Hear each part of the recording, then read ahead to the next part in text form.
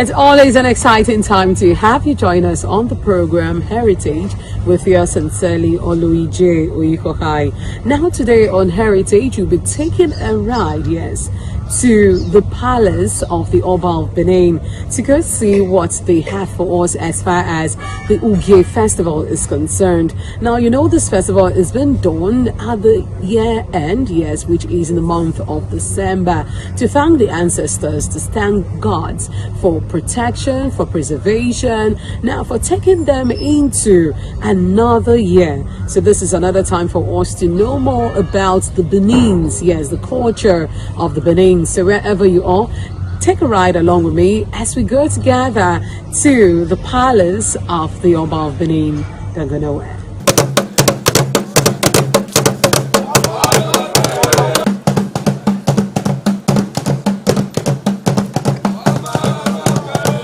Yes, sir. At the end of every year, the Oba of Benin celebrates annual Ugie in accordance with Benin custom and traditions. Ugie, or annual festival, consists of Ugie Roba, the Ugion, Igwoba, Ugie Mobo, Igwe Dohia, and Ugewe. Igwe is popular among the Benin people, which means serving the head. It is believed that one's head has led him and his family through the successes recorded in the outgoing year. This 2-week festival, though celebrated in the month of December, are however different from each other. The 2025 Ugie started with Ugie Roba, which is an indoor activity not for public display, and is followed by Otuigwoba, which is performed at the palace of the Oba of Benin. The Oba of Benin sits on his throne, gives out kola nuts to chiefs in order of seniority. It is also a day the Ekoko masquerade from Ute village, whose court is connected with Oba Elwai and his mother Elere, appear on this occasion to bless the Oba.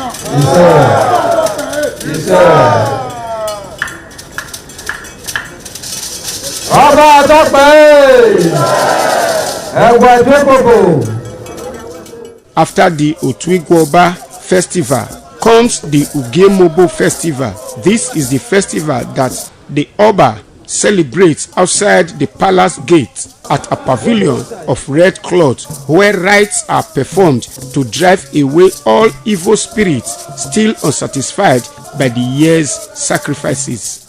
In the ceremony, the Oba sits on a specially constructed pavilion made of red cloth, being a threatening color, ododo, a color with the capacity to drive away evils. In this ceremony, the Oba of Benin performs some rituals and prays to ward evil away from Benin Kingdom. The Oba royally stands up from his seat and dances in accordance with the Benin custom and tradition to drum beat by Ogbelaka group.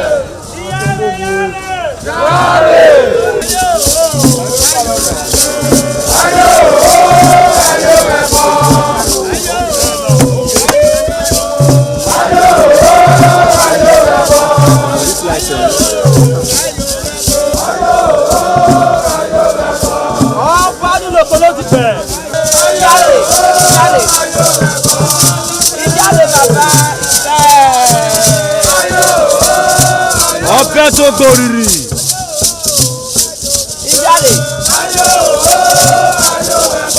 Ìjáde bàbá. Ìjáde. Ẹ̀rọ àgbéjáde. Ìjọ àgbéjáde.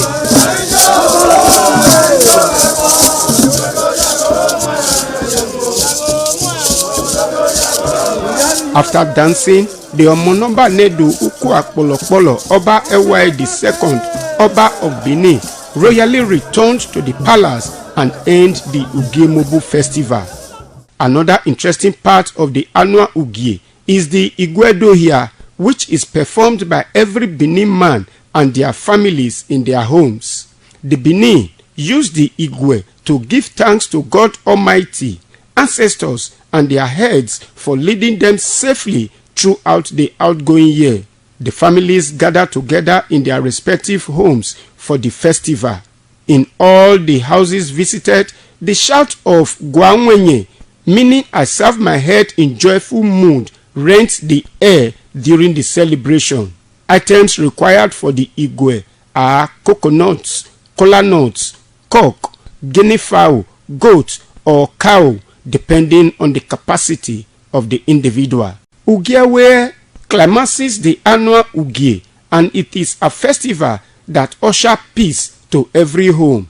During the Ugie, the Ewe leaves are presented to individuals by groups who go out in the morning to get the leaves as a sign of peace and good luck. The high point of the festival is the presentation of the sacred Ewe leaves of peace and good luck to the Oba by the Ihogbe group amidst singing and dancing.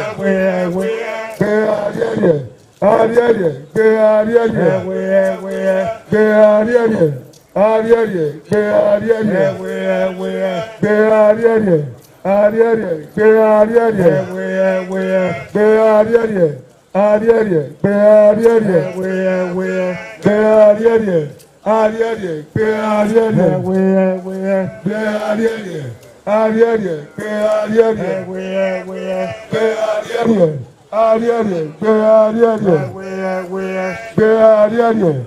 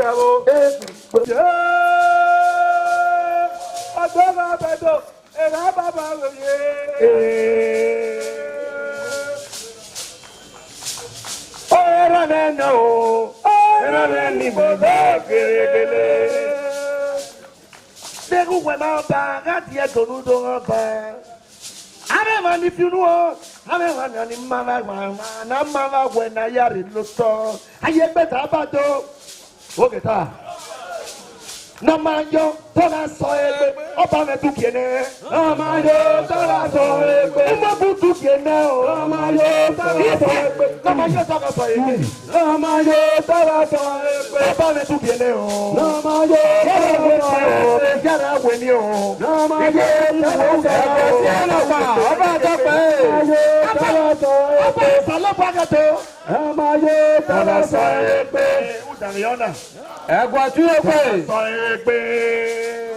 All right, sure. It certainly has been an exciting time today, a mind-blowing one at that. Obaga Tokbe is all right. So it certainly has been an exciting time, and we saw all that happened during the Ugie Festival. So we'll be seeing again next week for another exciting time. To have yourself a blessed day. Bye for now.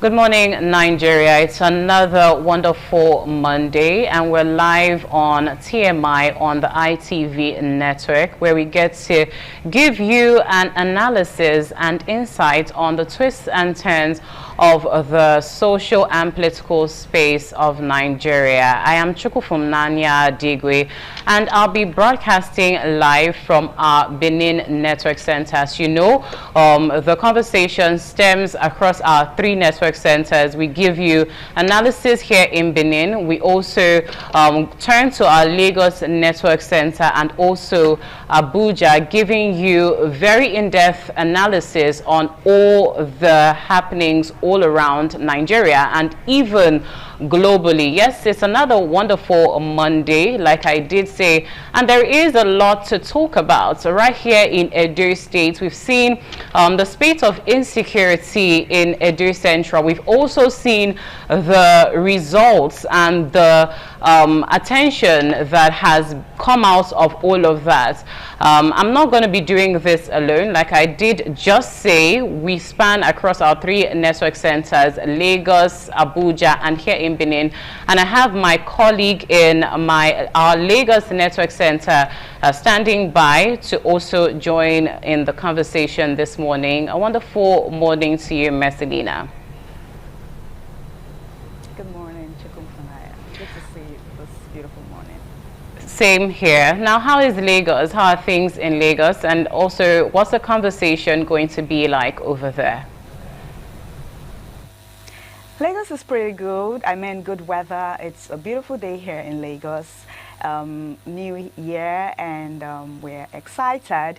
Okay, this morning from Lagos, I mean, I saw the kidnapping in Benin, in Ekpoma recently, and at the time I'm like, with insecurity end in Nigeria, I mean, we're hoping and praying that one day the issue of insecurity finally ends in the country. I mean, kidnapping and all of that, it is really alarming. And those families that those people that have been kidnapped, it's saddening, in the hearts of the families, seeing, I mean, nobody would want to see or see that the family member is being kidnapped, asking for ransom. And I don't know what actually the government is doing about it. This insecurity level in the country is becoming alarming. But that would not be our main focus from Lagos. Our main focus from Lagos this beautiful morning is, for ahead of the forthcoming 2027 election, we saw that some, political groups from political parties, they've started campaigning, which by the law, you're not supposed to campaign except it is like 150 days to election. And we still have time, and they're campaigning, which is not supposed to be like that. I mean, INEC has come out to warn this particular persons, these particular political parties that have been campaigning that it is not right. I mean, it's not proper except 150 to the day of election. That is when you're supposed to start campaigning, and a lot of political parties have started campaigning. What does it mean? Some persons are saying, are they using this medium, this means, this campaigning stuff to,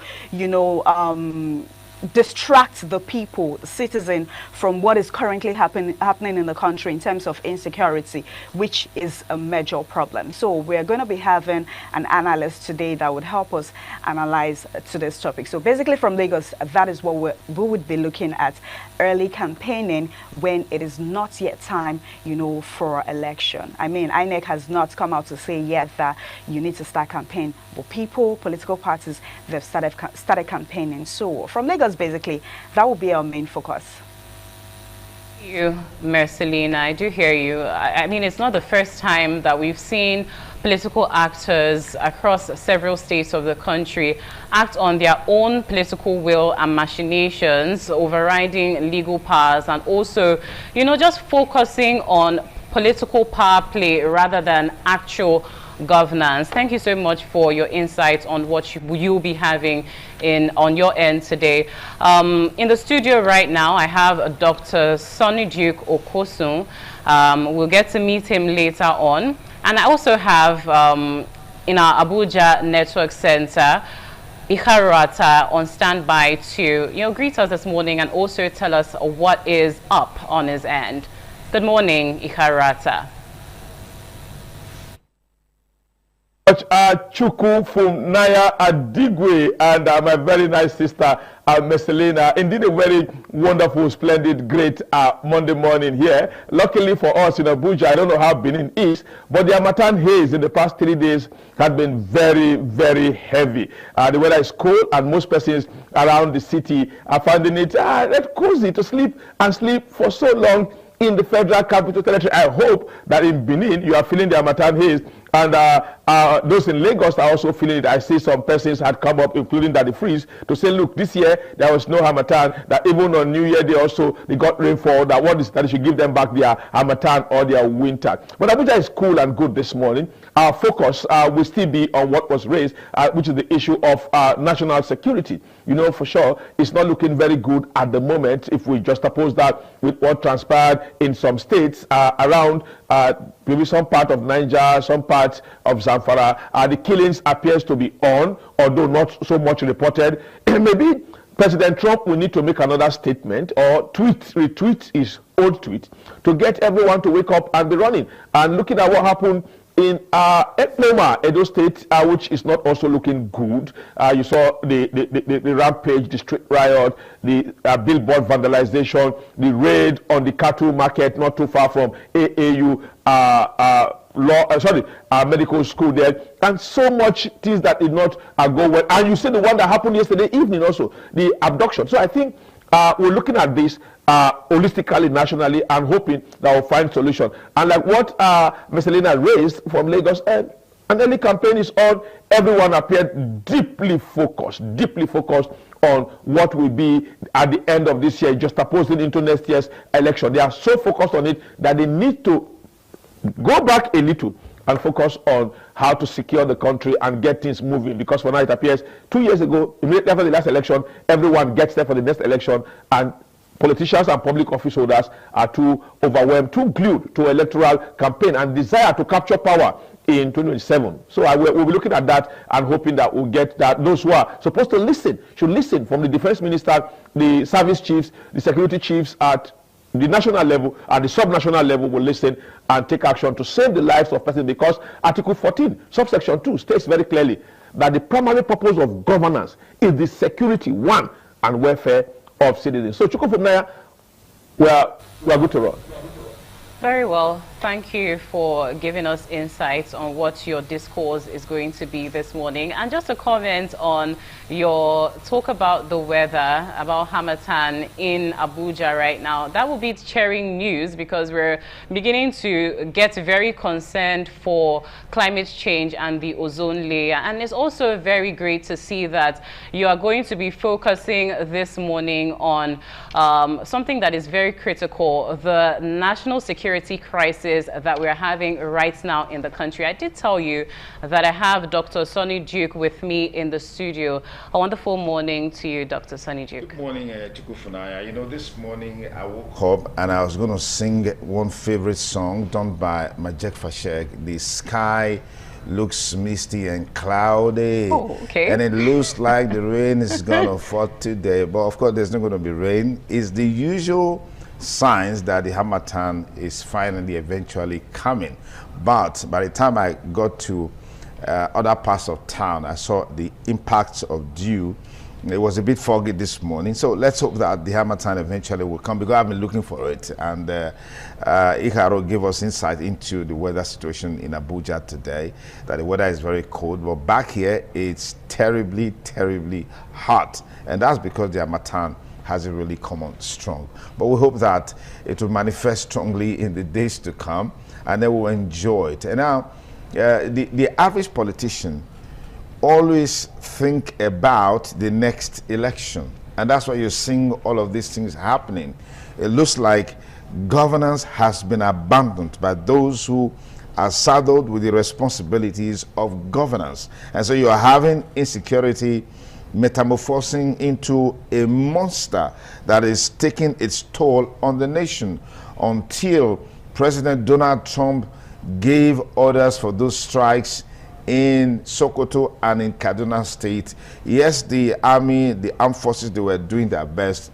We didn't see more of those activities like we've seen post-strikes from Donald Trump. That's why Ikara was saying that perhaps we need a statement from him to rejig everybody or retweak everybody to bring that energy on board. I mean, I'm deeply concerned by what has been happening in Ekpoma. That's my hometown. That's where I grew up. And it used to be a very peaceful environment where people who go to farm can go to farm, I mean, go harvest crops or go plant crops, as the case may be. But we are seeing that these marauders, these terrorists, they have left the hinterlands, the forests, the bushes. They are literally, you know, in the town where they can't pick at any time they feel like, and then they disappear. I mean, you saw the video that has been trending online, how they came through a cassava farm and then picked somebody up. The other day, they picked somebody up when the vigilantes tried to mobilize to go after the person. They eventually killed the person. And then they are making demands as ransom in the region of 200 million, 500 million, 300 million. Very unimaginable. I mean, it beats my imagination. And that's why you saw that protest, you know, that led to destruction of property. We heard some people were killed, and then the Hausa community settlement, where they were also attacked, and some of their animals were killed, some were carted away. I mean, it was a crazy situation, because you see, when good people sit down and do nothing, evil prevails. And when something takes a pattern and it runs for a long time, and there's an inaction from government to respond to that issue, people are literally going to take the laws into their hands. I mean, we are not recommending that.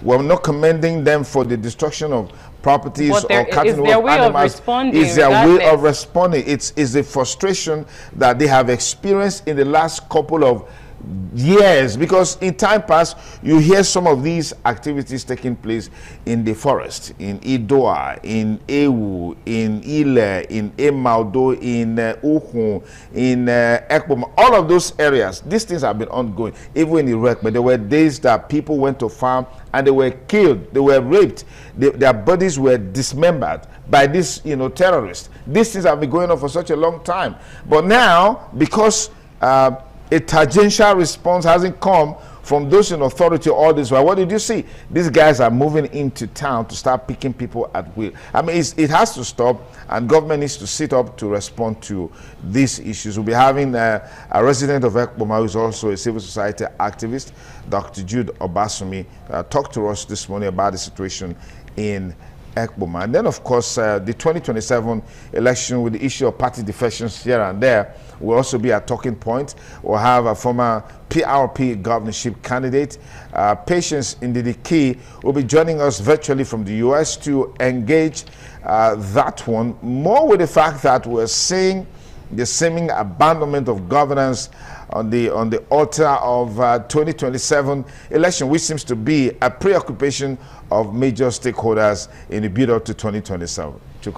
All right, thank you so much for all of those. In fact, that's robust insights to all that's happening, especially in Edo Central right now, from Auchi to Ekpoma. It's just so mind-boggling. It's so crazy. And it's very sad, honestly, that our government, instead of focusing on the governance of the day, what their problem is 2027, the election of 2027. There is this saying by Eleanor Roosevelt where she says, if you can look at someone suffering and say, you cannot imagine yourself in that position, is like saying, who cares? So is our government saying, who cares? We'll get to talk more about this today on the program TMI on the ITV network. We'll now take an intermission and be back with our newspaper review segment. Stay with us.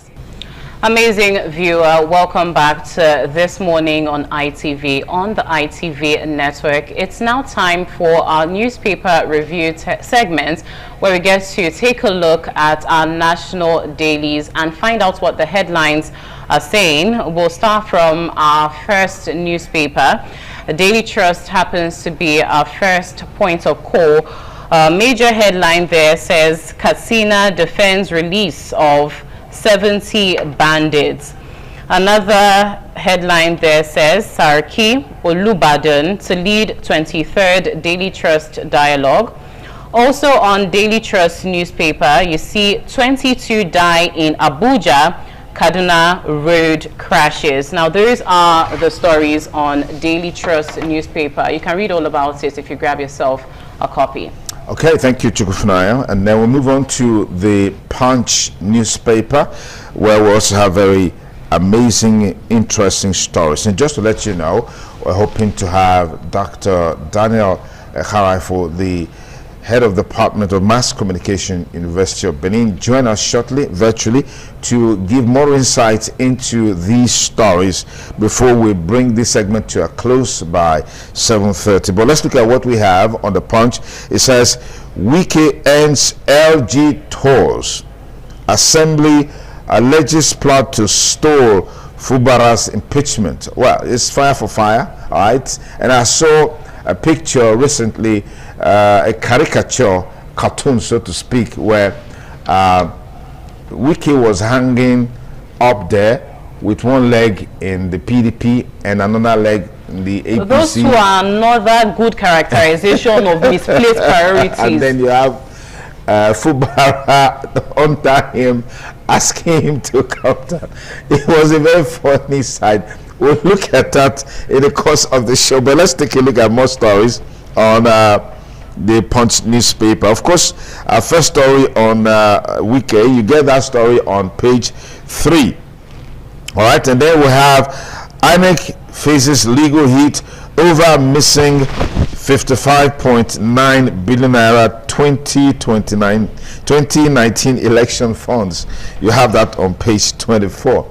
And the guy who was in the saddle has since been blessed and appreciated with an ambassadorial slot by the government of the day. All right, so the INEC faces a legal hit over a missing 55.9 billion naira. You find out on page 24. Chimamanda's solicitors write Lagos hospital doctor suspended. That's on page 45. There's no end in sight on that story. Quite sad, really, really sad. Okay, 2026 budget twist. MDAs inject 3.5 trillion naira new projects despite FG freeze. That's on page 3.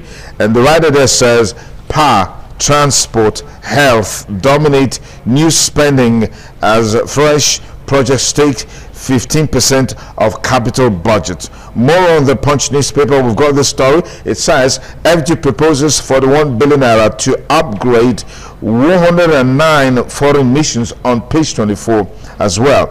Then finally on the Punch newspaper, it says Armed Forces Day, FG governors hail soldiers' sacrifices. Interestingly, these sacrifices by the armed forces are still ongoing with the war against bandits, war against terrorists, and all those criminal elements across the country. I mean, the number of members of the armed forces that have gone into the world beyond is quite buckling and very, very disturbing. And of course, our heart goes out to the families of those who've lost their loved ones, especially those in the armed forces, sacrificing their lives to ensure peace and stability in our dear country, Nigeria. Our next port of call on the paper's review segment is the Nigerian Tribune.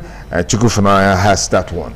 Okay, for a major headline on the Nigerian Tribune there, it says federal government set to end ASU crisis. Underneath it reads, to sign fresh agreement January 14, approves 40% salary increase for academic staff, deal to include revamped university funding model. Also on Nigerian Tribune, another story there, Mutfwang still holding PDP mandate despite defection, says Young. Also warns INEC on interference on party affairs. Another story there is 2027. Kwankwanso will not be allowed to contest on our platform, and this is said by NNPP against the backdrop of the 2027 elections. Also on Nigerian Tribune, a headline there says Kwame writes Abiodun over exclusion from Awu Jale nomination process. Also on Nigerian Tribune, we have another headline which states how illegal miners, bandits combine to attack Old Oyo National Park. Attack is retaliation arrest of illegal miners, why attackers destroyed Forest Guard's detention camp. And those are the stories on Nigerian Tribune. Okay, we'll move away from the Nigerian Tribune. Let's talk a bit of business as we look at Business Day. And what are the top stories here? How big banks scaled recapitalization hurdle ahead March deadline. That's on the front page of Business Day. More for you. Nigeria's food storage gap adds to farmers' woes. I mean, that's been a recurring decimal as far as I can remember. Because of lack of use storage, there's always post-harvest losses running into billions of naira, and that's certainly not the way to go. If we're producing much, we must be able to provide structures and facilities for these food substances to be adequately stored so we can continue to have them. But it's now one of the biggest woes facing farmers in Nigeria. All right, more on Business Day. LNG exports hit 5-year high on rising feed gas supply. All right, you want more of that story, get a copy of business day. And now, if you are a banker or a financial analyst or a businessman, you should be interested in the graph that you have there on business day on the front page, which is showing the tier 1 bank capital raise in millions of naira from Access Bank, Zenith Bank,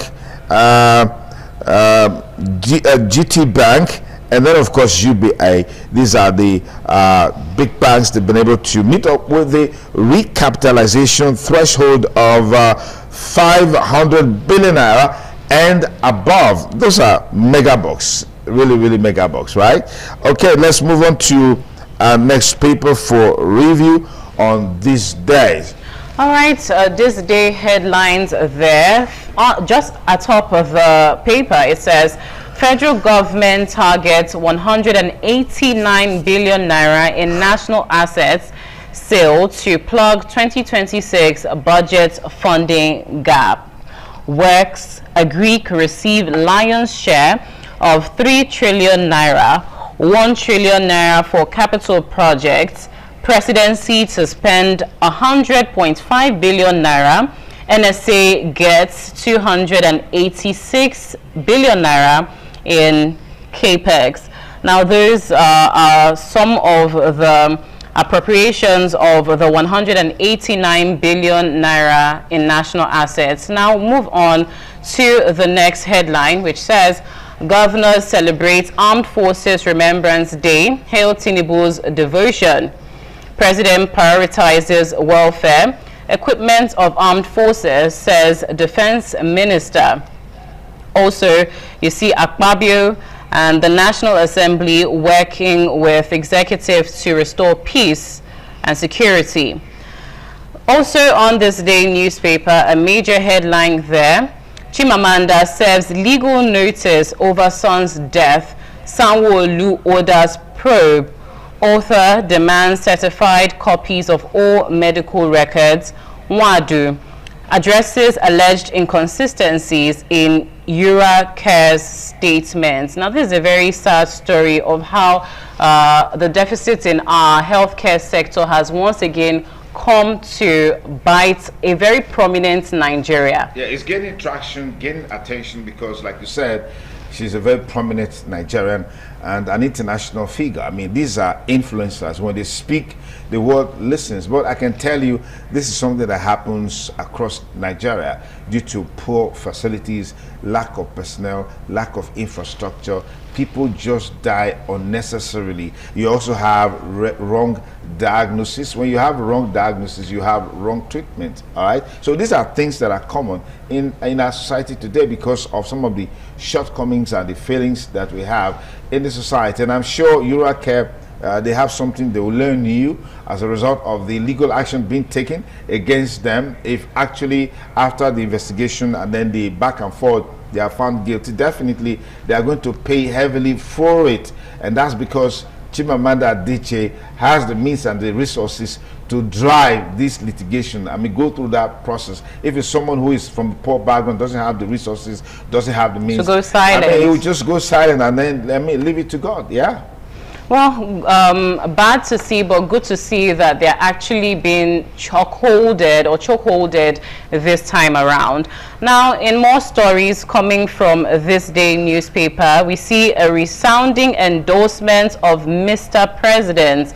LR former, talking about the photo, the left of the former governor of Enugu State, Honorable Ifeanyi Ugwuanu.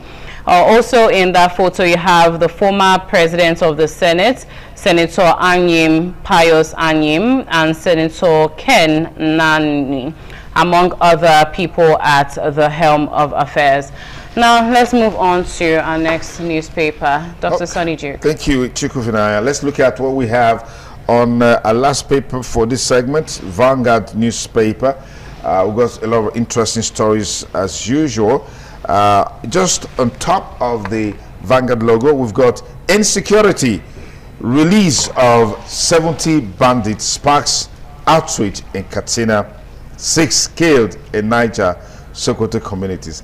This is really the joke of the century. When we hear things like this, we want to know the circumstances surrounding this release, if they've been tagged and described as bandits, which means they are terrorists. So what is the grounds for them being released back into the fold, into the system, to continue with their nefarious activities of killing, of maiming, of looting, and of raping the common people in Katsina State? So we need some explanation. Iran, 466 killed, 2,638 detained. And what's the story there? Tehran vows to retaliate if U.S. strikes, blames foreign terrorists for protest. I'm sure you've been following this story on Iran and the protest that has greeted that country, and the people have taken to the streets. Over 250 cities have been touched by these protests. But in my perspective, I feel that the Ayatollah Khomeini, who is the leader of the country, his end to a large extent has come, because this is a guy or a country that has been focusing on sponsoring terrorism across the world. For Hamas is there, in Lebanon is there, Houthis in Yemen is there. Name it, any place, any area where you have terrorism, do your investigation. You probably will find the fingertips or the fingerprints or footprints of Iran there. So what are the people saying? They are saying the resources that you're using to fight these proxy wars and sponsor terrorism, why don't you use it to develop us? The country is tied down by heavy sanctions coming from the US and other Western countries. And the little resources that is coming, you are spending it on frivolities of sponsoring terrorism, of trying to propagate your own personal agenda. In Iran, water is an essential commodity. Water is an essential commodity because the facilities and the structures, they're gone. Electricity is also an essential commodity. I mean, inflation is almost about 40% in Iran, with this kind of irresponsibility of government. But you're seeing now that the people have taken to the streets to protest this sort of irresponsible leadership that has made life very, very difficult for them. So I wanted to see how the government will survive what's happening here. And Donald Trump is also breathing on their neck, saying, look, we want to ensure that this protest is peaceful. If the government of Tehran decides to start killing people, shooting people who are protesting, they'll have no choice but to intervene. And that will bring more catastrophe for the people there. But let's look at more stories here on Vanguard. It says LG accounts, Osun files charges against bank officials, hearing holds on January 30. And still on Vanguard newspaper, Rivers crisis, why I said dogs are barking, Fubara. That's on page 5. And the writer there says, Tinubu can sack me if I can no longer offer anything. This is coming from Wike. Wike Amahuele avoid impeachment comment at Port Harcourt rally. There's a plot to stop legislative proceedings. It's coming from Rivers Assembly. Tinubu broke education pact, abandoned students abroad, Atiku alleges. All right, more on this story if you got a copy of Vanguard. NMA faults media trial over Chimamanda's son's death. So interest is coming into that story.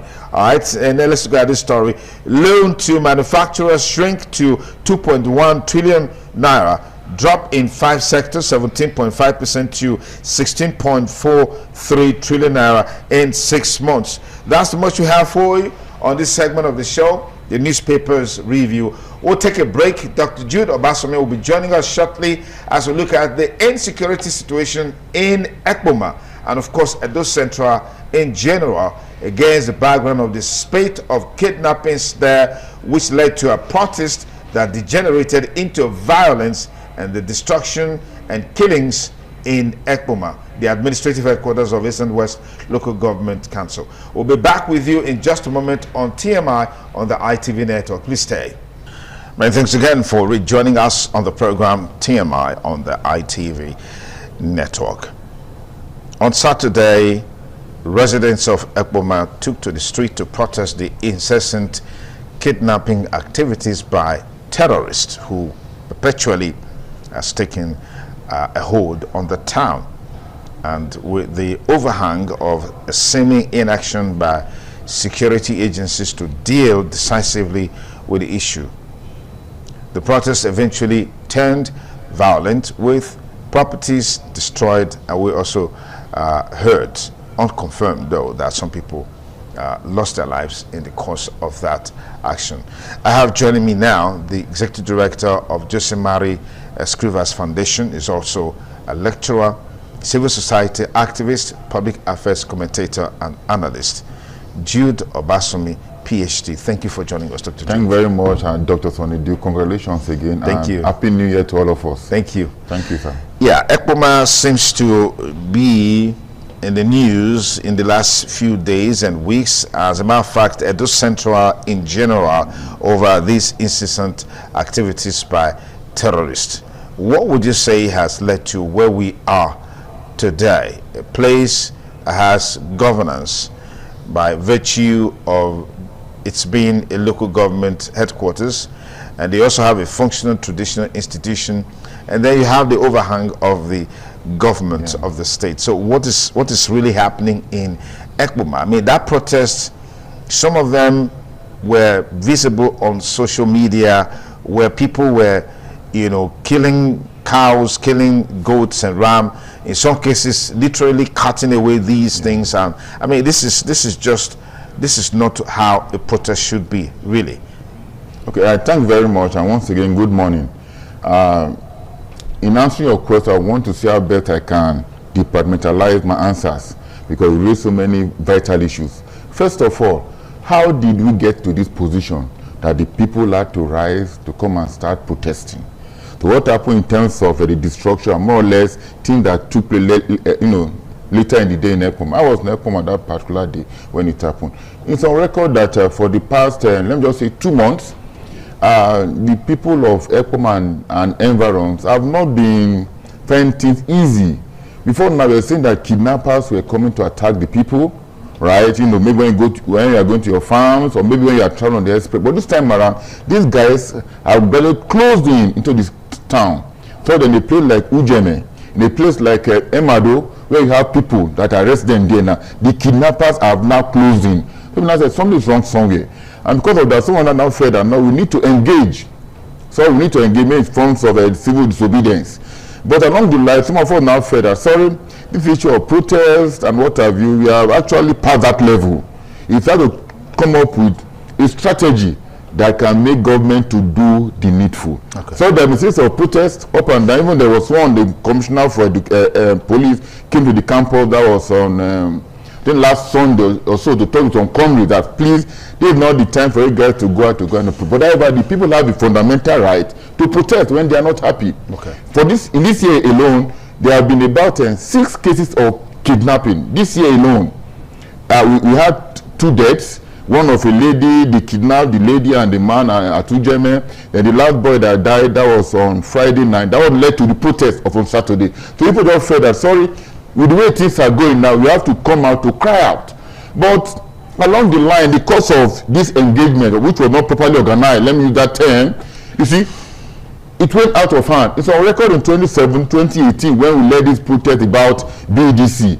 Even in Benin, Auchi, not a single fly was destroyed because there was proper coordination and we got our results. But in this particular case, they're more or less spontaneous. Some guys gathered at the market square, others were at the school gate, others were in Nopodi doing, permit me to say, nonsense, protesting, blocking the roads, lighting fire, burning tires on the road that we don't even have in that central district. Because of that, along the line, some person now decided to go further by attacking people that have little or nothing to do with the crisis. For example, if I'm a private man, I do my own private business, and you now go ahead because government failed at the particular level to provide the needful, you come and destroy my own property. Or women that go to market that were to go to market that particular, they could not go to market. We prevent our mothers, our sisters from having their daily bread just because you are claiming that you are protesting. Things should not be done like that. We're in an era whereby the social media have been able to help us a little to get to government at a very, at a faster rate compared to before. That you need to write a memo, somebody has to look at it before it gets to government. So why must the people, these miscreants, people who claim to be aggrieved, we now begin to go to where you have these our brothers from the north, raiding their cattle and what have you, now going to attack them, stealing their goods and what have you. It doesn't make some sense. If you are hungry, fine, let us know. Because now the level of frustration in that community is very high. We came out with your team, Chris, to come and let's find out what was going on in town. And the little boy of less than 60 years said, Oga, I beg, shift your white hair with the protest. So now the boy, why are you guys protesting now? They know every government know they try with the protest, won't go bomb market. Sorry, why must you go and do that? So the cycle of the average youth in that community is so bad. Just because most of them take tramadol, take whatever form of drugs they take, so they don't even know what is going on. Okay. They went to the market, attacked those guys just because, as someone said, that they did not join the protest. And I asked them, did you engage them? When we're doing protests now, you know very well now, all the stakeholders will be called to a meeting. This is what we want to do. This is what we need to play. These guys now that want to go and begin to attack their goods and their cat and water, did you let them know that tomorrow you are protected and want you to go? If you know you are not a kidnapper, come and join us. That was not done. But what they just achieved was that they all went there, destroyed their car. Let us note this. Most of the cattle or the goats or all those animals that these guys are rearing in their various camps, they belong to us. Some of us that have good funds, you can say, sorry, I want to go into animal husbandry. Let me see I can get some cattle, some goats and what have you. You now invite these guys who have that natural skill to be able to manage these animals. You give it to them to go and help you to take care of. Most of the cattle we have in that area are owned by people in that particular community. And we now went there to go and destroy them. And that was what led to the attack on these protesters. Along the line now, so records based on our compilation now, about 8 persons were attacked. 5 of them got to the hospital. 2 were taken to unknown destination by their friends. You know, see them and driving with their Porsche cars, driving recklessly. One, we cannot ascertain where that guy is now, but to the best of my knowledge, as of today, we have not got any case whereby maybe somebody died, but 5 of them were taken to the hospital. I want to commend the doctors too, who went ahead after engaged to appeal to the police. I beg, let us see how best you can treat. They treated these guys free of charge, even gave them drugs. But the sad part was when they now went to go and attack the palace. For me, the palace is going to be a sacred institution. Come to your question of the traditional institution. Yeah. A place whereby if there's a crisis in town, you run to the palace. As a student in Ekpoma, those were in 92. If you have any issues now, you know, we run to the palace. The king will say, and when they come, the king will say, sorry, they are my children. I will deal with them. But in this case now, people went to the palace. They went the highness or the major of Ekpoma, addressed them that, sorry, no problem, the government will do the needful. We engage government. You came back, and what you could do was that you went there to destroy the palace, even demonize the princess. It's very sad. It's uncalled for. Just because that most young persons now don't have respect, don't have value for life, they just feel that what we need to do is to go and keep on destroying. What have we been able to achieve now? The CP came to Ekpoma. That was on Saturday night when it just happened. But must government be reactive? They gave them, I want to commend the state governor. He gave them various LGAs about 15 or 20 bikes. Even the university gave them some bikes to use for surveillance. But the question is, you give them these bikes now. I don't put in place a mechanism so that these bikes will be used for the task they have to come and do. Not at all. You see those bikes in town doing what they're expected to do. In Ekpoma, you see a lot of people, different people in uniform claim to be security officers collecting money. It's on record. Hope I'm not going too fast, sir. Go ahead. It's on record that the state police command deployed a lot of police officers to Ekpoma. A lot. But the question is, it's not a matter of deployment. But what are these guys doing?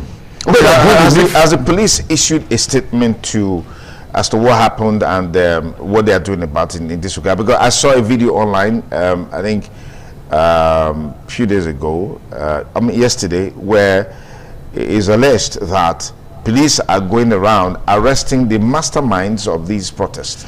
I won't say that they are arresting the masterminds of this protest, but rather those guys who were involved in those reckless destruction, particularly destroying the palace building, assaulting the princess, and many more. So those arrests, I can confirm that as today that those arrests are going on. Okay. But we have told that some comrades who decide to say they want to go and protest, that fine. If anybody is arrested unjustly, let us try to find out how they can be released, so to say. But if the police decide that Mr. A or Mr. B was involved in the destruction of even just a minor, a minute pin, that person should be arrested and dealt with. We cannot continue to allow Ekpoma to be a place whereby there's no law, there's no order, but just do whatever he or she feels that he or she is doing. Okay. Let's talk about finding solution to this insecurity crisis, particularly in Ekpoma and Edo Central. Against the background, because you said in time past, the story was that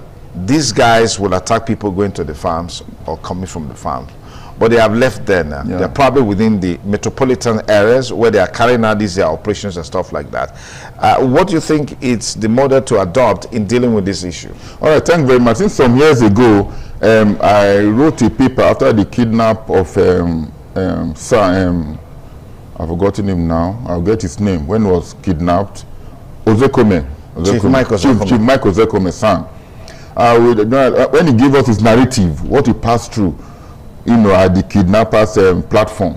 He said, sorry, there was a time he had issues, was feeling feverish.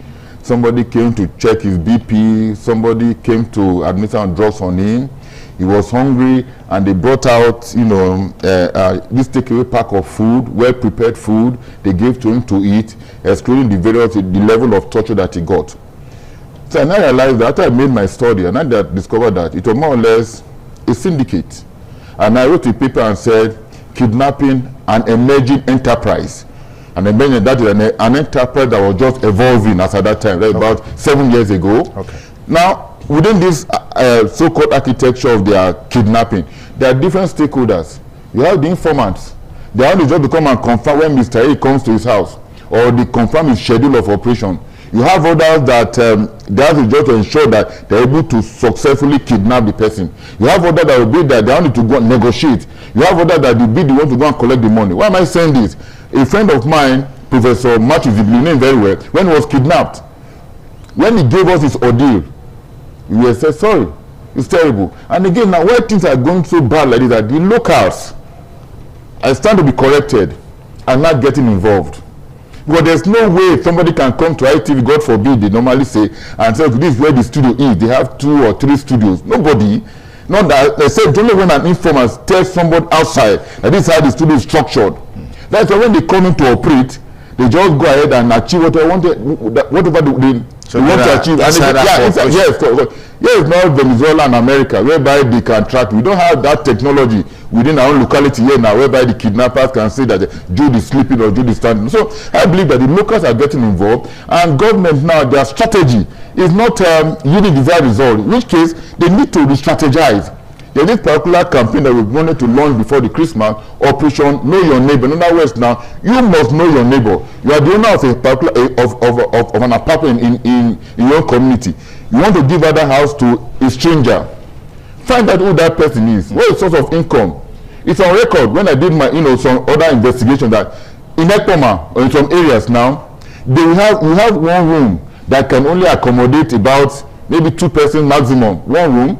Then that will be given out to person foreigners, not from that area, about 10 of them, and they will have to pay 10,000 naira each a year. So a room of about 30K, people are now contributing 100,000 naira to give to that, to that landlord. And then when you have the sorry, in my house, I need to. So I believe that government should change their strategy. It's not a matter of going for bush combing. Like when we spoke with the PPRO of the police, he said he went for bush combing. I told her, Madam, somebody that does not have hair on his head, you now give the person comb. It doesn't make some good sense. You go to bush combing. What do you achieve? Before you get there now, get to the bush, to the camps, these guys have left. So what are you now combing? So I try to believe that with the improvement in technology, government should scale up the process. Government should scale up because people now, before they went to that protest, now, they are tired. They are frustrated. They just feel that, sorry, we provide our roads, we provide our security, we provide everything for. What is government doing? Don't forget the Constitution section 14 talks about the major function of government is to protect. provide security for the people. In our own case now, are we getting it? The answer is no. Every day we hear of security going out. The question is, how does this fund go out to this particular person? And again, the officers that are deployed, are they well taken care of?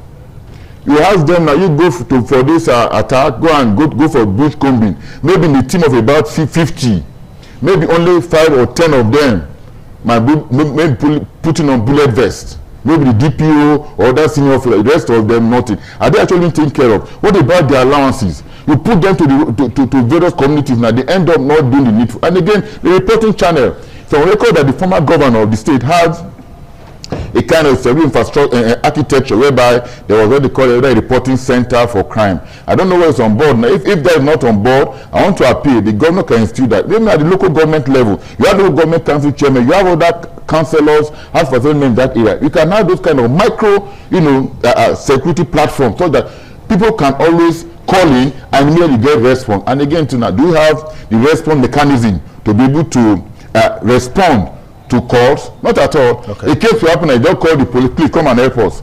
They will tell them, where are you now? Please, what you need to do, just maintain yourself so that after this, then you can come to the police station and come and write your statement. You call them now that the crime in an area from, let me say, over 10 electric poles, you see them, blaring their siren that they are coming to arrest. Which criminal will remain? So I believe that it is our time they go back and begin to see how we can adequately use technology to achieve better results for our people. All right.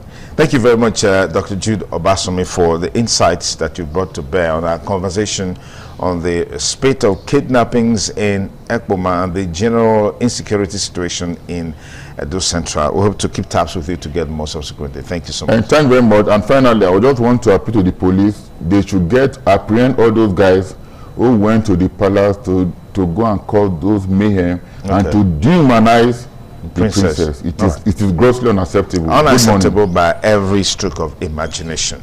It's the TMI on the ITV network. We'll take a short break. When we return, we'll be talking with Patience Ndidike, a former PRP governorship candidate in the last general election in Edo State, as we look at the issue of party politics, defections and projections for 2027.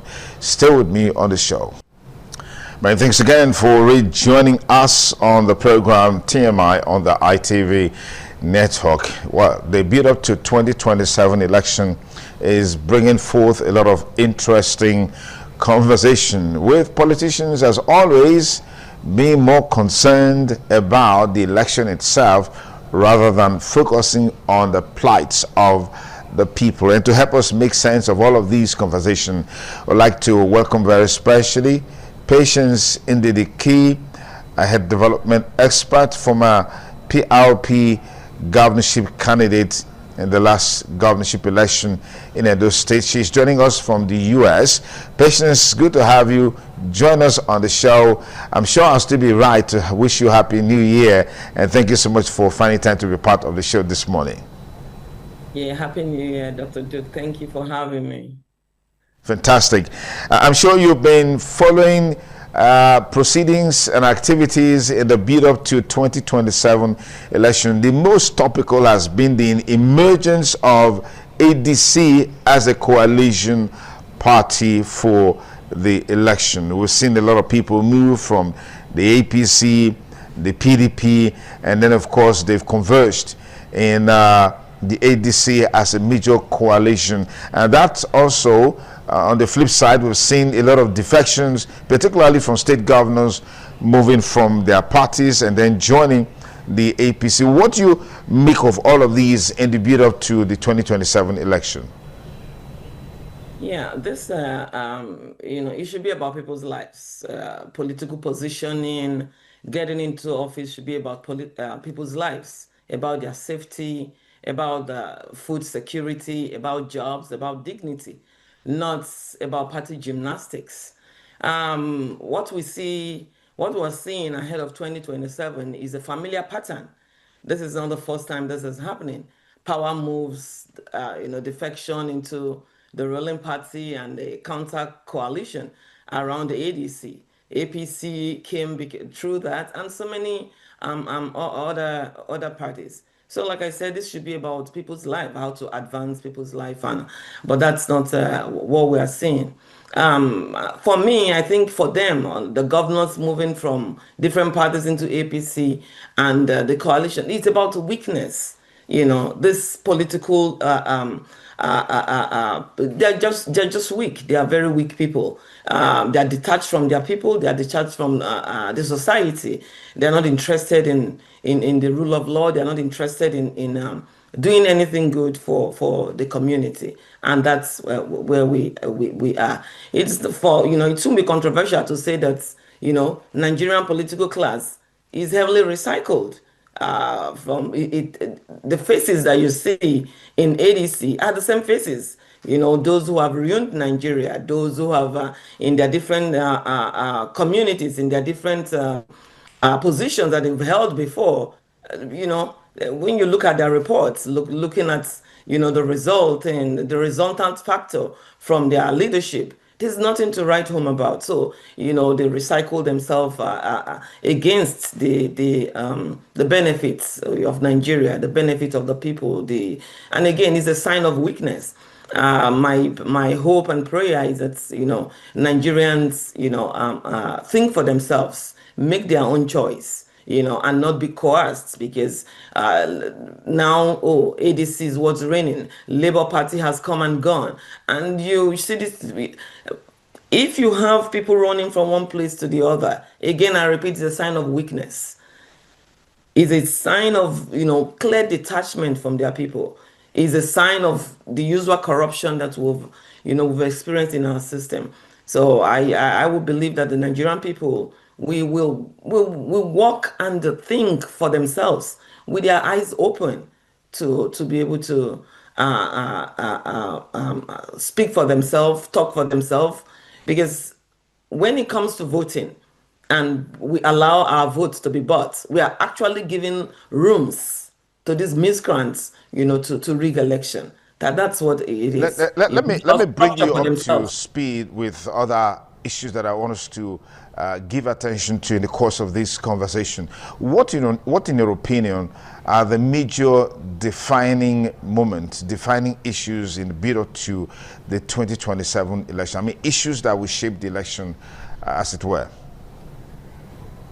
For Nigeria, everything is needed. We're talking about insecurity every day. Now we're not allowing international bodies, foreigners to come into our system in the name of helping us. So there's still the issue of unemployment. There's still the issue of kidnapping, safety, insecurity. There's still the issue of food insecurity. So everything is the infrastructure. Everywhere is in shambles.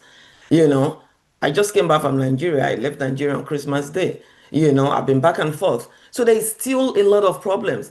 And that is what anyone who is going into to vie for any position, whether president or governor or whatever it is, should be focused on.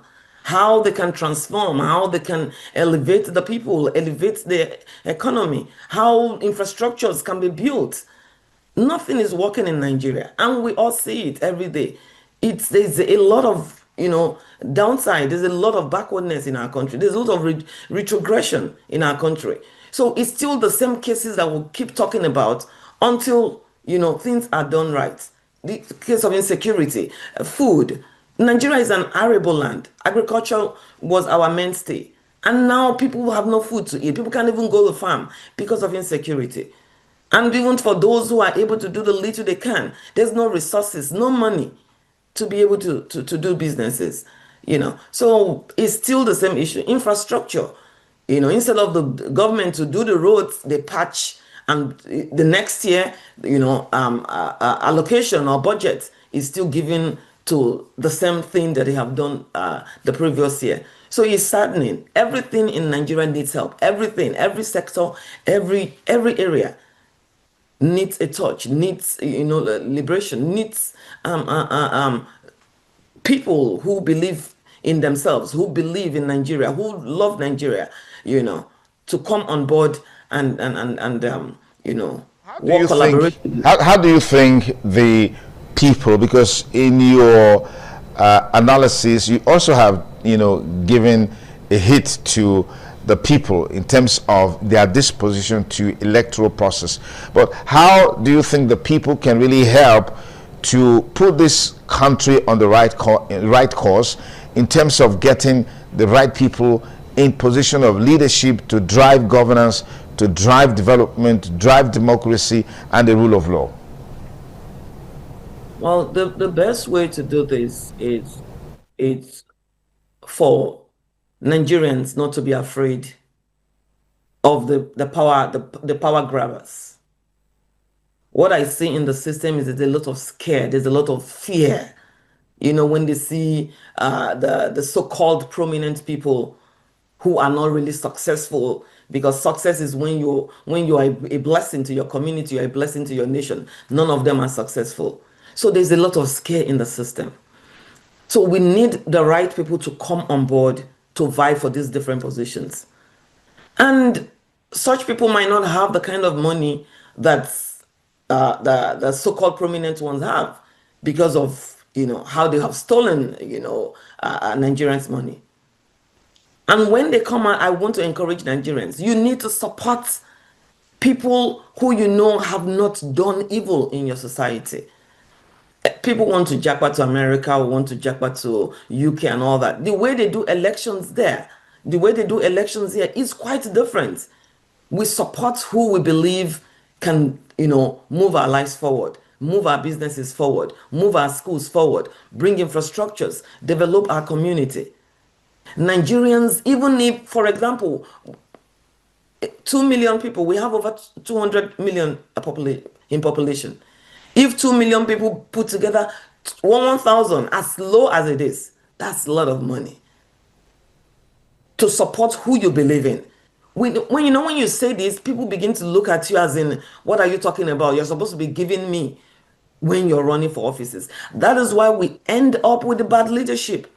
That is why we end up with criminals in positions. That is why we end up with people that will, support kidnappers instead of support their citizens. So we need good people to come on board. People who are pragmatic, people who are visionary, people who are competent, people who have compassion. Because in leadership like this, you need people who are patient and have compassion for the people, who understand empathy, who understand the rule of law, who understand leadership, who are visionary, to come on board and be supported. And Nigerians, both home and abroad. I'm not saying Nigerians in Nigeria, are just to be blamed. Even those of us in the diaspora. Because I've been in situations where, even the diaspora want to support the same people. And in the end, they complain. You cannot have diaspora voting or all the things you want to happen to, in the diaspora and also happen back home, if you keep recycling the same elite, the same people that you made elite. So what I think we should do, the people who believe they can do the job, who are competent, who are visionary, who have compassion, should come on board. The presidency is open for Nigerians to run, not a selected few. Governorship, senatorial positions, and all that. And Nigerians should be ready to support not your tribal person or your religious person or your party person. No, we should be ready to support competence. We should be ready to support visionary. We should be ready to support someone who is compassionate. Ask questions and you will get the answers.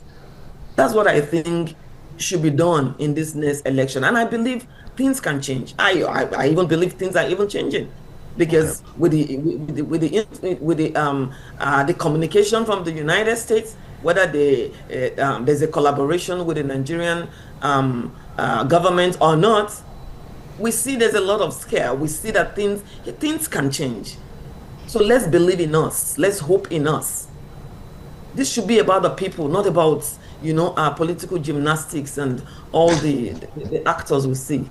Okay. All right. Talk to me about the prospects of women in Nigerian politics against the background of your own personal experiences, it doesn't look like it's getting better anytime soon with some of the numbers, the statistics, and the data that is available. Yeah, the thing is that women are powerful, but it's just sad that so many of us don't know how much power, how much value, how much integrity we can bring on this job. So all we'll keep doing is keep mentoring. For those of us who have been in place of leadership and have seen success and know that leadership is not a power tussle, leadership is service, leadership is to do work, leadership is to come to a place and make it better than you met it. Yeah, so women are powerful. Women can do the job. But, you know, we need those of us who have been in leadership to keep mentoring, you know, other women. But women should be on board. You know, when God made man and woman, there was no disparity in his own case. There's no, this is lower and this is higher and all that. So now it depends on us. We have to, you know, we just have to come up. We just have to believe in ourselves. We have to be, you know, that motivation has to be there, you know. Not every woman will be in leadership. Not every woman will want to vie for president or vie for governor or contest for a political position. But in whatever field that we are, you know, we can do great. Women are doing great all over the world. We see, look at Namibian presidents, in Tanzania, you know, a lot of places. So those of us, we need to genuinely, sincerely, there's a lot of organization, you know, whether men are cheering it or women are cheering it. I mean, women organizations. But when you ask questions, you see that for those organizations, there's no support, even for the women. When I mean support, support is not giving you food. Support is teaching you about life. I've asked some men or women who are chairing some women organization, what is the value added? What is the goal of this organization? We're talking about leadership. We're talking leadership in different spheres. But I see for the most part is either we want to use that organization to take money from the women, or we think their need is rapper. Their need is give them jollof rice. Their need is giving them food. No. They want to learn about life. They want to learn about leadership. They want to, you know, and when their spirit catches it, definitely, women can do great. Women will do great, you know. And, you know, so I believe, you know, continuous mentorship, continuous encouragement, you know, continuous support. For many a times, people will say, oh, there's no financial support. That is true. I've run for positions, both in political scene and organization scene. Yes, the financial support is there, but we have to keep pushing. We have to move, you know, and I believe things can change. And I believe in 2027, it's, you know, nothing is late. I believe in 2027, a woman can be the president of Nigeria. We can have several women as governors. That's one. We can have several women as senators. Yeah. We can have several women as reps and House of Assembly. It is possible. All right. Patience Ndidi is joining us virtually from the U.S., former PRP governorship candidate, sharing perspectives with us on some of the issues dominating discussions in the build-up to the 2027 general elections. We'll take a break. We'll be back on the concluding side of this conversation. Please stay. Many thanks again for rejoining us on the program TMI on the ITV network. In just a moment, we'll be linking you up with our Abuja network studio with Ikaro Atta for the continuation of our conversation on the network. But let's quickly conclude with our guest joining us from the US virtually, talking about Ndidi Patience Key. Thank you once again, Patience, for your time with us on the program this lovely Monday morning on the TMI network. Give me your take on some of the outputs and the manifestations in Edo State. I mean, you were part of the contestation during the last governorship election. What's your reaction, your comments, your perception and perspectives on how the state has been so far since the new administration came on board? Yeah, you can see, we all can see for ourselves what's happening. You know, part of the outcome, which is on the negative side, is what's happening in Ekpoma. You know, it's been insecurity in Edo Central and other parts of the state, even in Benin City. You know, our youths and our young ones, you know, are more now on drugs, selling drugs to themselves, giving drugs to the community. For those of us who are into women empowerment, we have more prostitutes on the streets. You know, so a lot of ill situations, you know. The main job of the government, the primary duty of a government is that of protection of lives and property. And there's not been success in that. There's not been success in that. And it's really, really sad. For me, nothing is happening in Edo State, just like it is in other states. It's really, really sad. It is really, really sad. So one of the things we're seeing, it's what's happening in Ekpoma. You know, people begin to protect themselves, go into the streets to protest when there is no protection for them. You know, there's no two ways about it. There's no, you know, people fight for themselves when those that are supposed to be protecting them are not doing it. So in the long run, it could lead to chaos. It could lead to things, you know, that are just like it is right now. Why? Because there's no protection of life. The government is not thinking of the property of the people, the lives of the people, the safety of the people, the dignity of the people, you know. So I don't see anything happening apart from the normal lies, which is so, you know, the state is so rich. The government can decide, it's a decision to do good or do bad. The government can decide to do good. Because even if, no matter the amount of money you want to acquire and siphon and keep for yourself, when you use the resources that is embedded in the state to transform the state, think of production, think of manufacturing, think of how you can look in your diaspora, work with your youth, work with your women, definitely there will be more money. The economy will grow. You will be richer yourself, your state will be richer, your citizens will be richer, things will work better. But lack of vision, again, we have a weak government, and that is what I see in Edo State. Lack of vision, weak individuals, weak in the spirit, weak in the mind, weak in attitude.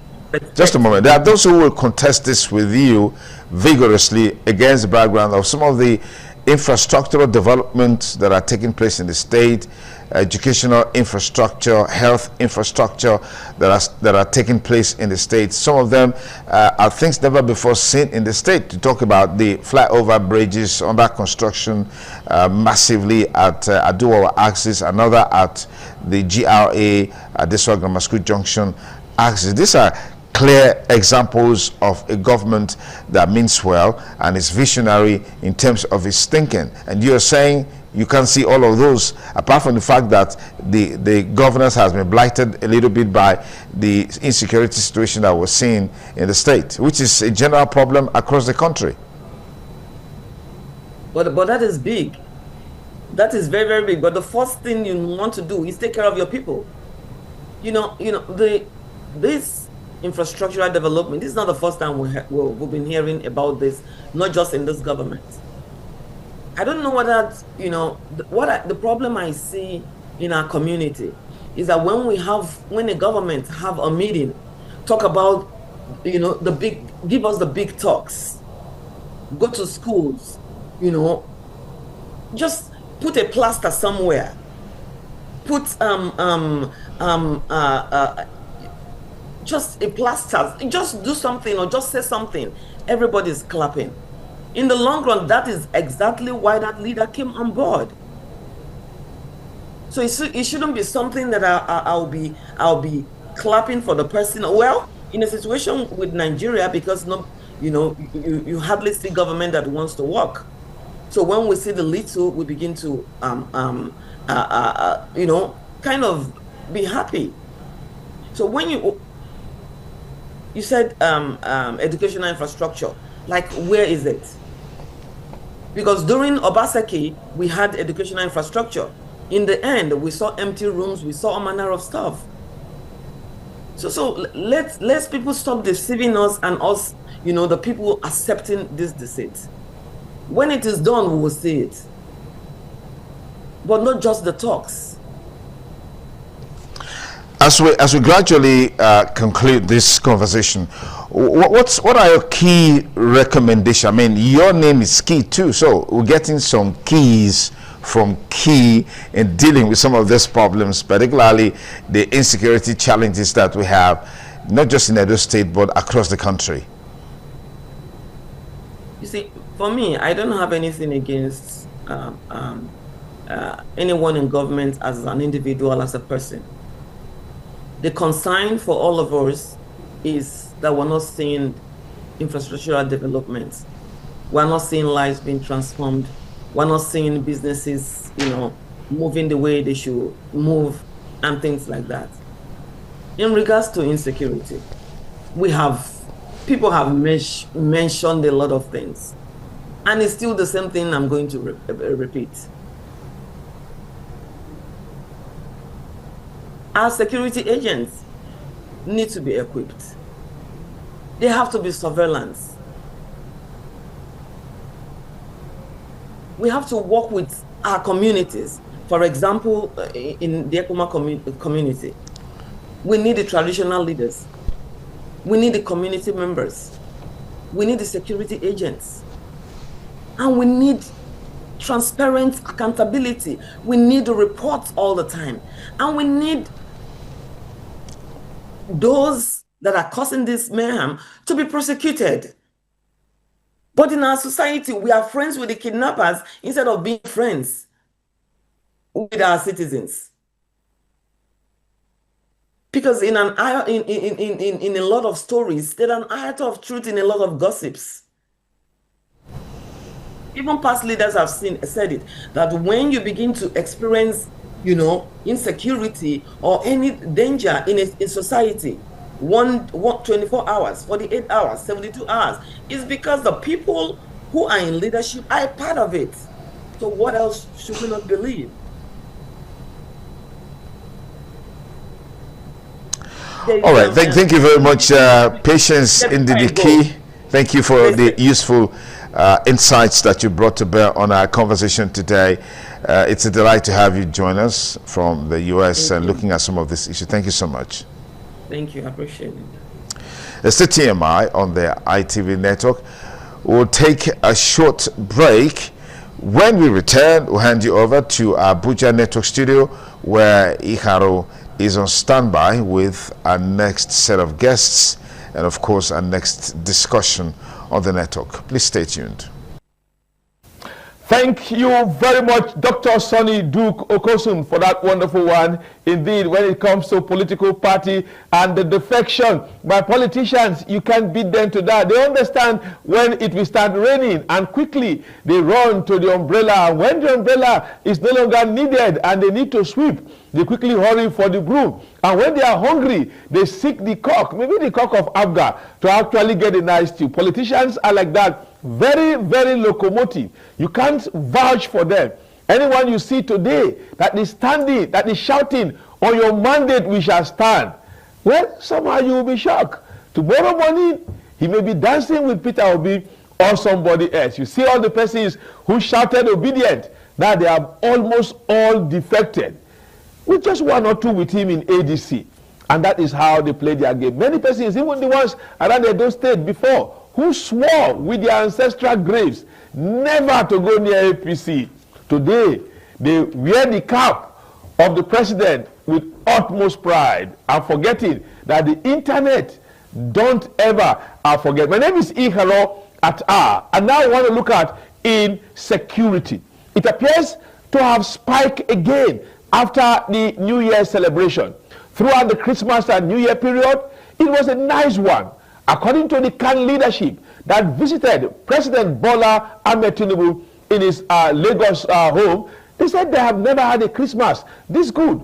Well, throughout the Christmas period, no church was attacked. But after the Christmas period, it appears as if the kidnappings, it appears as if the assault and others have all returned back in very worrisome proportion in the new year. And the big question is, what are the security agents doing? Somehow, Defense Minister Christopher Musa spoke and said, look, he's giving a stern warning. All those who are supporting terror, they will soon be testing the route of the Nigerian armed forces. In his words, the friend of a thief is a thief. But now, we saw what happened in Ekpoma. We saw what happened yesterday in Ekpoma in the evening, where this camera caught very clearly the guys approaching from uncompleted building through an empty, undeveloped parcel of land and attacking the man who just entered his compound in SUV, taking him out and rushing him. He was kidnapped. That appears not to be a bush path, but an area undergoing heavy development in Ekpoma, and the person was kidnapped and whisked away. Some are arguing that they may not just be herdsmen, but no matter who they are, herdsmen, they are collaborators or indigenous kidnappers. Someone used that word, indigenous kidnappers. Should we wait and watch? Many remind those in government that Article 14, subsection 2b states very clearly that the principal primary purpose of government is for the security and the welfare of citizens. Now let's go to our guest. Mr. Peter Adomi, a security expert. Welcome to our studio. Thank you. Very much. Happy New Year. Happy New Year to you. Happy New Year, Nigeria. Now let's quickly start here. Let me ask you. When Trump tweeted, it's like the tweet appeared to have expired. Yeah, the tweet expired the very first day it was released. Because that same day there were attacks. And despite the Christmas tomahawk visit on some of the bandit camps, it continued. It continued. It has never stopped. Except that there was less publicity, or less reporting, if we say that. So for me, it is not about tweeting. This Hydra-headed monster is yet to be tackled. And I will advise our Minister for Defense. Is an accomplished soldier. He should move beyond West and tell us exactly what he needs to do to tackle this problem. What he needs in what sense? What he needs in terms of material, in terms of manpower. But they have given them the billions. Well, you've got the billions. Well, you know, money is one thing. Good. And the situation is not abating. Good. That's why I use the word what he needs. Okay. If you give a child food, after feeding the child still crying, you probably might have to go beyond food now and say, my guy, what do you need? What do you want? Okay. So this situation, we are yet to be told what it needs to be applied to it. So, okay, now let me come in here. Let's what we saw at the weekend was really very despicable. In Edo State, where the Ekpoma student and community went on rampage. Many persons condemned in strong terms the attack on the cattle market, where they looted goats, looted rams, and all of that, destroyed the entire market and all of that. It's heavily condemned. You don't take it to that extent. But coming down now, you are talking about the defense minister. Let's now go to the subnational, the local government and the state governments. What role should they play? Because it appears as if most times where the buying of vehicles appear not to be working anymore. It is, you know, when you buy vehicles, you call the media, you showcase it in the media. You have bought 37 trucks, you have bought this, then you buy motorcycle. You arrange them in a very wide open field, and you cut tape, and everybody clap for you.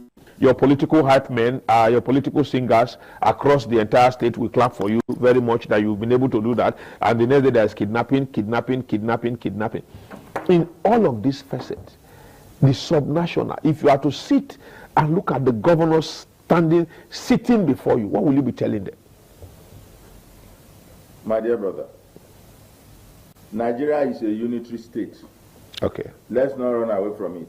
Okay. You see that document that is saying that we are a republic, that whatever description you want to give to it, take it or leave it, the situation on ground is that Nigeria is a unitary state. It flows from the center. It's like a military arrangement. The president of Nigeria is the most powerful president in the whole world that has all the powers. More than Trump? Trump still responds to the Congress. Challenge him.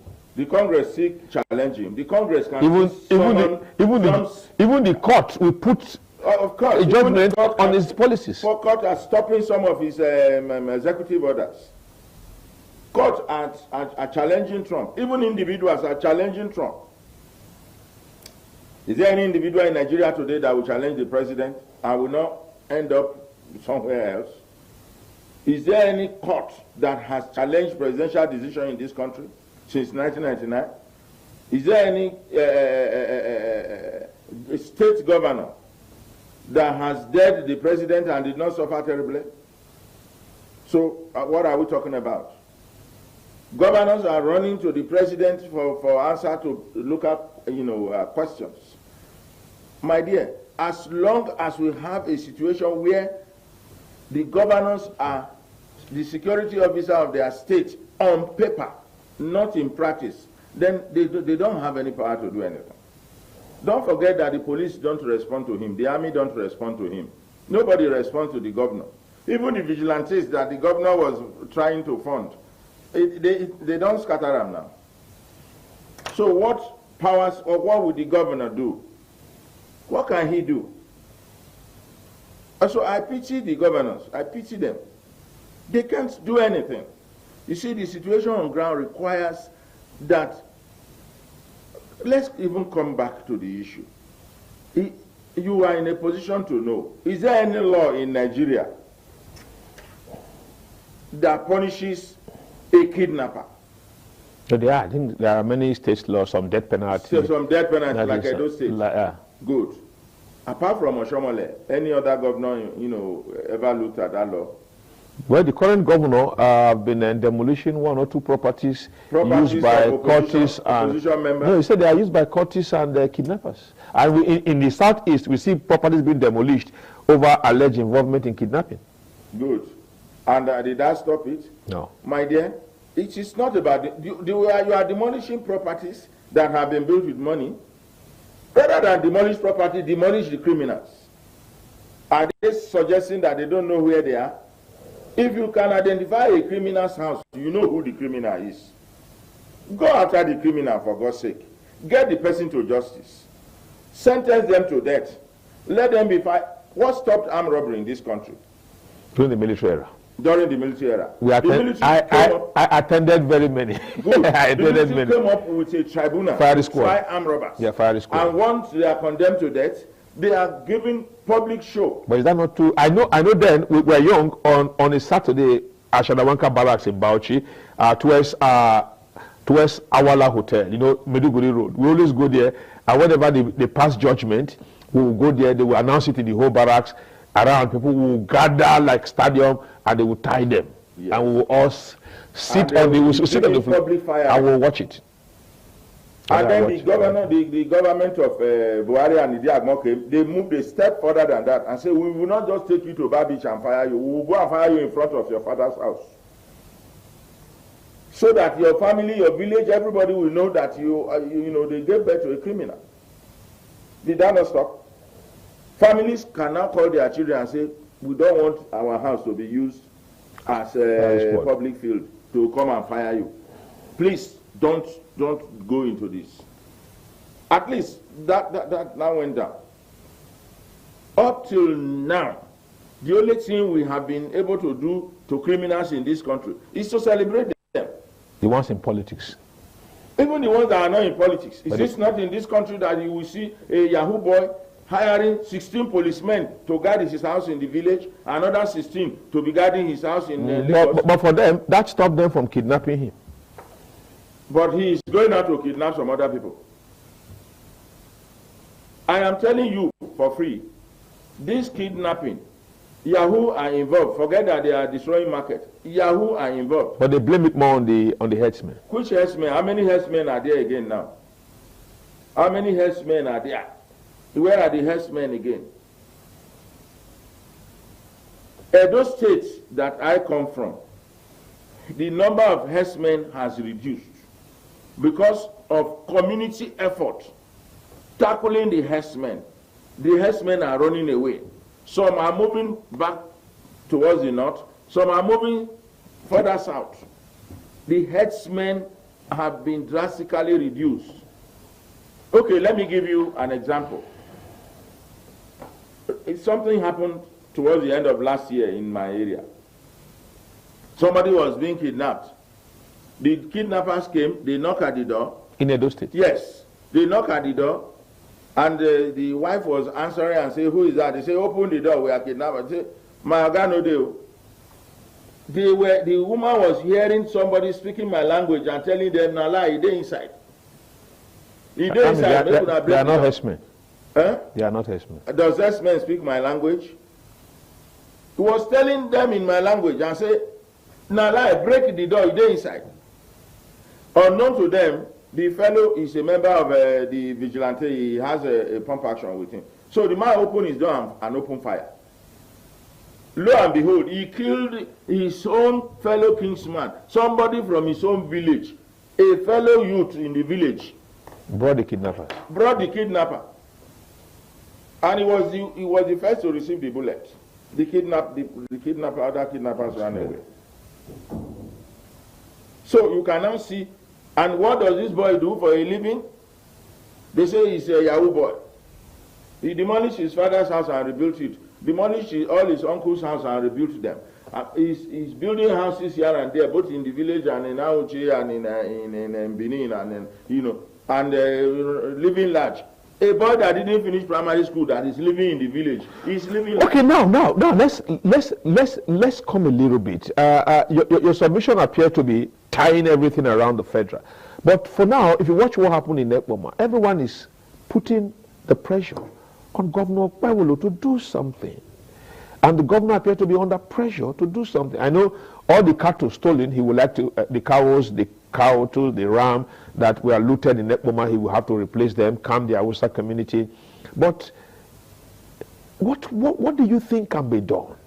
Because you can't leave it like this. No one is calling Tinubu. You watch all the protests, nobody calls Tinubu again. Everyone is on the neck of Monday Okpebholo. Good. You see, don't let this issue look like it's only in Edo State. No, I'm only trying. I'll come to other states, but the one of Edo was the one we saw at the weekend. Very dastardly, it went viral online. Let me tell you a simple solution. If you are to help the government of your state, good. Let me tell you a simple solution to the problem. Now, I borrowed that solution from Jigawa State. Okay. When during the Boko Haram era, in the early days of Boko Haram, 2014, 2015. But Jigawa had always been largely peaceful. No. That's why I said I borrowed that solution from Jigawa State. Okay, sir.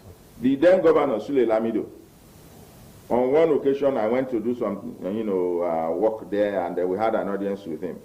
So I took the opportunity to ask him what he has been able to do to make Jigawa safe. You will remember that throughout the Boko Haram saga, Jigawa State was never attacked. Largely. Not even a village. I said, sir, how did you go about it?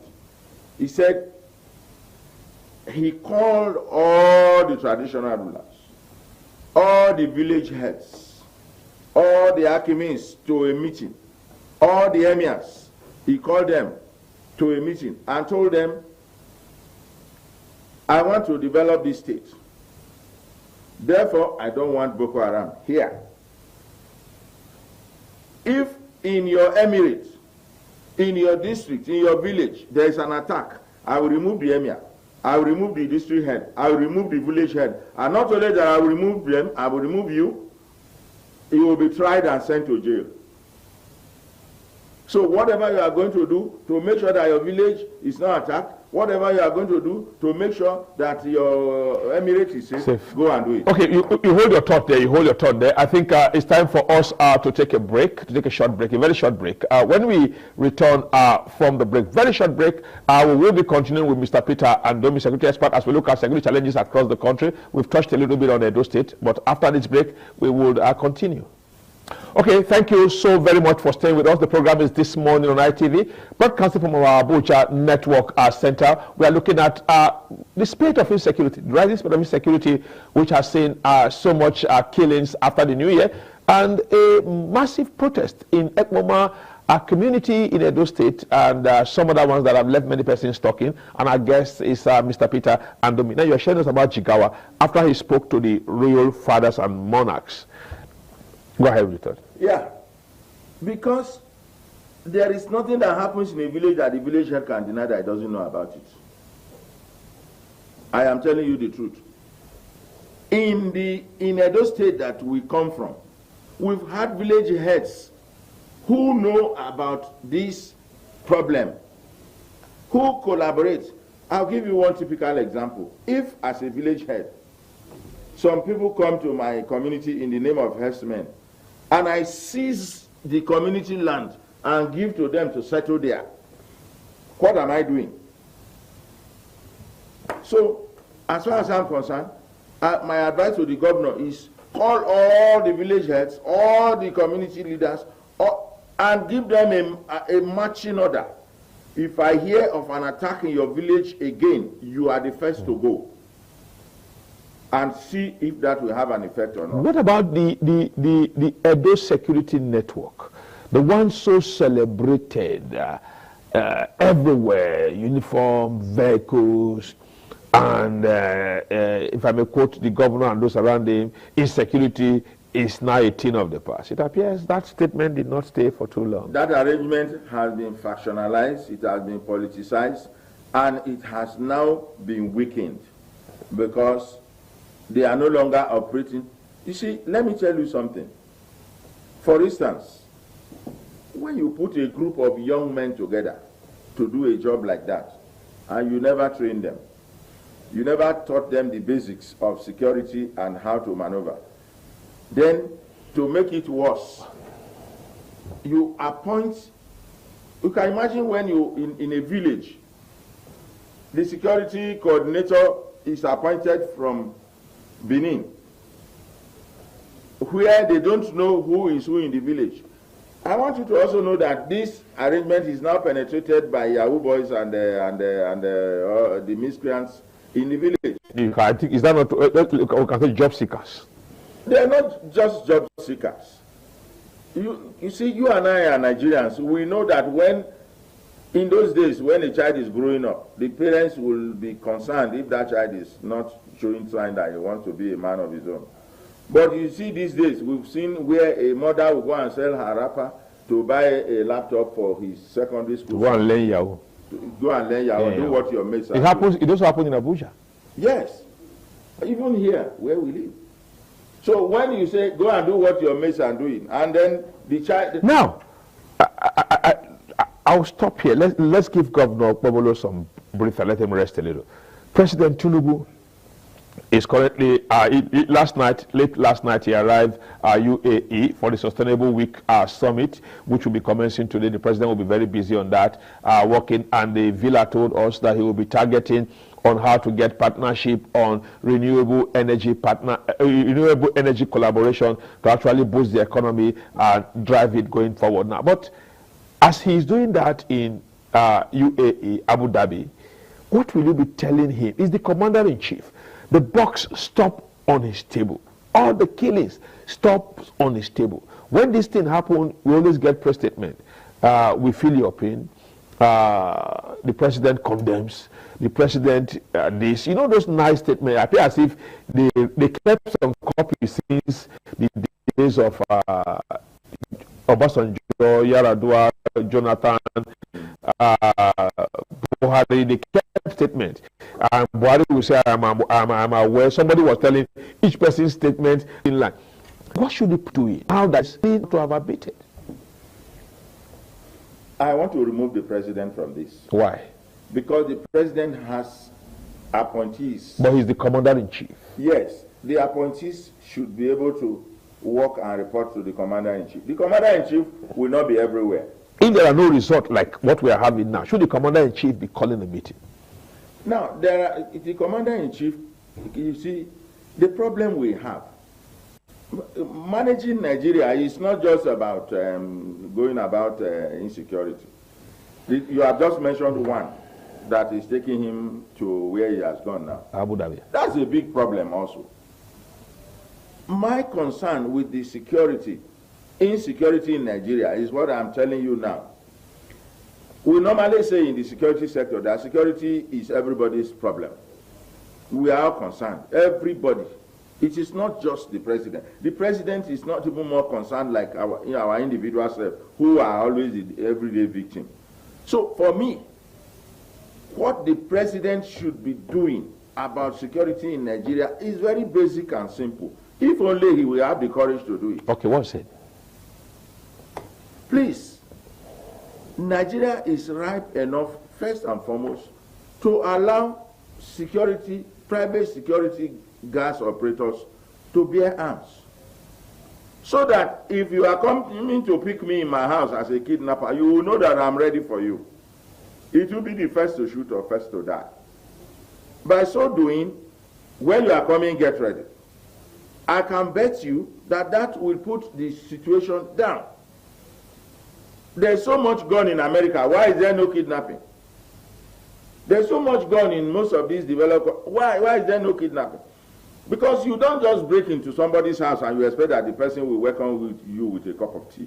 The person will be welcoming you with a bullet, or one of his neighbors is already at his window to pick you out. But we don't have that here. But can we allow guns being private? Oh, it's gun not here already. What are we saying? The amount of small arms in this country, they are more than any other African country, including South Africa, where gun is a little bit, liberalized. What are we talking about? There's so much gun in this country already. The criminals are having it. Who says that it's only the criminal that should have access to gun? Look, there are so much guns in the barracks. Why is there no, shooting in the barracks? Well, when you have a gun, we will be disciplined enough to know that we should respect ourselves. You will respect me, I will respect you. Because we will not have the monopoly of shooting. You will not have it. No one person has the monopoly of shooting.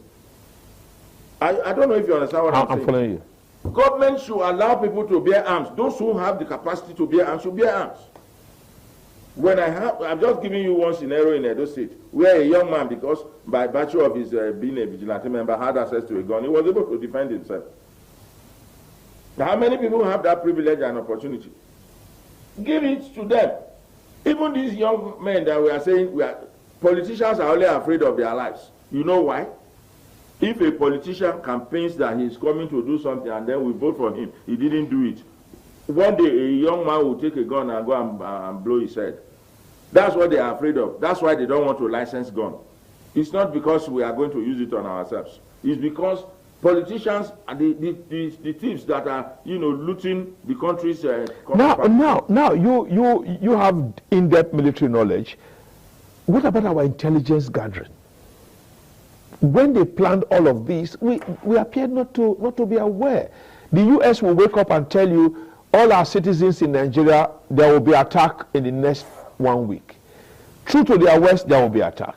All our citizens in this country, be worried. They give you standard verifiable information. But in our case, these guys strike. My dear, armed robbers kidnap. Those information that the US are giving, they are not the ones sitting down here to gather the information. It is me and you that gather the information. But they pay for it.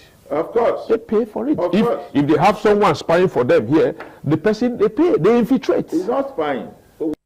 Work officially for them. Yes.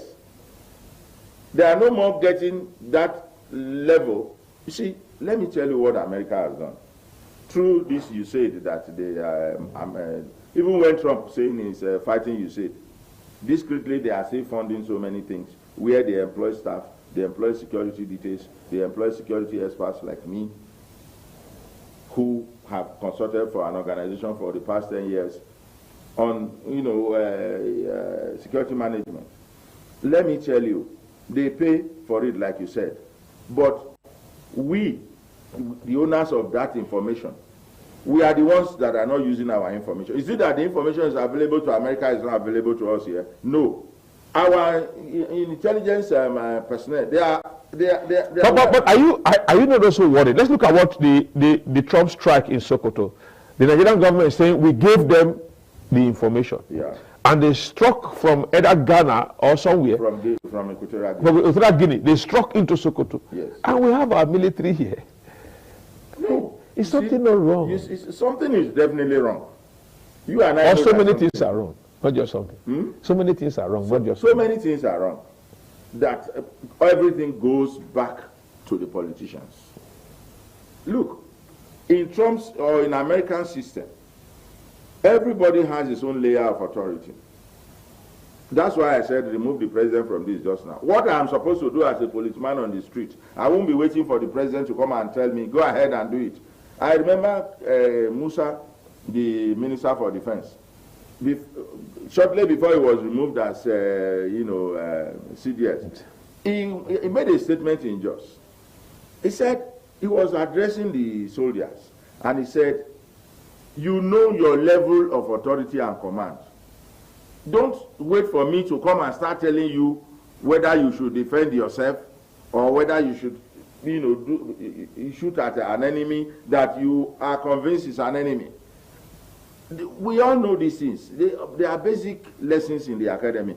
But the truth of the matter is that the politicians are here to make sure that that doesn't work. That is the big problem that we have. That's why sometimes I look at Musa now, I just shake my head, and I'll be wondering if he will be able to perform as a soldier. Because the politicians will tell you, hey, calm down. You can hear the Senate president. According to him, he was cracking a joke on the floor of the Senate. But to me, I didn't see it as a joke. When he was telling the Musa that he should remove his military toga and put on agbada and come and relate to them as politicians. He was not cracking a joke as far as I'm concerned. He was sending a message. He was sending a message. And that's exactly what our problem is. So now on a final note, it appears to be escalating and we need to solve it. What do you think we should do in the immediate to actually put a stop to the kidnappings, the killings, and the massive underreported onslaught of killings in most northern states? I've told you the basic solution that Sule Lamido applied. There is a lot of wisdom in that solution. Are the monarchs not also afraid? Huh? Are the monarchs not also afraid? Afraid of who? Of when you give them the marching order, they will now have a choice to make whether to save or lose their throne. Okay, thank you very much, Mr. Peter Andomi. You've been our guest this morning, sharing your thought on security. He raised the fundamental fact that the monarchs must be brought in to ensure that their communities are safe, and that the general security, everyone just needs to wake up, and we should not deceive ourselves. Not all kidnappers are herdsmen. Some are likely indigenous kidnappers, and citing one in his community in Edo State. Thank you very much. We pray for the best of the country. Okay. On that note, we take you straight to our Lagos Network Center, where my colleague is standing by to actually take us through from this end. A wonderful morning again. We are handing over to you in Lagos. Many thanks to you. We're still on TMI this beautiful morning. I am Reselina, and our guests this morning that will be helping us analyze today's topic is Honorable Said Ajadi, Apga Chieftain Accord. Sorry, apologies. How are you? Good morning.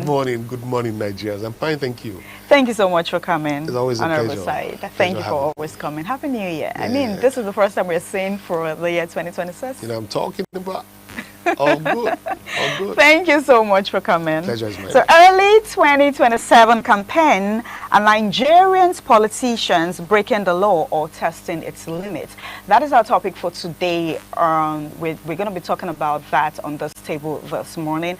Across Nigeria today, political activities that strongly resemble campaigns for the 2027 elections are unfolding. Even though the law clearly prohibits open campaigning until 150 days before polling, INEC has warned parties against this premature effort and also noted that the official timetable hasn't been released yet, while many some political parties have already started campaigning, for the forthcoming 2027 election.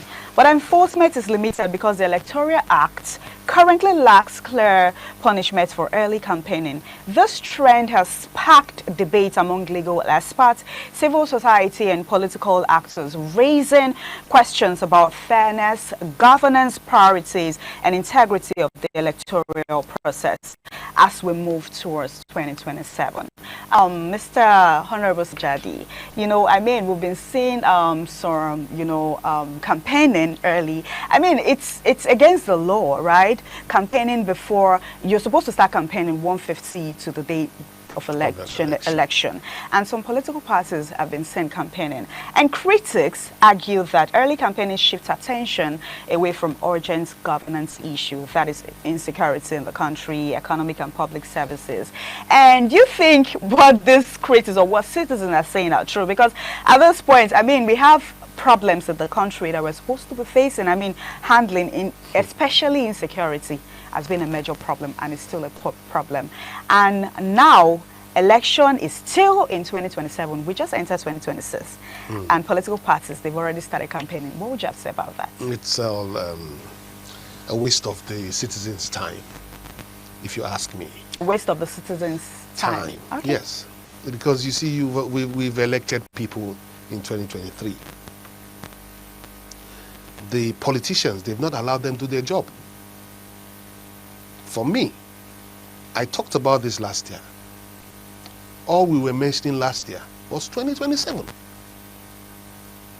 All we analyzed on ITV was 2027 last year.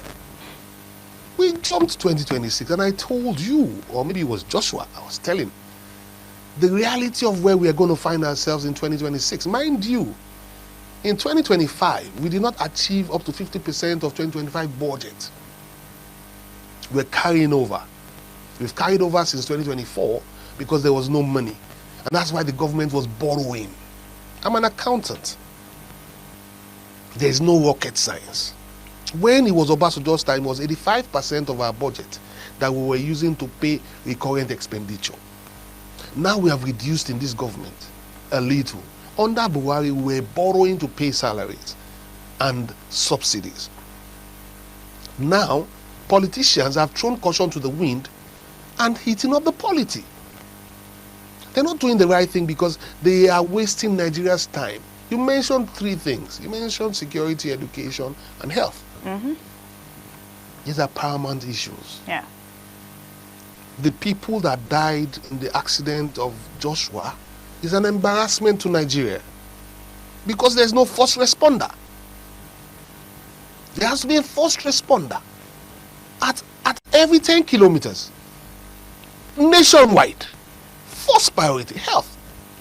There has to be 5-star, 3-star, 1-star hospitals all around Nigeria. Important, compulsory. So security, you're paying governors. The president or presidency or federal pays governors every month security allowance. Nobody's asking the governor of his state what he's doing with the security allowance. Currently we saw a recent insecurity issue in Edo State, Ekpo more precisely. At this point, the people are coming out, they're actually calling on the governor, not even the president. It is important because the funding now is humongous, doing nothing in the society. So the reality is these subnationals, governors and local governments.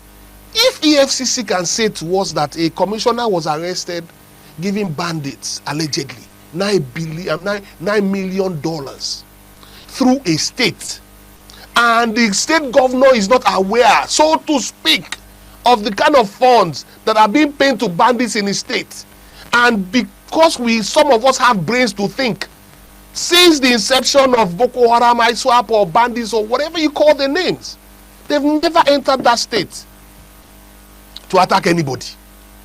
One time. It has never happened in the history of Nigeria to enter that state. So for me, that governor should be asked questions. Now he's saying that he has immunity. The bandits cannot operate in a state if the first security person of that state is not sleeping. So what you're or saying, not compromised. What you're saying now, Honorable Said, that Yes. these bandits are working with the government. I officials. believe so strongly now that we have to troubleshoot from home. There is no rocket science. I have been to Gusau. I have been to Funtua. I have been to Kaduna. I schooled in Niger, Mina. Every time I hear bandits striking in Mina, it's as if I should go and join military and go and face them. Honestly speaking, it's as if people are sleeping on their responsibilities. What does it take a governor to send surveillance around the state with the money that is being given by federal government? I can run surveillance 24/7 with the money I'm going to be given by federal government. That's why I contested election, because we're wasting our time. Between you and I, the politicians are wasting our time, and we also are wasting our own time, because we are not being sincere with each other. We are lying to each other, and for as long as you continue to lie, you cannot see a different result. We're only deceiving each other. If the president is releasing money to people and you are not holding them accountable for the money, okay, look at the situation where a bomb was blown in Bodija, Ibadan.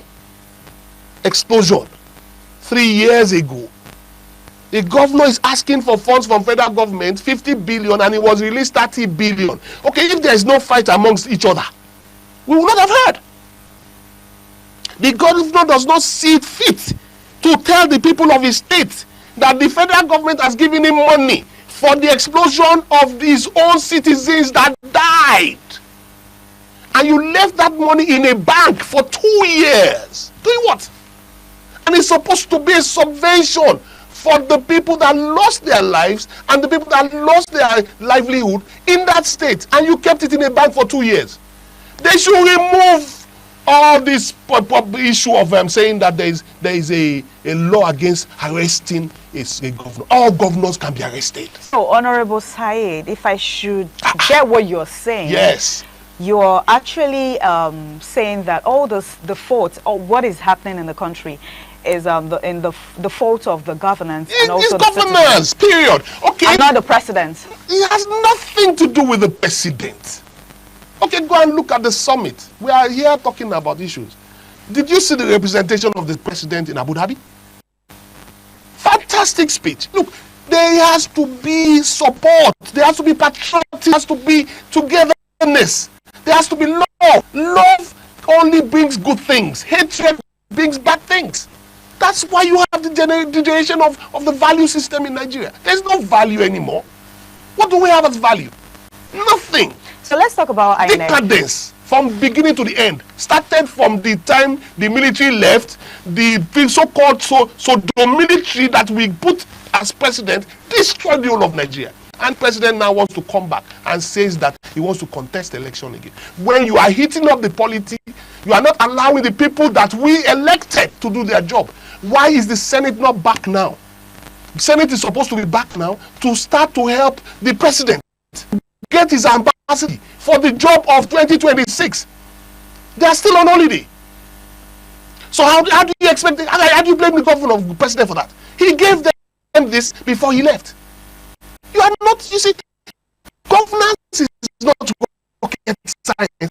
It's about doing your duty. Your collectors, it's the same Nigeria running it. They are not contributing to. Once you quickly send that bill back to the president and say, okay, we have done the screening of these people, let them go and start their work. How many months do they have to represent the government? So the government and the people are the problem. We are denying ourselves the truth. There's no rocket science. Everything starts from home. If you fail to train your children, the results will be taught outside. That's Yoruba. All right. So we have to focus. Honorable Ajadin. Please. We have to focus. Yes. Thank you. Let's talk about INEC. INEC has said that it lacks the power to punish early campaigns.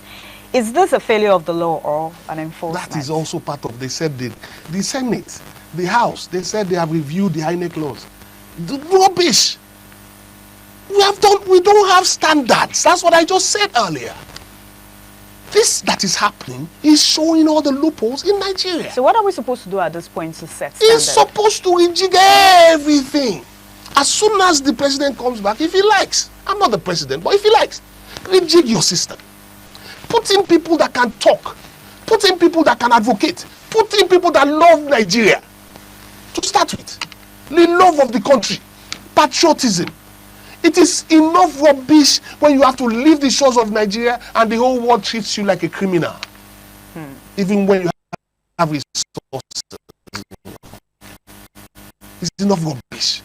So ambassadors to speak. We need the ambassadors, citizens of foreign countries, talk to the humiliating Nigeria.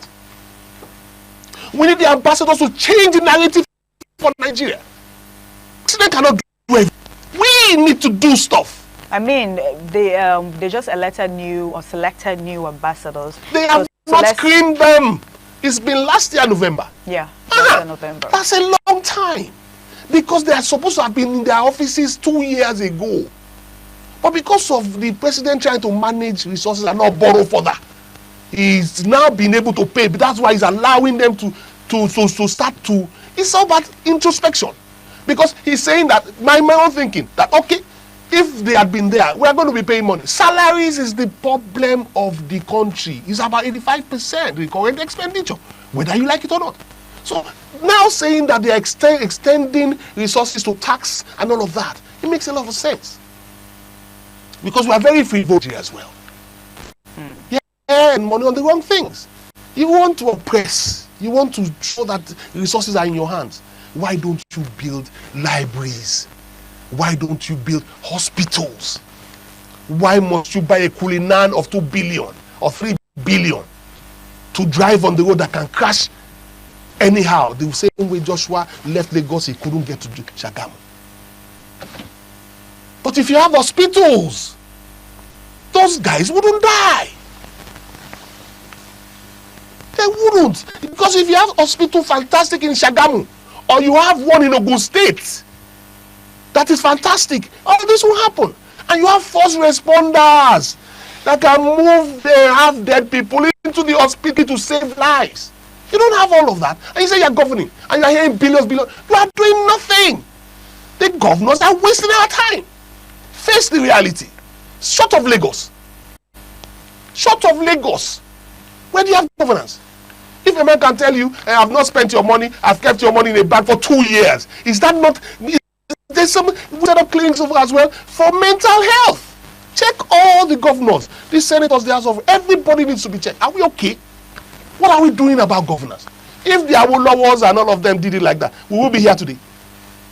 So the governors need to be checked. Need to be checked. There has to be enough. That's why I wanted to go into the Senate. Because if I was in the Senate 20 years ago, Nigeria would not be like this.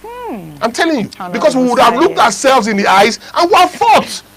If we need to punch each other, we punch, and Nigeria must stay. Honorable Side. That's why I know that God did it for a purpose. Because I faced the so-called Adedubus and all of them in Oyo State. And where are they now? Go and see the legacy. Nothing. Because there's no brain. There's nothing about love for Nigeria. So you feel these people are there just for themselves? For nonsense. That is why I did not take House of Rep. Because I cannot be facing 365 people that have no love for Nigeria except to collect allowance and do nonsense. Look at them. What have they done differently? What has the house, the first house, the second house, the third house, what have they done differently for Nigerians? Nothing. Honorable reality. Honorable Said, thank you. Security okay. Is us. We need to check ourselves. Governors like those ones that I mentioned, that have never been bombed before, and all the states around them have been bombed. Okay, I'm a trained psychologist. Let's talk about we are talking about the early campaigns, Honorable Said. Yes, I'm telling you what turned to that. Because they're only interested in themselves. They're not interested in Nigeria. I know. Because if they are interested in Nigeria, what are you campaigning about? The people that have been given the job, they have not finished the job. They have not even done halfway. Look at Fubara, River State. They've told you first time. But respect yourself. Respect the people there. You did not listen. Second time, I talked about this last year. I said to you, we are talking about governance. Campaigning is also about governance. Why are you desperate campaigning now? The people are there. They have not done their job. Now you are back again. they begged for you, you are born to APC, you are still blabbing. It's not about blabbing, it's not about talking, it's about action. You are there for 4 years. You have not shown that you have been in that position.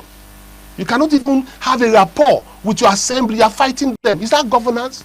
It's madness. That's why I said every state must, as a matter of fact now, set up mental health issues for people that want to govern. Honorable Said, it's basically just you or maybe the people from Edo State that are blaming the government at this point over insecurity issues. A lot of persons are blaming our president, saying that, some political parties, which is our main topic for today, have started campaigning for the forthcoming 2027 election. We still haven't tackled insecurity in the country. Remember when the president and the Senate approved deploying troops to Benin Republic to help them, and a lot of persons came out at that point saying that we have our problems in Nigeria. Why don't we solve our problems first before helping our neighboring country? That wisdom of the president, which I share. I share it. You know why? You need to understand that Benin Republic is an appendage of Nigeria. Yes, it's a sovereign state, but whatever affects Benin Republic will affect us, because between Lagos and Badagry and Cotonou is just 2 hours drive. So I can leave my house in the morning and tell the driver to come and pick me in my house in Ikeja, and I'm in the Benin Republic before 9. One row that. It's a strategic move. As a matter of fact, there are so many strategies for Benin Republic to affect Nigeria that I know we can do. So it's important that we save Benin Republic as a democratic state. I made a lot of people down. Don't you understand? I understand. Thank you. Our own problem started not today. Problems with the fact that the president right now, I can tell you for free, has the facts of where the problems are. Intelligence now, after 2 years, he knows where the problems are.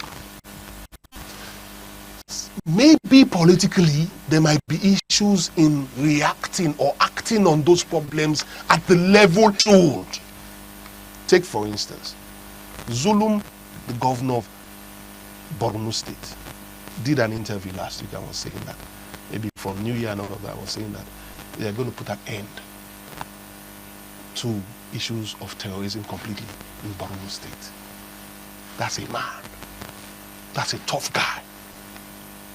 So that means there must be an accord any which way. Zulum started with terrorism, mind you. Probably going to end with terrorism. Because the people that started terrorism started from his own state.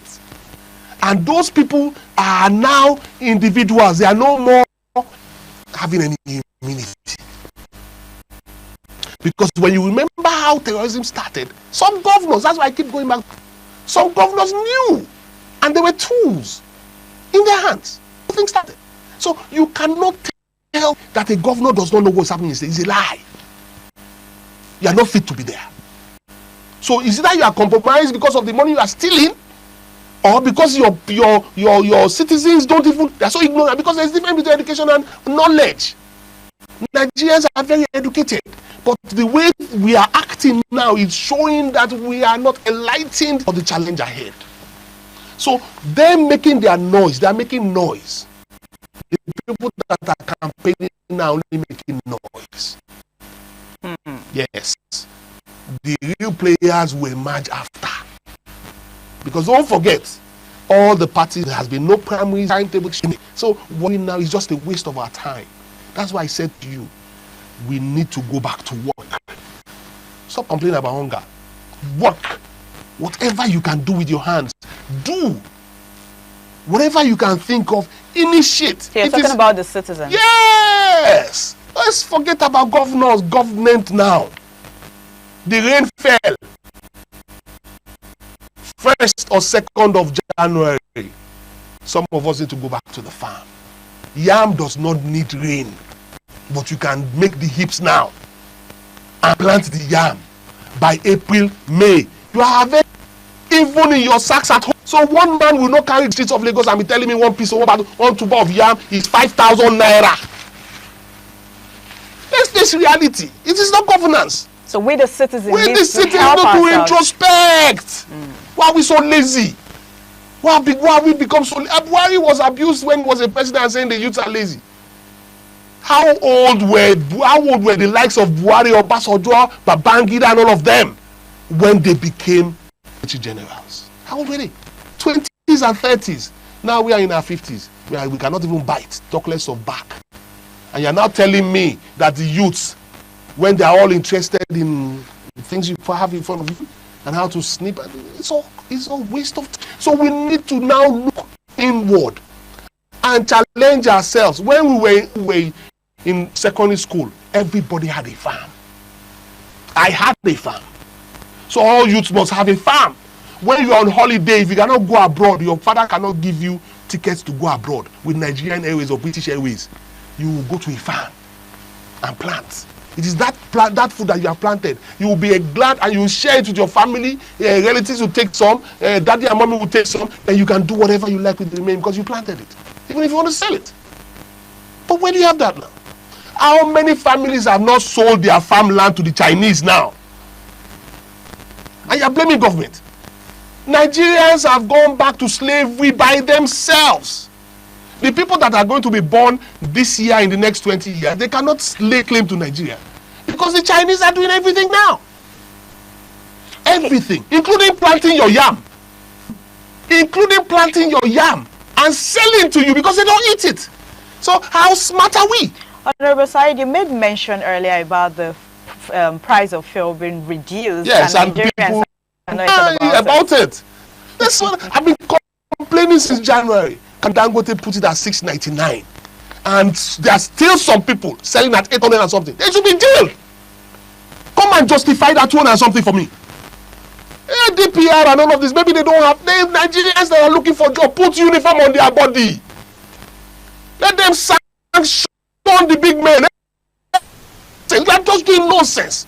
Someone will sit down in his house and be producing Maltina and come and sell in the street of Lagos. And he's not jailed, he's not arrested. And some people are dying of kidney problem. What be type people that have that chance when I'm in any seat of authority? Okay, we need to implement the law. We need it's to not, yes. We need to implement the law so that whoever is doing something wrong, put him in a jail. If you are a bandit, you are not supposed to go to jail. You are supposed to be killed. Whoever has killed must be killed, even in the scriptures. Let's talk about. Then you are now releasing bandits. You are joining them with military men. And you want a solution. Honorable Ajadi, let's talk about this bandits issue. The fact that we saw earlier that they were negotiating with bandits. And it got me asking, I got a lot of Nigeria asking, are we supposed to be negotiating That's with what I'm saying to you. I'm talking about, now you're talking. Now you're talking. That's why I said to you, government in the subnationals are compromised. Nobody can. See, if I had the opportunity of being a military man, it would have been a different ballgame. That's why I respect the president for bringing back Musa as a minister for defense. Because Nigeria has invested in Musa, and Musa needs to deliver back to Nigeria what Nigerians expect from him. He knows what is happening. So he can help us. Whoever needs to be caned or dealt with, let him be dealt with. We saved several nations. Have you forgotten? The same Nigerian army. We saved several nations in Africa. Honorable Ajadi, Abacha used to lead. I quickly want to ask this question. We all know that insecurity is in this country. And you've been talking about farm. Like, we need to go to farm.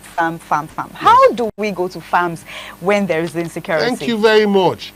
The insecurity you're talking about is in some areas, it's not in the whole nation. Southwest, what are we doing with the farms? It's all bush. It's all bush. I mean, scared.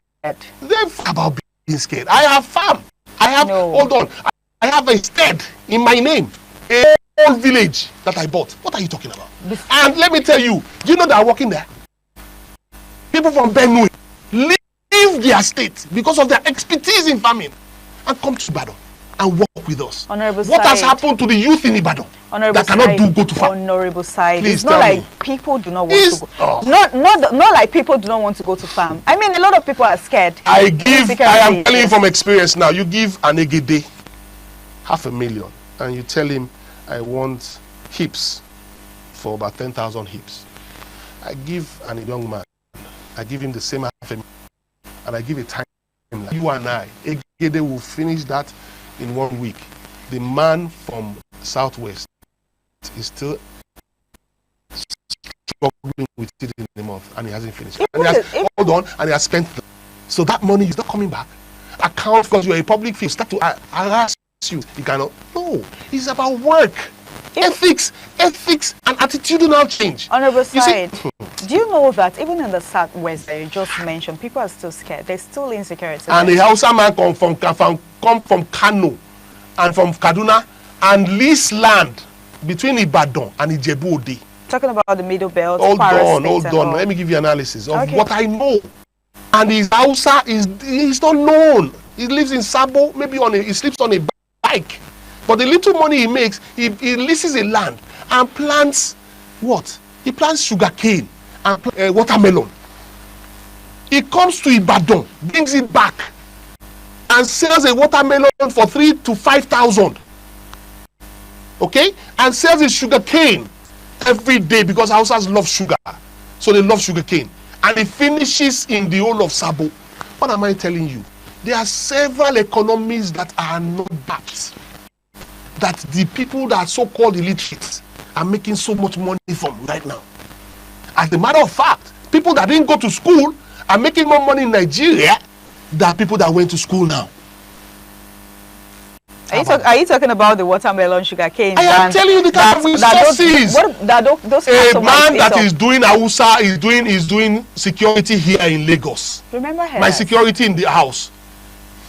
While he's doing security in the month, he's making a cap like this that I will buy eventually if he gets to my standard. Okay? Now when it's rainy season, he comes to me and tells me, sir, I need to go back to the village. What's happening? I will bring my younger brother or one family to come and stay here. He's going to farm. So since he's not here in Lagos, he's farming. By the time he's harvesting, he's packing his tomato to Mile 12. Honorable Said. After selling, he's buying a canter that will be moving goods back home. He's already a millionaire in your stead. Thank you so much. There's a lot to talk about, and there's a lot to do. I know we don't have time, but the people that are making noise on the billboards and doing their adverts about politics now, they're a waste of time. All right. Thank you so much. But Nigeria needs to wake up. Thank you so much, Honorable Said. The pleasure is mine always. Thank you for always showing up. The pleasure is mine always. All right, thank you for having me. Thank you, Nigerians, for joining our Lagos Network studio this beautiful morning on TMI. I am Marcelina. We'll be handing over to Benin for the continuation on TMI. Just stay with us.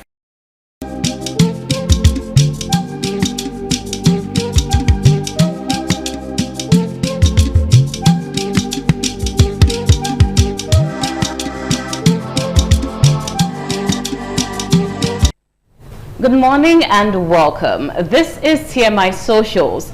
I am Chukufumnanya Digwe, and here's what's making waves across the social media space. Now, to open the curtain on the program, we begin with the unrest in Ekpoma. Now, protests broke out in Ekpoma on January 10 over rising kidnappings, with residents pulling down APC billboards, blocking roads including the Benin-Abuja highway, and chanting against the federal government. The unrest followed recent abductions, including the killing of medical graduate Tahir Abu Emohoye. Security forces responded with raids and arrests, during which a 32-year-old Usaige Ibrahim was wounded by gunfire and now under investigation. Now, tensions again escalated on January 11 after CCTV footage showed another kidnapping, prompting Governor Monday Okpebholo to call for calm as residents demand decisive action against criminals. Now, let's first get to see the video of the kidnapping that has spiked the new space of protest going on in Ekpoma, and then we'll look into the story a little more.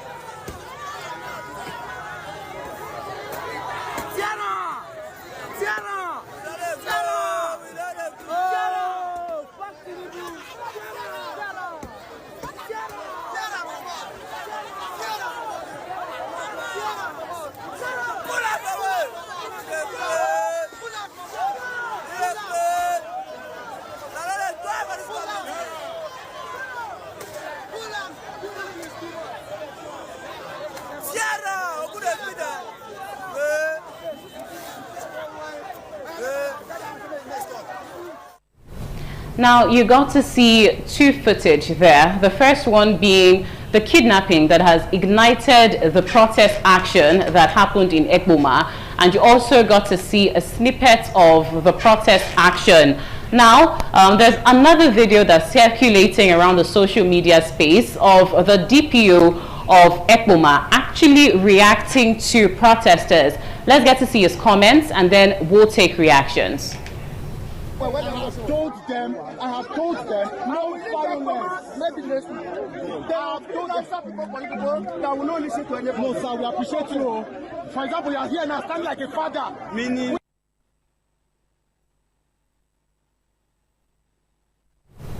So now that's the video that has also been circulating against the backdrop of all that has been happening in Ekpoma of late. Now let's see how the social media space is taking this news. For the first reaction, it says, it's from Daniel Rega, and it says, Ekpoma is bleeding, raise awareness. Let's see another comment now. This commenter says, if the 2027 elections are free and fair, this APC-led government of Tinubu will not understand what hit it months after those elections, but they might be banking on other unorthodox strategies to take that election. Let's see another comment.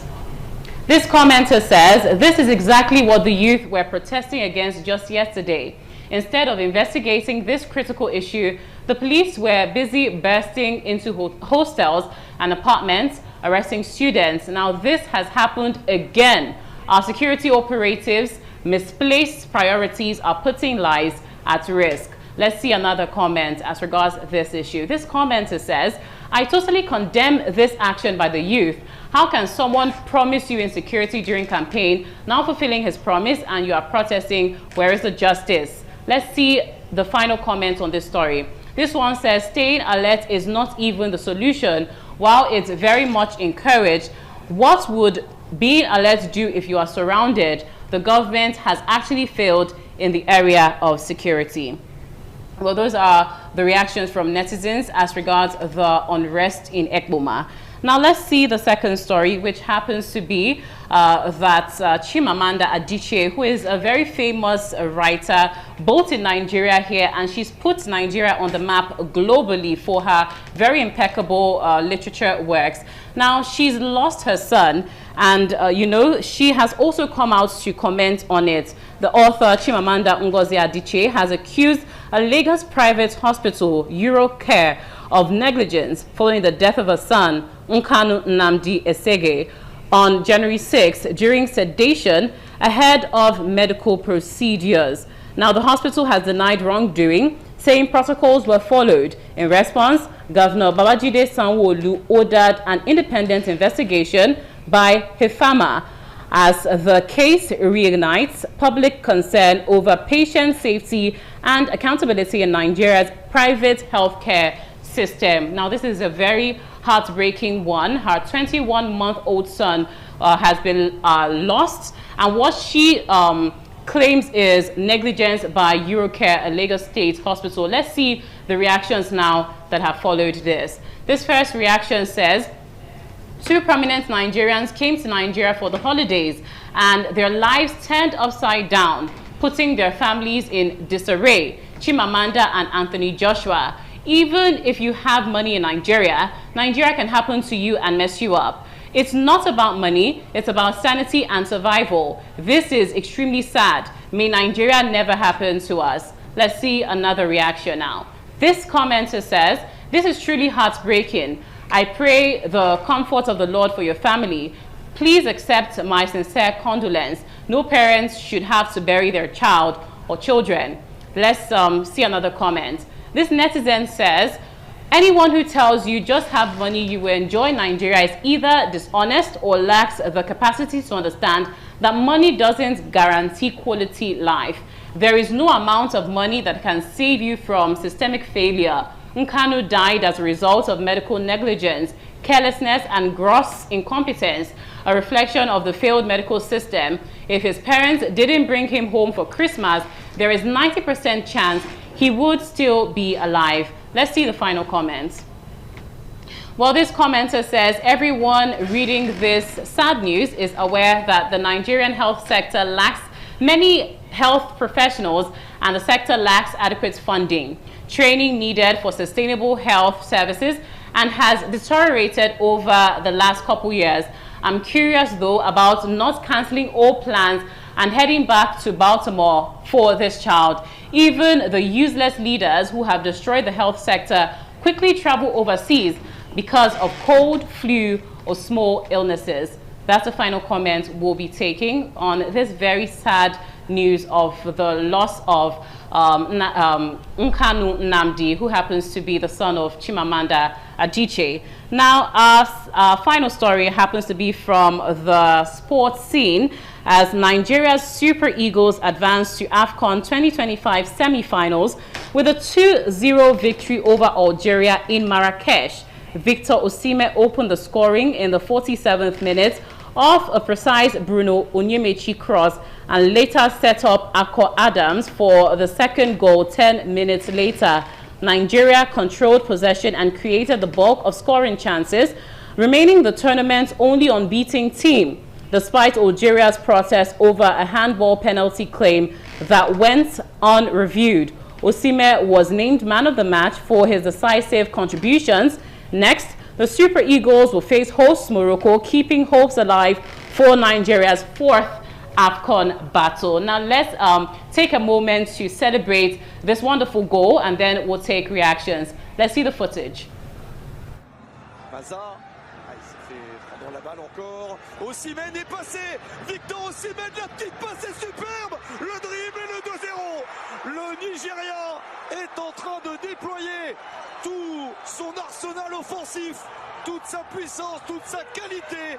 Akko Adams inscrit un deuxième but dans ce tournoi, 2-0 pour des Super Eagles plus forts.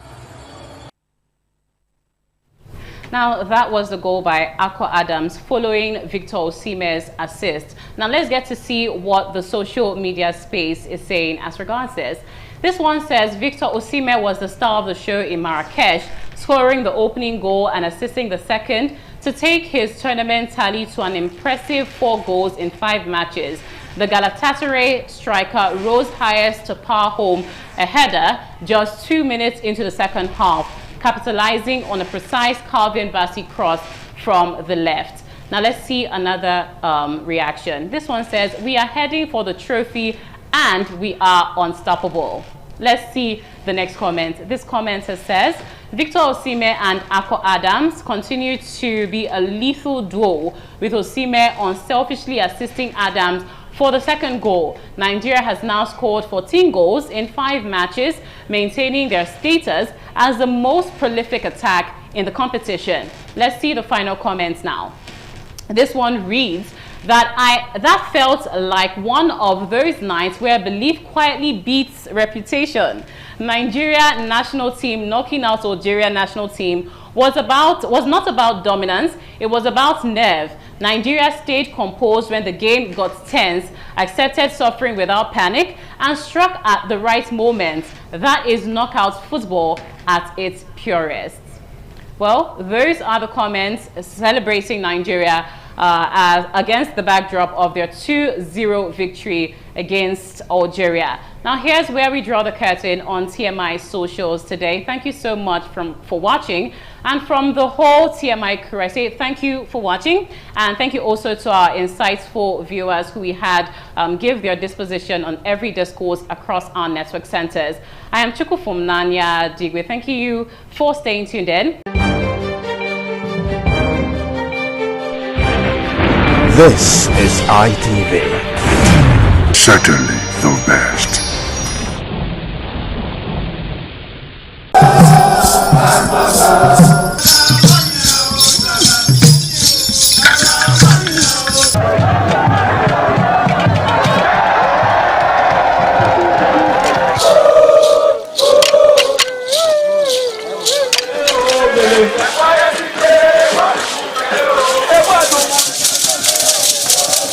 This is Anegbete community, situated in Isako Central Local Government Area of Edo State. It is an agrarian community with united people that promotes unity and oneness for peaceful coexistence. The inhabitants of the community migrated from Benin, the cradle of black civilization, a kingdom where king is truly king. The ancestors of Anegbete saw that age was the main determinant of leadership in the rural setting, and the eldest man in the settlement was regarded as the leader who presided over meetings, and his authority is held in high esteem. To further strengthen this unique system of leadership, age group evolved in Anegbete.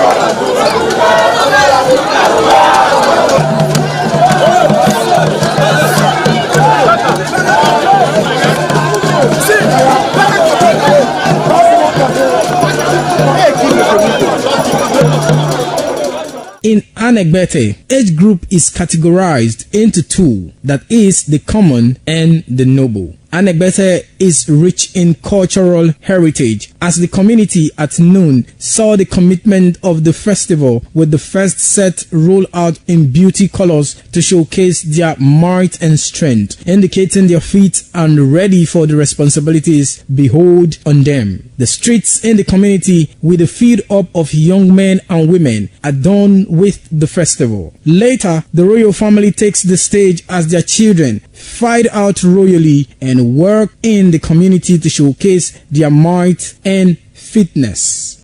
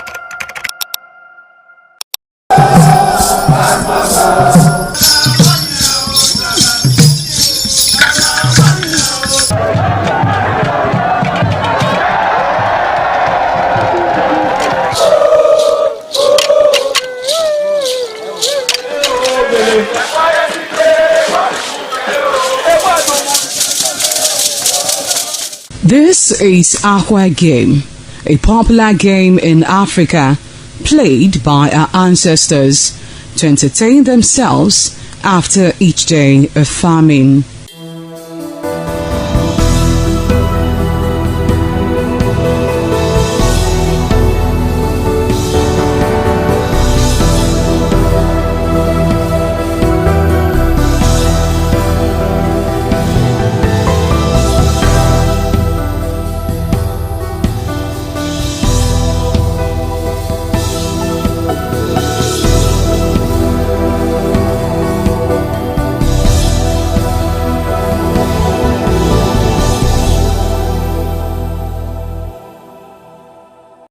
It is also relevant in our coronation in Africa. It is a sport and indeed very interesting, as every seed had a role in the game.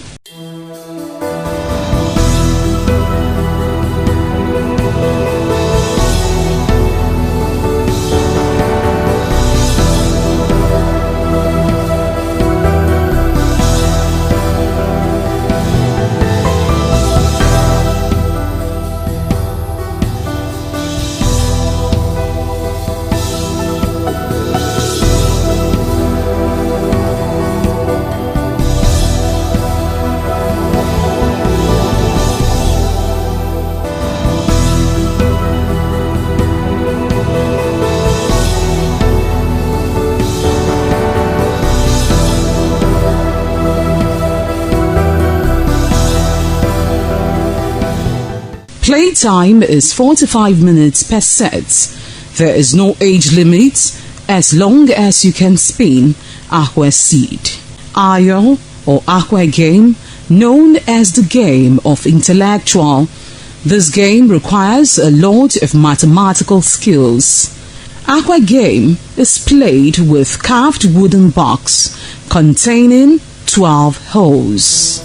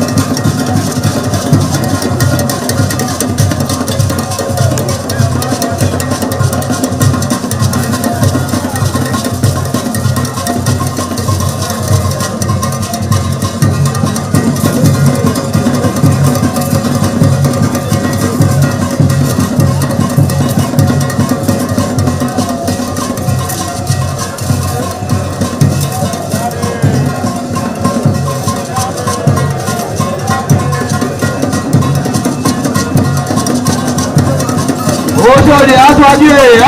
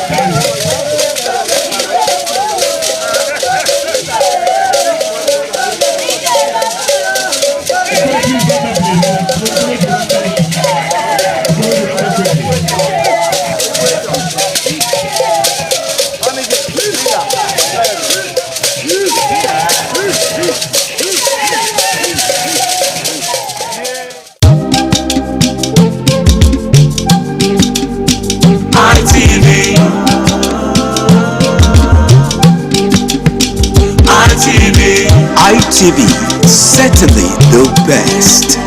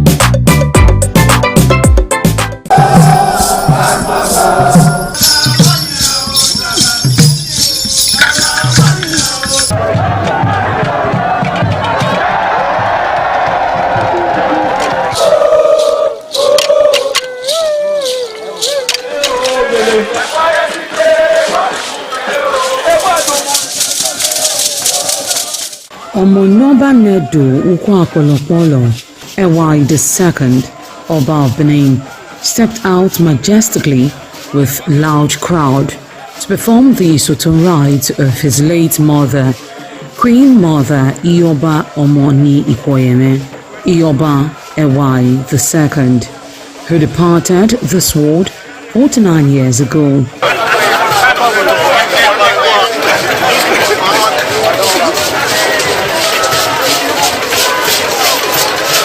Isoton is a traditional rite of the procession in memory of the departed person's spirit in Benin Kingdom.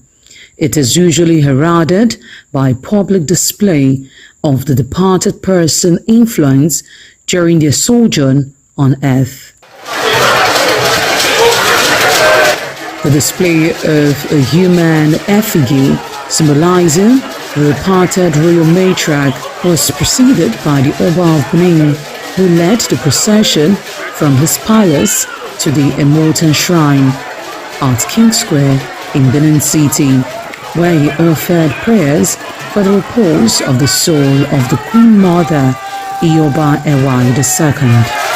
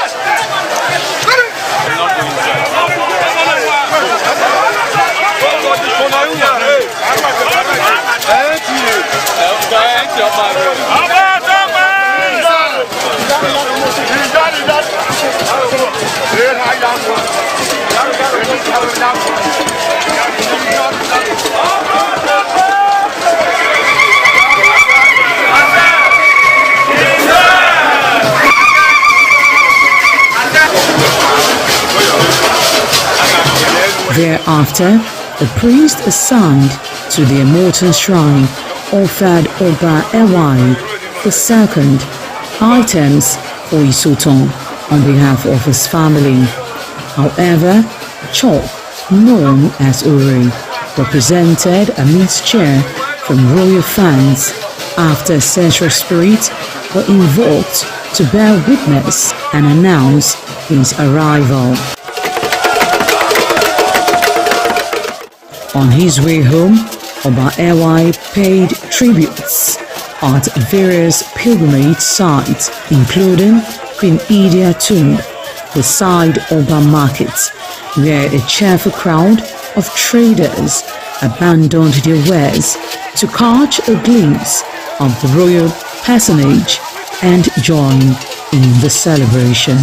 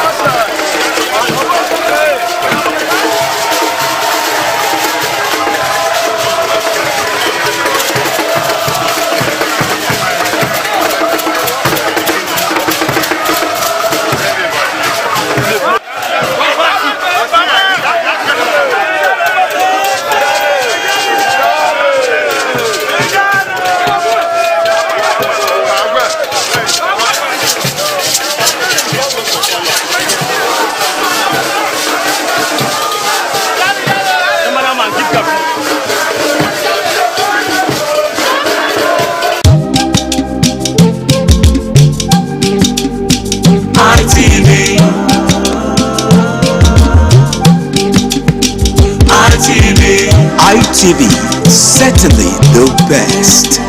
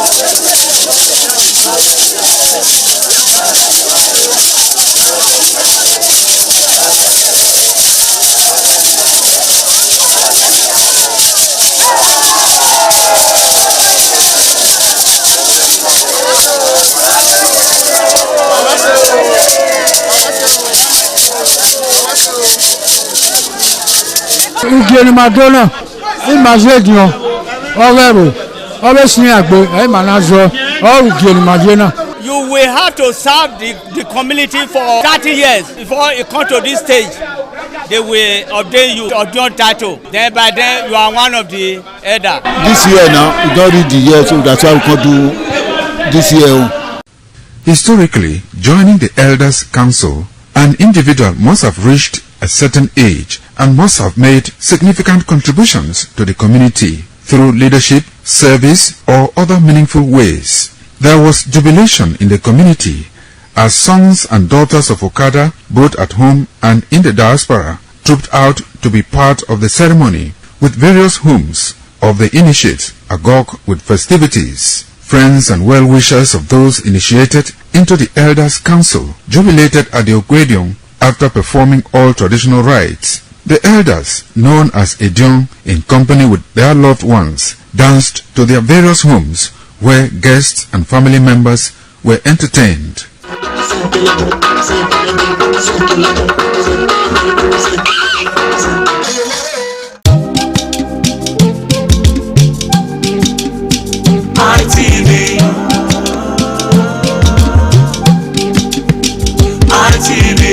ITV, certainly the best. This is ITV. Certainly the best.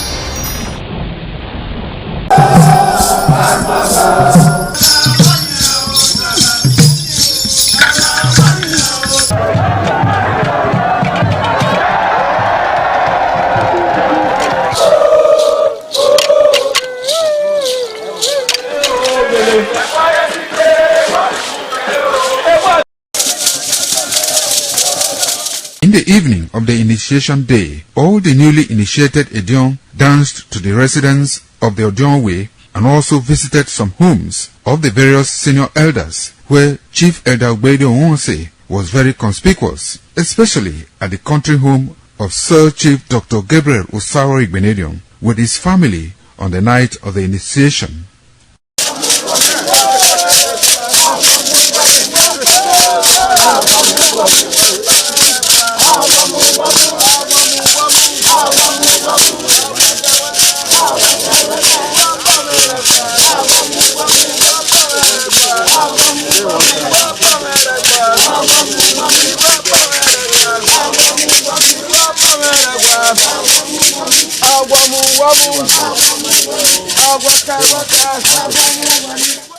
On the following morning, as part of the rites to be performed by the newly initiated Edion in Okada town, the initiates, led by Chief Elder Ogbedio Onse, visited the Esama of Benin, Sir Chief Dr. Gabriel Osawo Igbenedion, at his Okada country home residence to pay homage and appreciate him for all he has done in the development of the community, which has placed Okada in world map. They also thanked him for his role in the success of their ceremony. They commended the Esama of Benin as a custodian of Benin cultural heritage and for revitalizing the age-long tradition of the age-grade ceremony.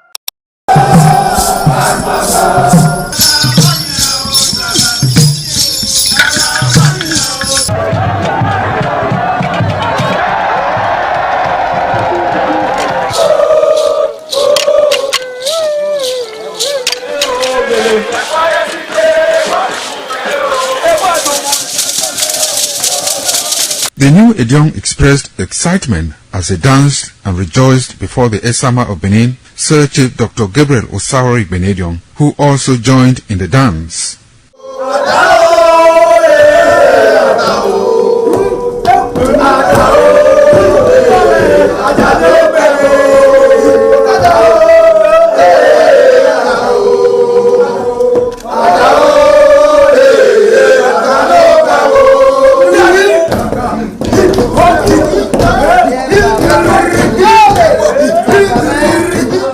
As visiting and paying of homage to various homes of senior elders continued, the initiates spent 7 days performing diverse kinds of rites as required by tradition. They were furnished with rules and regulations regarding their new office as Edion. That I grew up in this community to the point that they have now also chosen me as an elder in this community. It's a thing of great joy. All thanks to the Esama of Benin, my people, my family, everybody, all Okada community for this great honor. I am very, very grateful. Well, this is my brother. I'll call him my uncle because he grew up with my father. I'm so proud of him because we are doing the same rituals as the Edions of the Okada. It is our duty for us to make this place a greater place, for outsiders to come and see the goodness of God in Okada.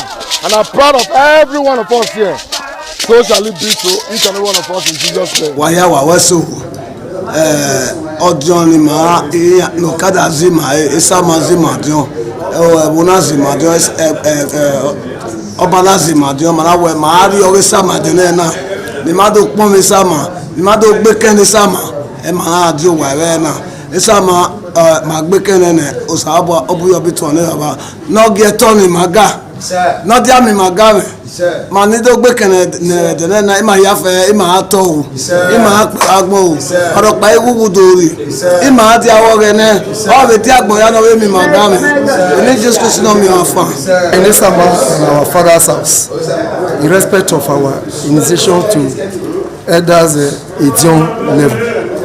As tradition demands, we are here today to come and also pay our homage to him, to also for him to also pray for us for long life and prosperity. The climax after 7 days was paying of homage again to the Odion way, where he gave the initiate the full rights to function and to henceforth participate in meetings with Edion. It will go down in the history and minds of Okada community, Ovia people, Edo State, and Nigeria in general. The ambience style, and the colorful ceremony associated with the 2025 initiation into the Edion Council of former Governor of Edo State, Chief Lucky Nosakari Igbenedion, his brothers Bright Ayamekwe Igbenedion, Honorable Charles Osenwige Igbenedion, Peter Osawari Igbenedion, Dr. Fred Osawuni Igbenedion, Barrister Mike Osayene Igbenedion, Executive Director Operations, ITV and Radio, Chief Elder Ogbede Wonse, Honorable Efosa Douglas Igbenedion, Ukbonwa Igbenedion, Osawe Igbenedion, Edosa Igbenedion, Dr. Daniel Omorige Igbenedion, as well as Agbong Steve Igbenedion, among other sons of Okada.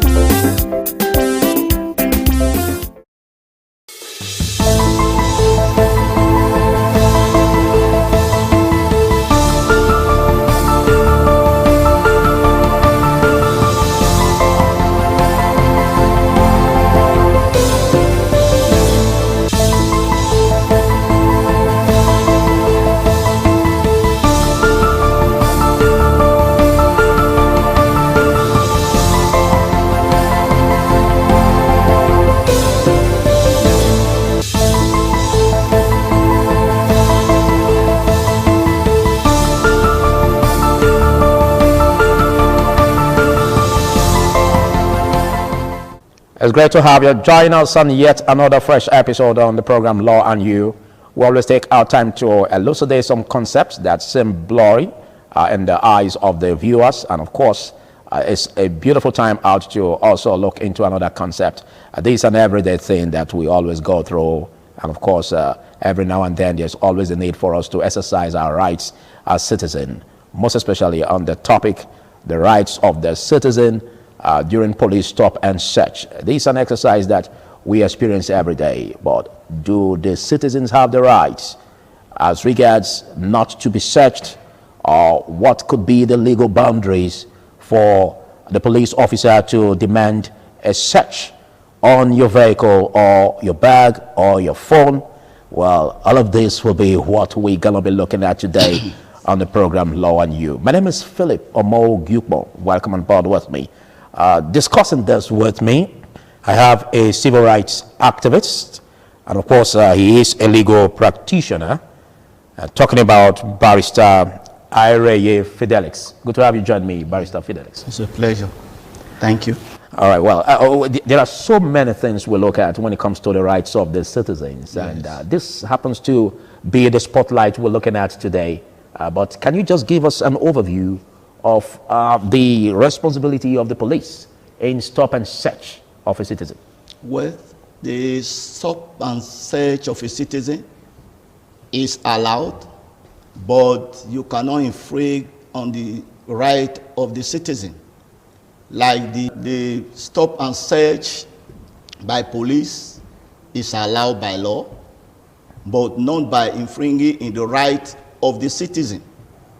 Like some of the Nigerian police, they stop the innocent one, they search their phone, they search their bags, they search their bank app, which is not allowed by law.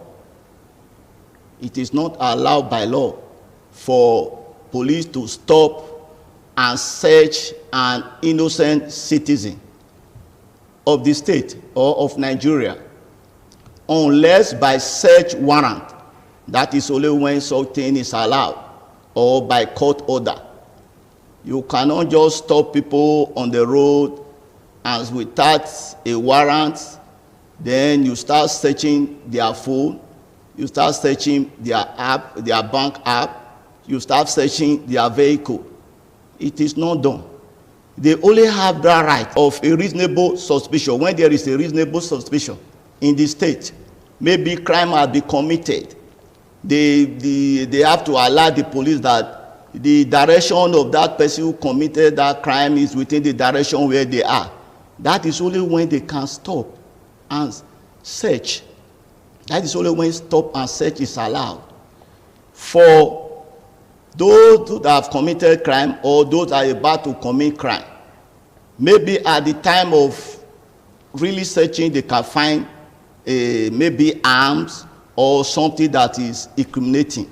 But apart from this, the police have no right to just stop people on the road, like what they are doing in Benin, in every corner of the Benin, searching the young people app, bank accounts, then their phones and their laptops is not allowed.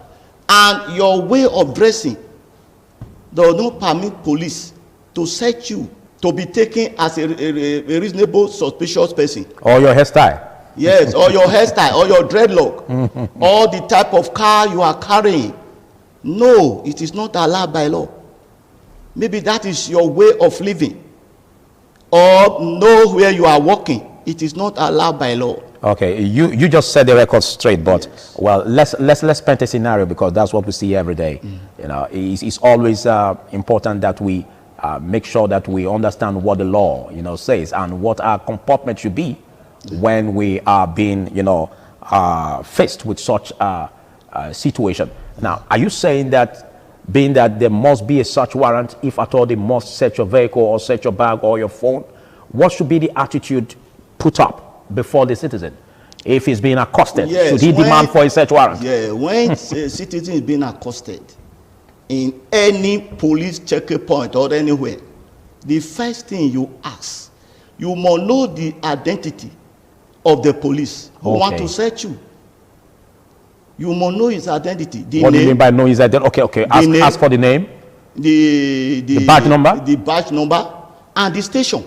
Oh. If you refuse to declare it, you politely be silent. Say you will communicate to your lawyer. They will not do you anything. They will know that you know your rights. It is only when you are silent, because many Nigeria compromises. When you are silent, that is only they will be able to carry take advantage of you. You take advantage, do advantage over you. And also, you also have rights at the time of that search to carry out recording of whatever is going on. Well, that usually they don't like it. Police officers during stop and search, they don't usually like it. So what about if you are being reprimanded for that? That is why you will call. Because I've been in situations where many of our citizens, they are silent over their rights. If something arises, you call any human rights office, any NGO of the human rights. You call legal aids. They will be able to bail you out. So there's nothing wrong if you have to use your phone to record the event, public space. That to record the stop and search. Yes, you have right to record. You have right to do that. You have right to record.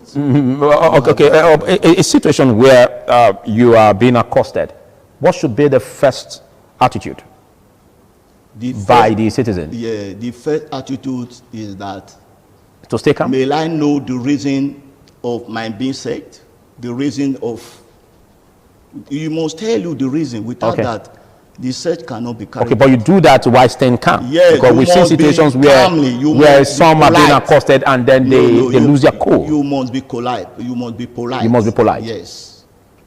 You must ask the enforcement agent the reason for your being searched. You have right. Okay. It's your right. But usually we don't see police officers showing the search warrant when such a situation arises. Yeah, what they are doing is illegal. It's because the citizen doesn't know their right. That is why we are here to tell them their rights. So what we are saying is that ideally the police officer should show the search warrant. The search warrant. In a public place, on the road, for instance. Yes. On the road, for instance, if they suspect any vehicle, for instance, don't they have the discretionary rights also to search such vehicles? After all, they are law enforcement agents.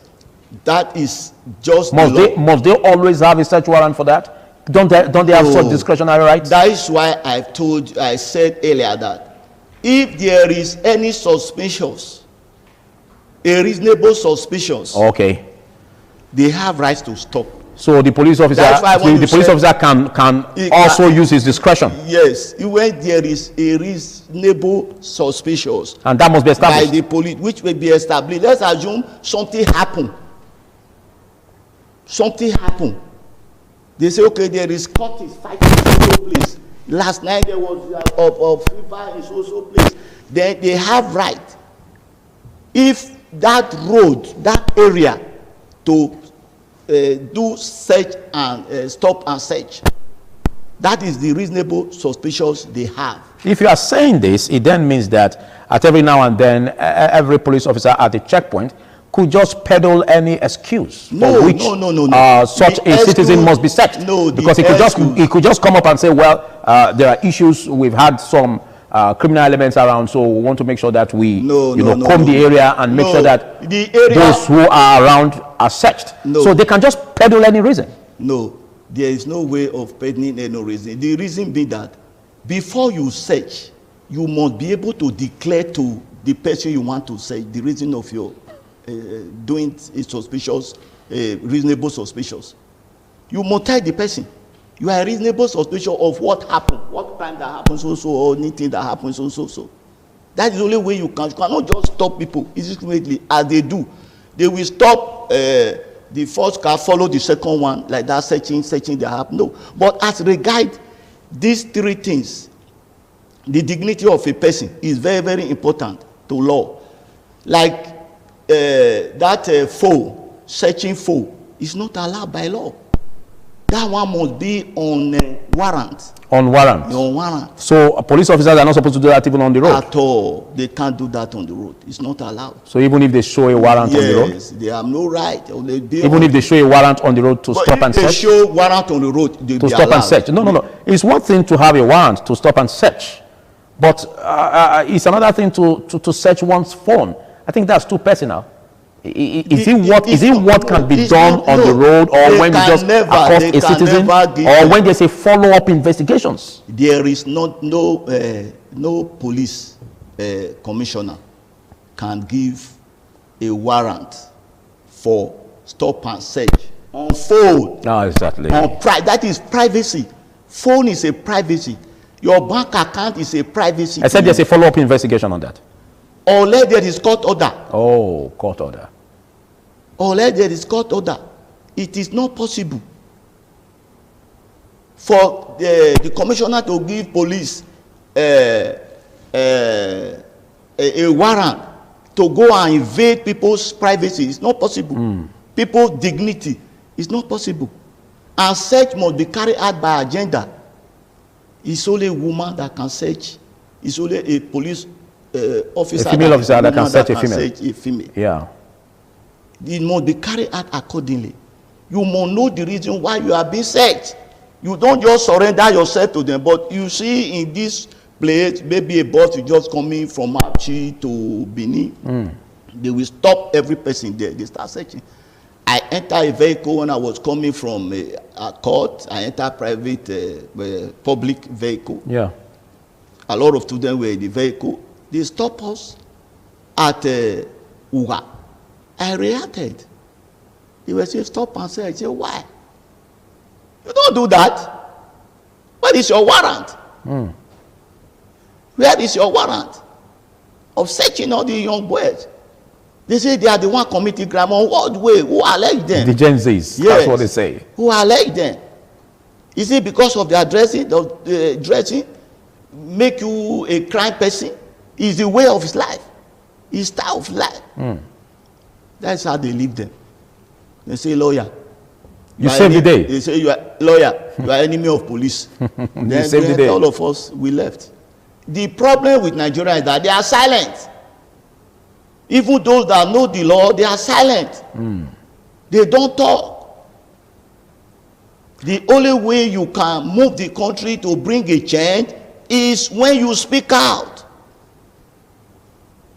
Well, that's the essence of this program, and that's why this topic is on the spotlight for you to air your opinion, basically. And of course, when you are being accosted, there's nothing wrong if you ask questions and, of course, demand for a search warrant.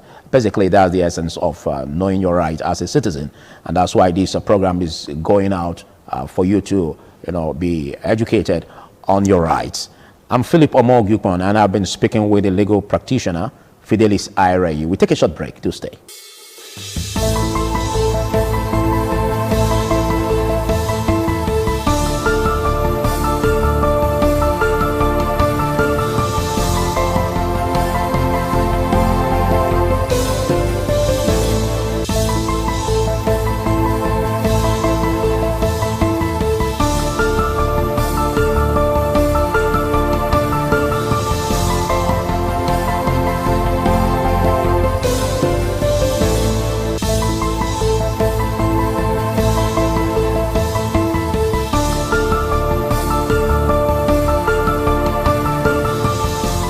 Good to have you join us. The program is still Law and You, and I still have my guest, a legal practitioner, in the person of Fidelis Airayi. Now, let's look at the right to remain silent, because usually when the police officer is accosting a citizen during stop and search, they do ask questions. Is it the right of the citizen to keep mute? Or at what point should he be demanded to speak in terms of answering questions of the police officer? That is a very good question. When they start stop and search, those that know the law, when they ask them, they bounce on them, although they have no search warrant. What you do, if you have an ID card, you give them your ID card and give them your name. Yeah. You finish it. Any other question you can keep in mute. Oh. You tell them, because any question that will criminate you, you have to be silent over it. What you say is that, okay, I will inform my lawyer. Good. That ends the story. They will leave you. That's why I said Nigeria, because they are being silent. The next thing you see, our young men, even the people, they will start giving money, bailing themselves, which is not allowed. Well, basically, they always say bail is free, but have you witnessed such? Yes, really, bail is free. It depends on the person in the that is handling the matter. If it is a lawyer that compromise, they compromise with police, the bail won't be free. They will negotiate. But like me, I've gone to police station several times. Those that follow me there, it's free. Okay. It's free. Okay. At what point can your vehicle, for instance, be arrested during stop and search? He can only be arrested if they find incriminating things inside, like gun. Oh. Like gun. That is the basic. Because the vehicle can be arrested alongside the occupant or the driver. No, only the driver. Only the driver. The person who committed the offense. Probably he didn't commit it. Probably he just found that the item was in his vehicle, and he doesn't know how the items got there. Because we've seen situations where even during stop and search, because some are used to, you know, opening the boot, using the lever and just by their car seat, and without even coming out and see what the police officer is doing behind. So we've seen situations where, you know, something happens and they find incriminating evidence in such vehicles, even without the driver knowing how it got there and who put it there. But the police officer can just say, well, we found this in your boot. But that's another reason why it's important for the driver to not just to open the boot, but also to be there while the police officer is searching the boot or the vehicle. It's very, very important. You know, that is why if there is really a search warrant to any place, when the police come there, maybe there's a search warrant in your house, they come to your house for a search warrant. Before the police enter, you search him first. You search the police officer first? So that there be no incriminating things you will drop. Okay, that means the citizen has a right to search the police officer. Yes, but the one they are doing on the road there is very, very illegal. It's illegal. No commissioner can give police a warrant to be searching people for vehicles or boats. Vehicles on the road. It's only the traffic, police traffic, officer traffic in charge of traffic that can search these particulars and others. Exactly where I was coming to, because I asked the question, at what point can one's vehicle be arrested? Well, but if your particulars are not correct or expired, can such a vehicle be arrested? Yes. Such vehicle can be arrested for you to renew your license. Is it by impounding the vehicle? You know, with Nigeria system, they will take it to the station. Yes. As you pay all those penalty, they release it from there because of the bail. When you say pay, that is why. Okay, but are such payments supposed to be made? No, immediately because you it's renew. expected that immediately you renew your this thing, you pick the vehicle away. Okay. That is for only traffic police and road safety. They are the people that have power over such things. Okay, to search your vehicle particulars. Yes, particulars. Only the traffic police? The traffic police. But we usually see the other one they are doing is illegal. Are you serious? Yes, it's illegal. All right. Traffic police have right. You will see them. You know traffic police easily, the way they dress and all these things. All these MTD police. They have right to say. A lot of things that we see really are not supposed to be, but what then will be the attitude of such a citizen, for instance, who is held by a police officer that does not have the right to, you know, demand or search the vehicle particulars? Even what should be the attitude of the citizen? The police knew. As at the time the police want to carry out the search, you tell him, are you a traffic ward?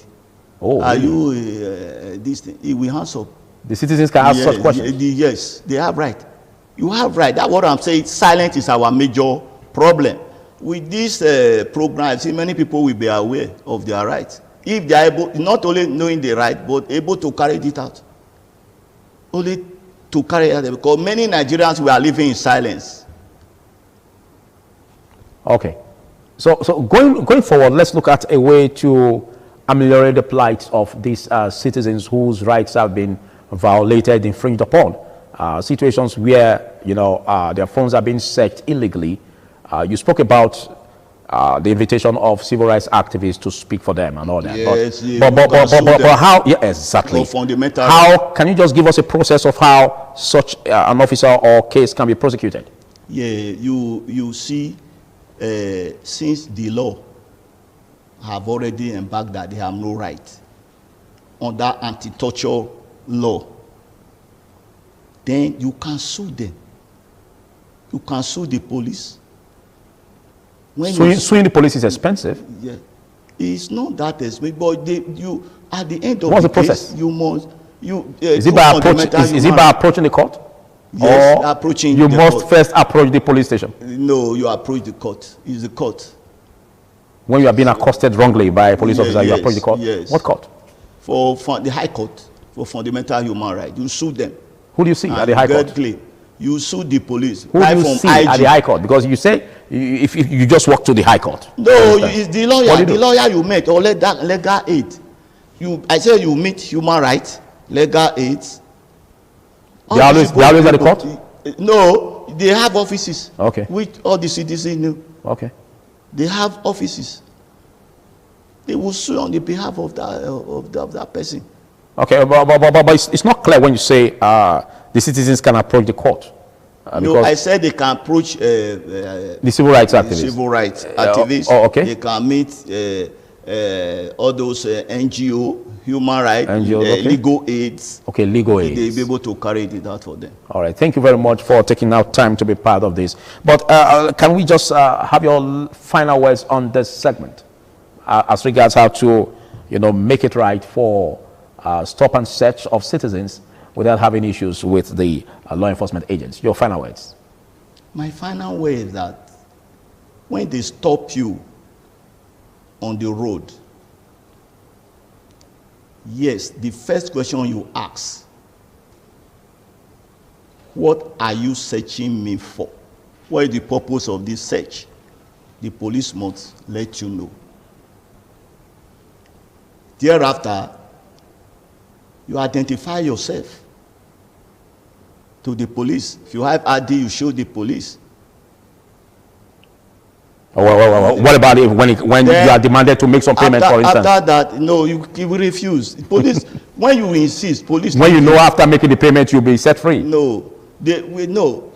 After that, where you will know that you know your right. After that, you will ask the police question about his ID. What is your name? What is your service number? And your station. From there, we know you know your right. He will leave you. It will end there because you know it's an illegal act. When you get these three things, you can take it to anywhere to injure him. All right. Thank you very much, Barrister Fidelis Ayereye. I got it right? Yes. All right. So that's it on the program Law and You, as we dealt strictly on the topic, which is the rights of the citizen during police stop and search. We will be looking at the aspect of protests by citizens, consequences, and of course, legal boundaries this time next week. Bye for now.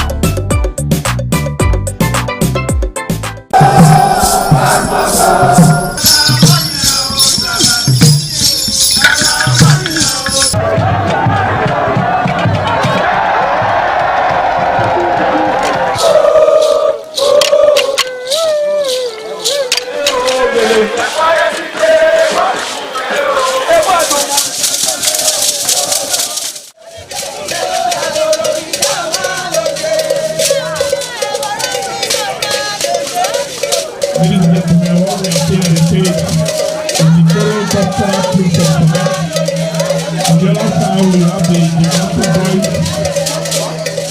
Gymnastic boys, you don't know what we want to do now.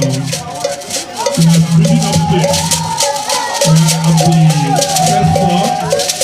We don't know if they are going to do the second floor.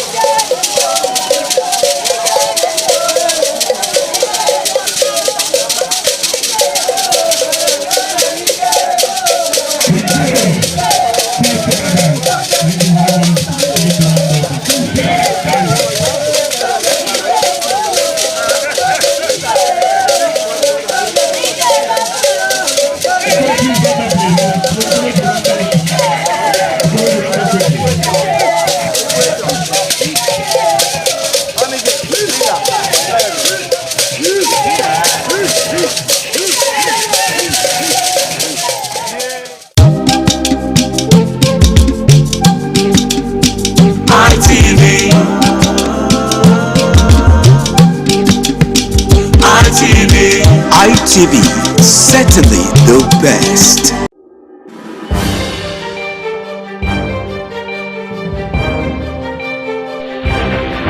This is ITV. Certainly the best.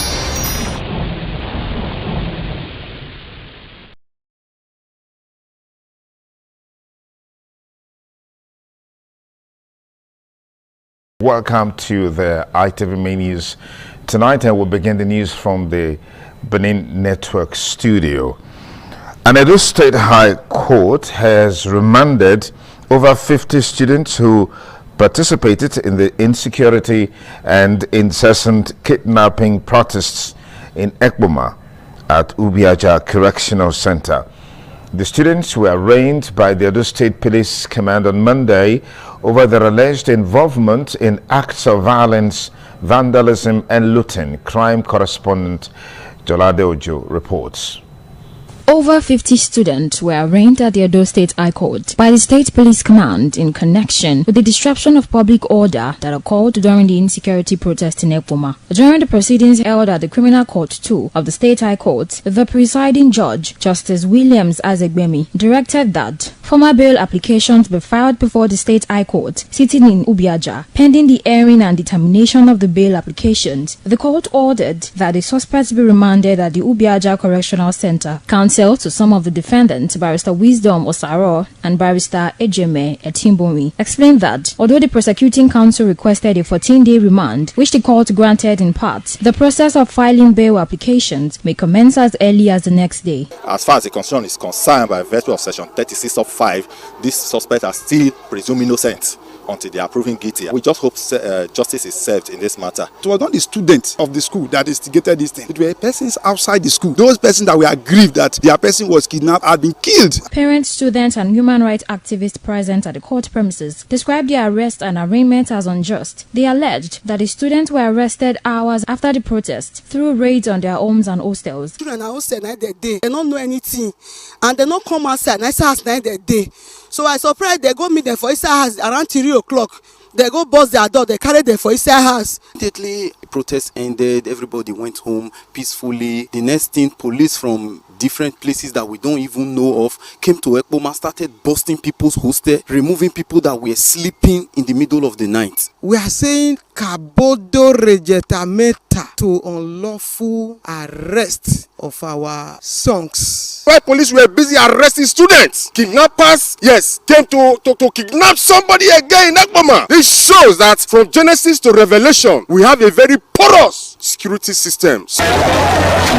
From Benin, Jola Adeojo, ITV News. Governor of Edo State, Senator Monday Okpebolo, has condemned the attack on the palace of the Onije of Ekpoma, His Royal Highness Anthony Ehizoji Abumeri II, with assurances that the perpetrators will be arrested and prosecuted. The governor was at the Onije's palace to personally assess the damage allegedly caused by the protesters, while expressing their grievances over incessant kidnapping and other security challenges in Ekpoma and environs. Government House correspondent Kingsley Uchegbu has details. Governor Okpebolo is in the university town of Ekpoma, Esan West, to assess the level of destruction in the aftermath of Saturday's protest in Ekpoma, which resulted in the blockade of the Benin-Ekpoma-Auchi Federal Highway and destruction of properties. Governor Okpebolo, accompanied by the State Commission of Police, Monda Monica, leaders of the All Progressives Congress and other party stakeholders, was taken around the palace of the Onoje, where different properties, including vehicles and items in a shop operated by the Onoje's wife, were vandalized. The governor described the invasion and subsequent looting of property at the Onoje's palace as criminal and unacceptable. He said while kidnapping is a serious problem across the country, protests must not be used as an excuse for lawlessness. Before this ugly situation happened, we had planned something. Security is secret, and I'm not supposed to say it to anybody, and we are still going to carry it out. These people will leave our forest if they are there. Ekpoma, Ishan will not be a safe place for them. We will leave no stone unturned. We have technology. The first one we carried out was very successful. 9 persons were kidnapped from the church. They were rescued on hot, and those kidnappers were also caught. This technology has actually arrived here. Earlier, the Onoje of Ekpoma, His Royal Highness Anthony Ehizoji Abumeri II, described the incident as unfortunate, alleging that many of the protesters were under the influence of illicit drugs. At the appropriate time, traditionally, we'll still do what we are going to do traditionally on it.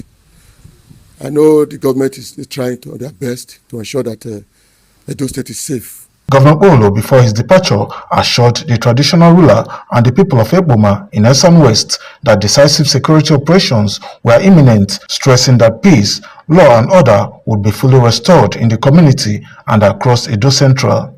Kingsley Uchegbu, ITV News. Benin City Christian Community has rounded off the 2026 Universal Prayer Week at the Palace of the Benin Monarch, His Royal Majesty Oba Ewai II. The Oba of Benin seized the opportunity of the service to call on Nigerians to continually offer prayers to God for peace and unity in the nation. Wellington Akodeja has details.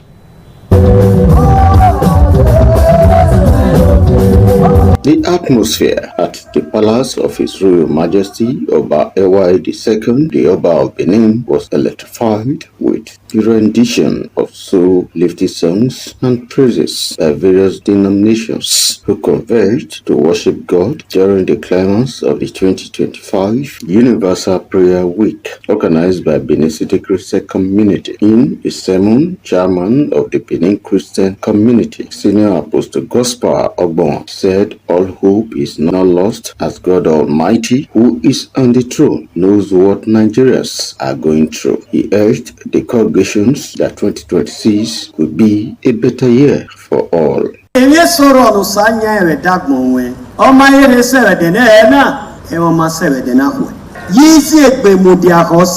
In his remark, His Royal Majesty Ewa II, Oba of Benin, thanked Benin City Christian community for praying for the land, saying that no development can thrive in an atmosphere of rancor.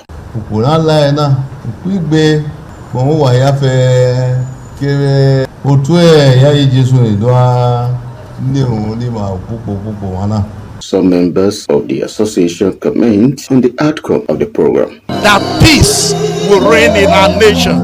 That peace will be in Edo State. That peace will be in Benin Kingdom. The palace and the church, we are working together towards the betterment of Edo State and even Nigeria. God is moving. The power of God is moving and God is overcoming. So we give God the glory. The Universal Prayer Week was held at various churches by organizers each day while it lasted. From Benin, Wellington, Akodeja, ITV News. Kada Plaza Cinema and Entertainment Center located on Sapele Road, Benin City, has introduced the ultimate 5D virtual reality game adventure described as immersive and exhilarating by alluring Edo beauty pageant queens who recently visited the facility. Joy Obaisiagmo reports.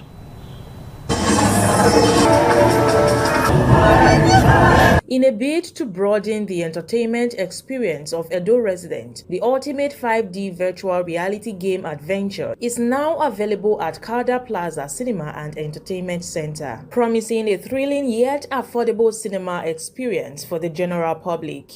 It's the fun side of the watching of the cinema. It's not like you come to watch a full movie, but the difference is as you watch, you enjoy the flow because the chairs will be tilting and vibrating. To gain first-hand experience of this new innovation, the incumbent Miss Edo Carnival Queen, Miss Iduagbe Peace, alongside other alluring queens, were taken on a guided tour of the impressive facilities at Kada Entertainment Hub. These include the 1111 Hair Beauty Salon, which offered gender-friendly beautification services, the Kung Fu Chinese restaurant, serving a wide variety of intercontinental dishes and drinks, Kada Healthcare and Pharmacy, providing medications and pharmacist on-demand services, Zozo Cafe, known for coffee, tea, and snacks, and the Elliott Sports Bar, which offers a full bar experience with trending music from a live DJ. Amazing one. The staff are very welcoming. They are very engaging. They help you out with whatever it is you want. The queens also had an exciting time at the arcade game area where they enjoyed the thrill and fun of various interactive games. However, the highlight of their visit was the 5D virtual reality game adventure, a cinema experience they described as both immersive and exhilarating. It was an amazing experience. I was actually scared. I almost peed on myself, but then yeah, it was okay. This place is absolutely beautiful. The fun, movies, the games, everything is amazing. So if you want to have fun, the best spot in Benin City, Edo State, is Kada Plaza because you have literally everything you need. In her comment on the new innovation, the head of operations, Mrs. Emily Uwabo, said the introduction of the brand new 5D virtual reality game adventure positions Kada Plaza Cinema and Entertainment Center as a destination that promises a more fulfilling experience for gamers and fun seekers alike. We just currently have the 5D cinema, and then we have the thrilling effects that goes with the motion chairs. It's worth experiencing. From Benin, Joy Obaisiagmo, ITV News. Millions of naira worth of goods were consumed as several shops were razed by fire on Sunday night at Ekpoma, the administrative headquarters of Eastern West Local Government Area, Edo State. Edo Central correspondent Chris Omije reports that the fire, which started at about 12 midnight, caught owners unaware as they watched helplessly without remedy. It was a tragic day for owners of shops around Ekpoma Police Barrack Road, as over 25 shops were razed down by fire and goods worth millions of naira consumed. Some of the shop owners who lamented over their losses said they were called at about 12 midnight to watch helplessly as their goods were burnt down without any intervention from concerned and relevant authorities. Yesterday night, now they call us and see what they happen for police station. All the whole shop burn. We dey appeal to government to come, make they come assist us. Look at now, everything don't waste. We don't even know where to start. The shops here, there are more than 20. The fire started from the down. We were not able to remove anything. So everything just burned to ashes. I'm a hairdresser. I sell hair, relaxers, all those things. As I dey, I don't know where I want for start. 1 naira I no get now. Here now they manage myself. Make the tell people make it help us. No fit reach anywhere, no fit do anything, no fit bring anything out. Everything just burn. Here they manage my life as I graduate, no work. Just okay, more suffer the manager. We are appealing that the government should come and help us. Because goods worth millions is what go down here. They, however, decried the absence of firefighting equipment in Ekpoma and its environs to prevent such eventualities and call on Edo State government for assistance against future recurrence. Getting here, we stood at the side there, just watching our property be burned by fire. Nothing we could do. Because no fire extinguisher around here, there's no firefighter. After the New Year, they supplied me bags of rice. Everything meted so. A statement issued by the Police Public Relations Officer, Edo State Police Command, ASP Eno Ikodem, said the cause of the fire occurred at the Power Shops area following the restoration of electricity supply, which reportedly triggered a spark from one of the shops. In Ekpoma, Chris Omije, ITV News. Tight security has been deployed at the Kano State Government House amidst reports of a planned defection by Governor Abba Kabir Yusuf.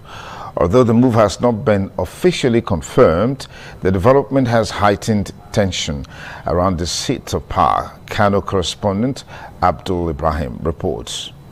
It was a heavy deployment of security operatives at Kano State Government House on Monday, following a report of a possible defection by Kano State Governor Abba Kabir Yusuf. A combined team of security personnel drawn from the Nigeria Police Force and the Department of State Service was observed at the main entrance of the Government House and other strategic locations. At least 7 armored personnel carriers manned by the police officers and DSS were stationed at key points, including the main gate and the runabout leading to the Government House. Security checks were also intensified as movement into the Government House was subjected to strict identification and screening procedures by the security operatives. Although the planned defection has not been officially confirmed, the governor is believed to be considering move to the APC. As at this time of filing these reports, the state government is yet to issue an official statement on the deployment. Abdul Ibrahim, ITV News Kano.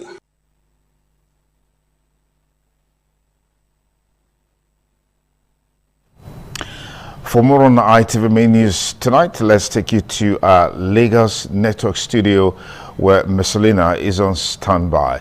Messalina, over to you.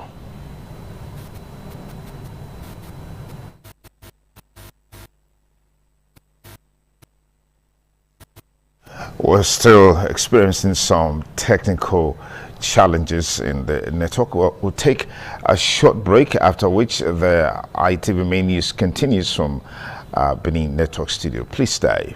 The presidency says President Bola Tinubu will this week target greater renewable energy partnerships at Abu Dhabi. State House correspondent Harota reports the president, who arrived in Abu Dhabi, will be attending the prestigious 2026 Abu Dhabi Sustainability Week in the United Arab Emirates.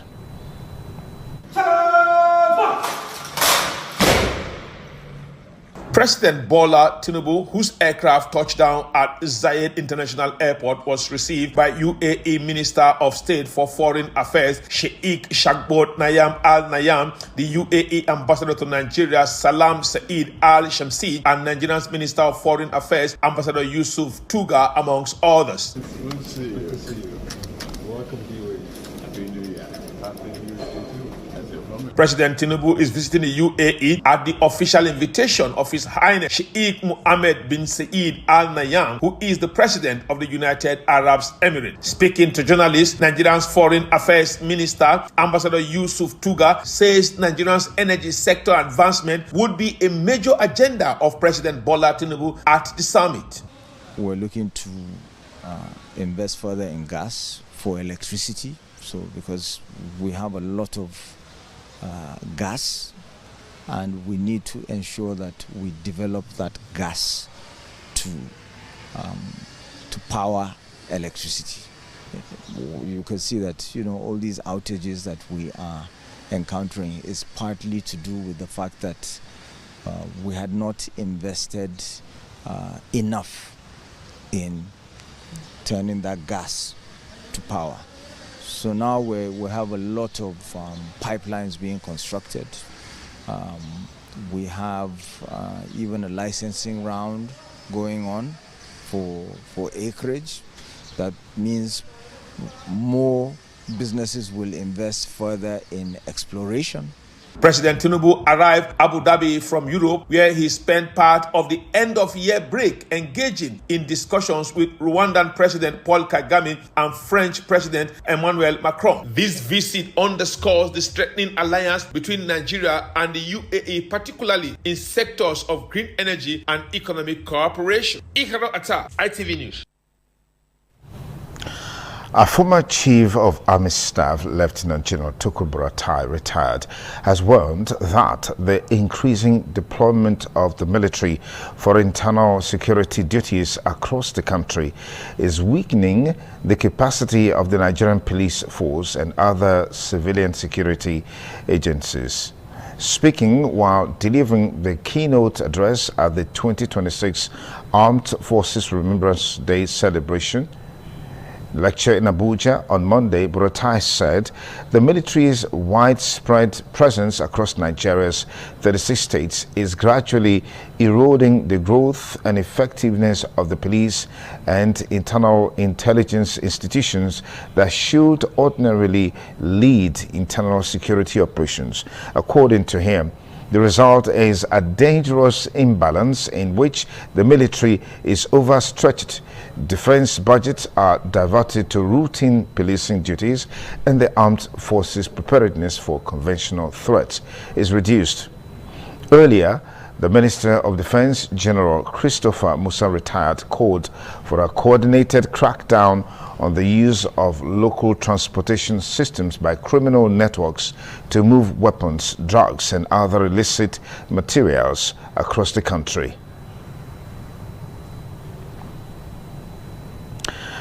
Late businesswoman and philanthropist Chief Iyabo Dele Ewota Ni Shoyoye has been eulogized as a true Nigerian who positively affected the lives of Nigerians irrespective of ethnicity and nationality. Aigboje Ikwora reports that late Chief Iyabo Dele Ewota was accorded the last respect by family members and friends and laid to rest. Families, friends, and well-wishers from within and outside Nigeria converged to honor a woman many describe as a true example of an African woman, late Chief Iyabo Dele Ewota Ni Shoyoye. Commenting on the life and times of the deceased, some guests and family members said she never saw culture, religion, and tradition as factors in doing good to others. When I go visit Ewota Abraham, I used to see the mom, and the moment she knew that it's on to their own family friend, she took me as a son. Glory and honor to be here today, and not me alone with my wife. We are here to celebrate Mama. Son of late Chief Iyabo Dele Ewota, High Chief Peter Ewota, and other members of the family, while appreciating their mother for the sacrifice to ensure they are who they are today, said they wish she did not pass away. Philanthropic giving, and that's it's a me. Even if I don't have the little I have, I give. she taught me that, because when you are humble and you believe in humanity, more blessings will come to you. She was one of a kind, very unique, very special. You know, our type and kind is hard to come. It's very hard to come by.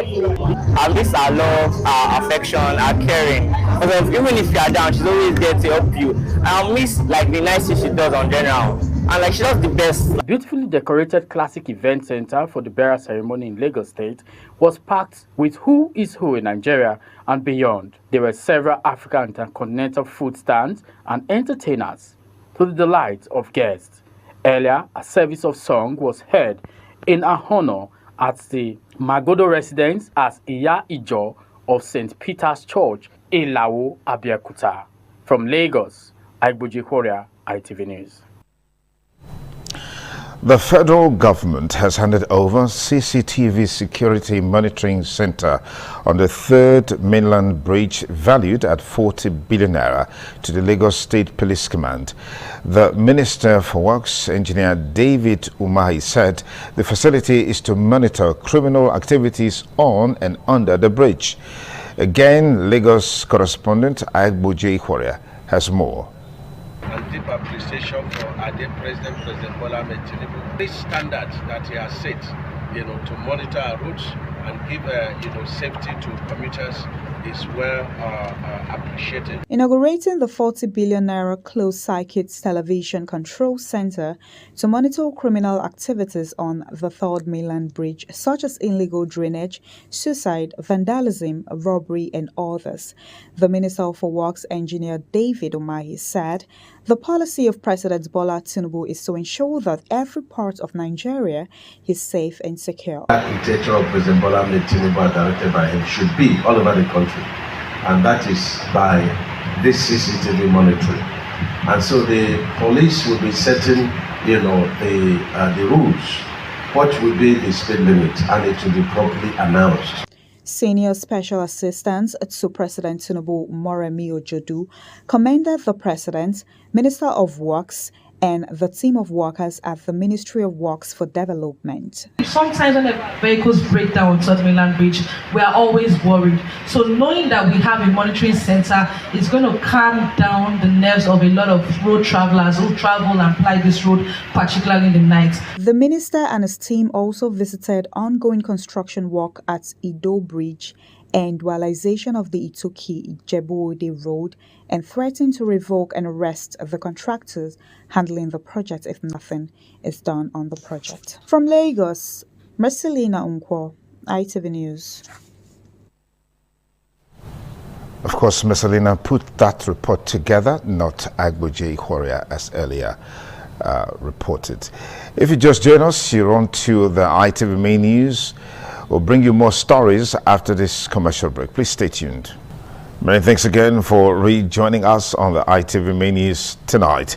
It was a big ceremony on Sunday in Benin City when the wedding of renowned media personality Uyi Osaitin and Rita Balogun was solemnized at the New Covenant Gospel Church, Benin City. The ceremony was attended by several dignitaries, including the Executive Director of Operations, ITV and Radio, Chief Elder Ogbedo Umose, as well as family members and well-wishers.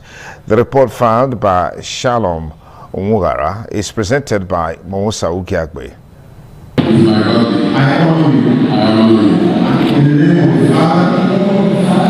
The exchange of marital vows between Rita Balogun and Uyi Osaitin was officiated by the former president of the Pentecostal Fellowship of Nigeria, PFN, and General Superintendent of New Covenant Gospel Church, Reverend Dr. Felix Omobude. In their mother's souls, you knew that today will come to pass.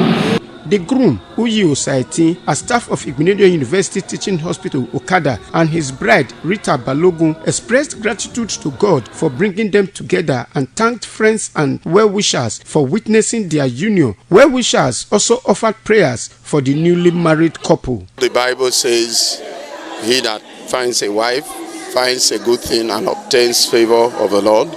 Indeed, I found me a good wife. I just want to thank God for this day. It's a dream come true. I want to thank God for my husband. You know, our meeting was actually ordained by God, and I want to thank God for it. I wish them happy married life. I wish them God's favor. This union will last forever. The ceremony later shifted to Vichy Gate Hotel, GRA, where the couple made a grand entry.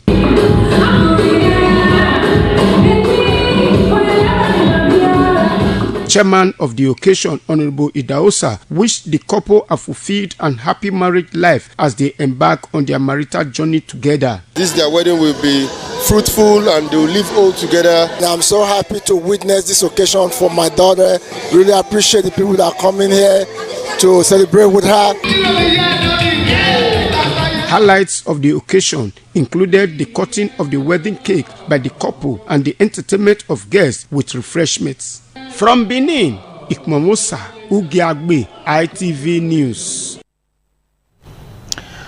There is tension in Usan community, Bobaha local government area, Federal State, as elders, women and youths have accused Charles Uyekme of alleged years of oppression, intimidation and abuse of power. According to the elders, women and youths of the community, he has allegedly served as the Community Development Association CDA chairman for several years. Ikmomusa Ugiagbe has details. Elders, women and youths of Uwesan community, Ikpobaoha local government area, converged on the community to register their displeasure with the unlawful selling of community property, including school land, market land, and areas originally reserved for a community hospital. The situation reportedly escalated when elders, dissatisfied with prolonged CDA leadership, unanimously installed a new youth leader, Okayele. The Ojowe designate Pa Imafido Amiomago stated that the community has endured persistent oppression under his leadership. Charles Uyekme, former CDA chairman. So for 20-something years now,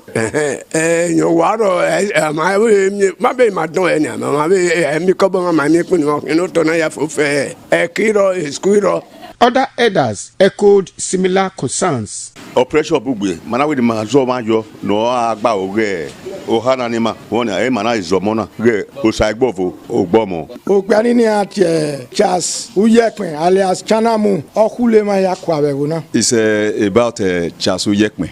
Right from 2020, he has been CDA chairman in this community. One of the women in the community, a widow, appealed to relevant authorities for urgent intervention. A youth leader also expressed concern over the situation in the community. The newly installed Okayele of Uwesan community, Comrade Ogbomo Osaigbovo, called on the Edo State government and the Palace of the Oba of Benin to urgently intervene. For a very long time, we'll be suffering in this community from the oppression of Mr. Charles Uyekme. We've come together to say we want a change of government. Attempts to get the reaction of Charles Uyekme to the allegations against him were unsuccessful. Independent television news crew intends to get his side of the story whenever he is ready. Ikmomosa Ugiagbe, ITV News.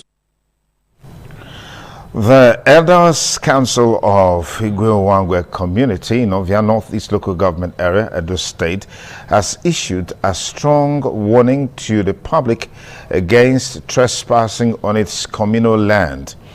In a statement by its solicitor, Barrister Charles Asemuta, the council cautioned estate agents, property managers and members of the public to immediately stop entering, surveying or conducting any form of transaction on the land belonging to the community.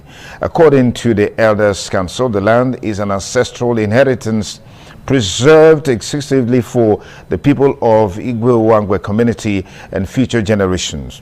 They said the land has been used for farming and other communal purposes from time immemorial and is not for sale, lease or mortgage, transfer or any form of alienation. The Elders Council also announced the immediate removal of the self-acclaimed Okayele Idemudia Omede and his cabinet, stating that they no longer have authority to represent the community or deal with its land. The council further warned that any individual or group engaging in land transactions within the area does so at their own risk, adding that the community will not be held responsible for any losses or damages arising from unauthorized dealings. We will take a short break. More reports coming your way on the ITV Main News in just a moment. Thanks again for staying with us. Friends, relatives and members of the Benin Recreation Club have bid farewell to the outgoing president of the club, Mr. Courage Osamoyi Osayi, for attracting modern developments to the club with his transformative agenda. They said since he took over as president of the club, he and his executive brought innovative change to the club, which prompted them to organize the President Valedictory Sports Festival in his honor. Efosa Wangwe reports. Commenting on what motivated him and his executive to embark on the developmental strides, Mr. Osamoyi Osayi said what they have done is to lay the foundation of the club for the future so that the incoming executive will have a template to follow. The vice captain, table tennis, indoor section, Austin Ogbowan, praised President Courage Osayi for the infrastructure and discipline that he and his executive have brought into the club. Looking at where we are coming from and where we are today, I know quite well we've gone far. He has done tremendously well in terms of infrastructure, in terms of discipline to the club. Captain of volleyball, basketball and badminton section, Dr. Bala Anegbe said the section he is overseeing in Benin Recreation Center was established by President Osayi, whom they are celebrating. The captain-elect of tennis section, Nosa Odia, thanked President Osayi for the major achievements he and his executive have done in the club. Captain-elect of football and swimming pool section, Mr. Matthew, said the President's Validated Sport Festival was organized to bring unity back to the club. As a matter of fact, he put everything in place. So it's just for me as a captain to keep maintaining the place. We want everybody to take away disunity and bring unity back to the club. The event is not just about sports. It is about gratitude. There was an award and presentation ceremony during which those who participated in various games that emerged winner, first, second and third were presented gold, silver and bronze medals. In addition, cash prize were also presented to the first position of table tennis winner. The President's Valedictory Sports Festival featured table tennis, volleyball, board and card games, pool, snooker, billiards and bus stop games among others. From Benin, Efosa Wangwe, ITV News. Chairman, Nigerian Union of Journalists, the State Council, Comrade Festus Alenhe, has secured the release of 3 inmates from Oko Correctional Service, Benin City, after paying fines for the offences which they were convicted. Again, Efosa Owangwe reports. Those that regained freedom are Gospower Nathaniel from Nasarawa State, Francis Joshua from Ebonyi State, and Ikechukwu Udu from Imo State. They were arrested, investigated, and charged to court for various criminal offences. The court, however, found them guilty of the various charges and sentenced them to different jail terms ranging from 6 months to 1 year, but with option of fine. Their inability to pay the fines made them to continue with the prison terms. Succor, however, came their way as the chairman of the Nigerian Union of Journalists Edo State Council, Comrade Festus Alenhe, in the spirit of the new year, decided to pay the fines of some inmates at the Oko Correctional Center to effect their release. The approach led to the recommendation of 3 inmates by the authorities of the Nigerian Correctional Service Edo State Command. The fines were paid into Edo State government coffers while the 3 inmates were released. The beneficiaries thanked Comrade Festus Alenhe for the gesture. We should use this opportunity to say I don't know there are good people and good government we have like this in this country. God will continue to bless this country. Thank you. Responding, Comrade Alenhe said his gesture was born out of love for humanity. He said the 3 beneficiaries are not from Edo State, saying Nigeria is one. These 3 persons are just like a pilot support for me. Committed various offences and were sentenced to various jail terms, and then to also pay option of fine, but they couldn't hardly afford the option of fine I was giving to them. So these are just done. I paid it to government coffer and got them released. So next is going to we get into the hospital where we can look for indigent people who have been discharged from the hospital but unable to pay the hospital bill. The 3 persons were also given cash to return to their various states. From Benin, Fosa Wangwe, ITV News. The 6th edition of the Edo Mega Show lit up Benin City as artists, music lovers and cultural enthusiasts converged for an evening of music, entertainment and celebration. Hosted by the Chief Executive Officer of Music and Me Entertainment, Prince Charles Osadolo, the event continues to provide a platform for promoting musical talents, encouraging creativity, and preserving Edo State's rich cultural heritage. Ofure Aneto has more.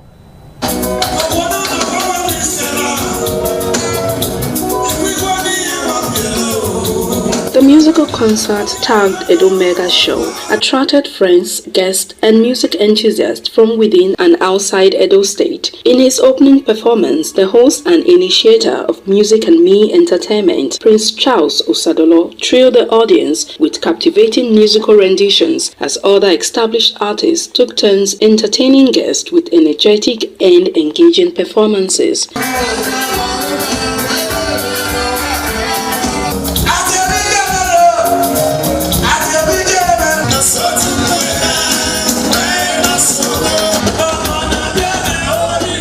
Highlights of the event included the presentation of an Excellence Award to Lucky Boogie as Best Drummer, while members of the Eligible Club of Madrid presented a portrait of recognition to Prince Charles Osadolo in appreciation of his contributions to music development. Speaking at the event, guests, including the host and initiator of the Edo Mega Show, explained that the project is an annual initiative aimed at promoting talent, encouraging creativity, and preserving cultural heritage with musical performances and an album launch forming part of the program. Music and Me is just like a foundation, helping the younger ones and the older ones in entertainment in Edo State. So Edo Mega Show is an event we are doing every year. I wish him well today for his music career, and whatever he seeks, he shall find in the name of Jesus. I don't really base here. I'm in United States, New York City, and I'm here today to support him, and I love music. Benin music is already all over the world, so it's a continuation of that trend that we are doing today. By the grace of God, Prince Charles Osadolo is also a man of God, and he has brought impact to the youth of Edo State. From Benin, Ofure and Neto, ITV News. Now let's take you into the world of sports, where Osamutiame Osage is on standby for some juicy sports bits.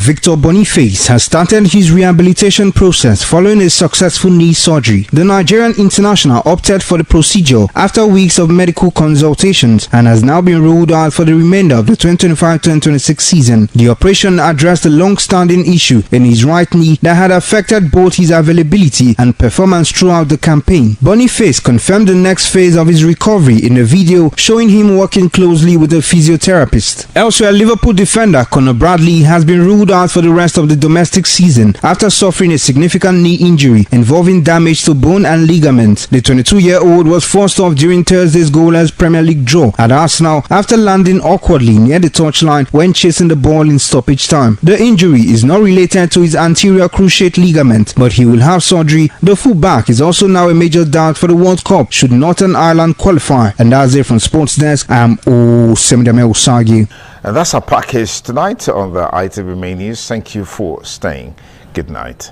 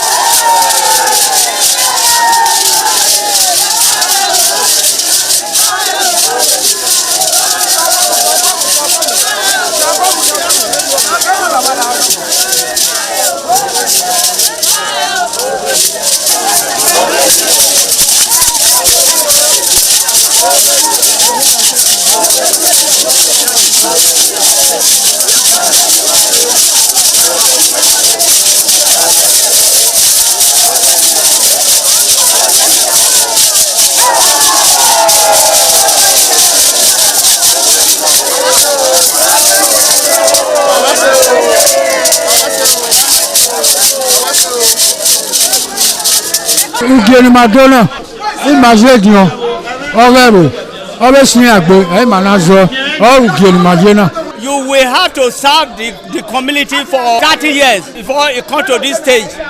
They will ordain you ordain title. Then by then you are one of the elder. This year now, we don't read the year, so that's why we can do this year.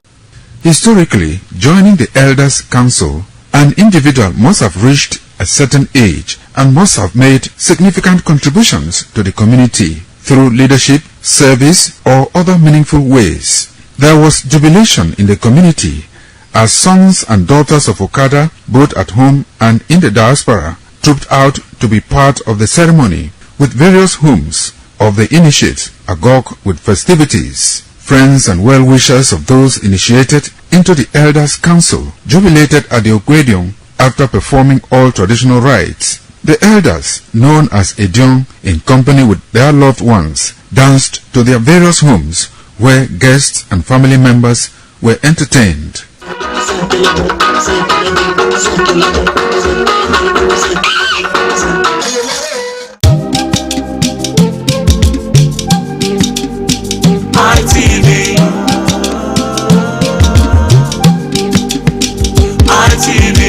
ITV, certainly the best.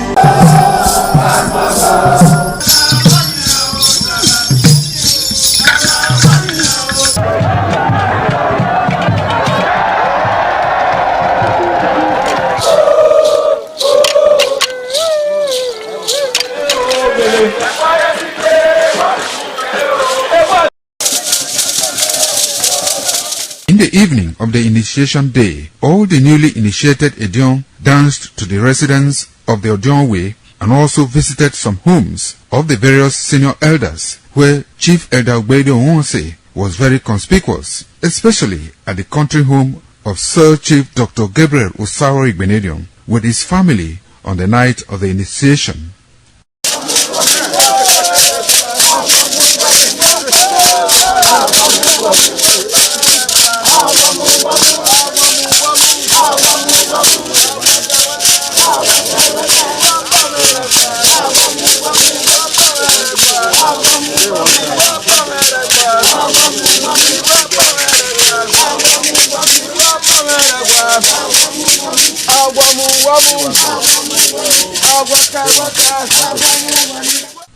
On the following morning, as part of the rite to be performed by the newly initiated Edion in Okada town, the initiates, led by Chief Eda Ogbedo Onwonse, visited the Esama of Benin, Sir Chief Dr. Gabriel Osaro Igbenedion, at his Okada country home residence to pay homage and appreciate him for all he has done in the development of the community, which has placed Okada in world map. They also thanked him for his role in the success of their ceremony. They commended the Esama of Benin as a custodian of Benin cultural heritage and for revitalizing the age-long tradition of the age-grade ceremony.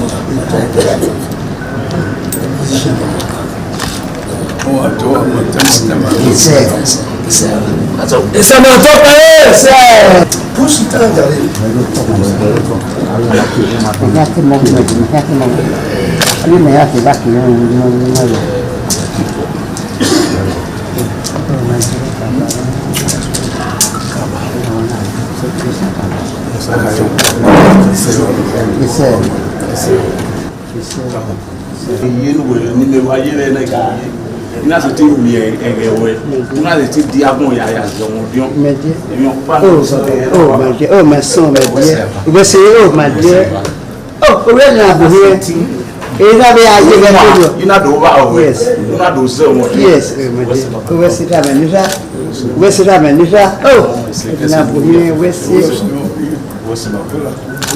my dear is it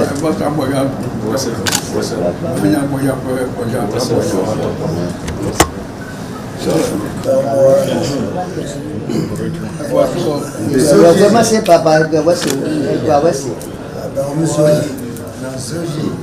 nous irons ça m'a topé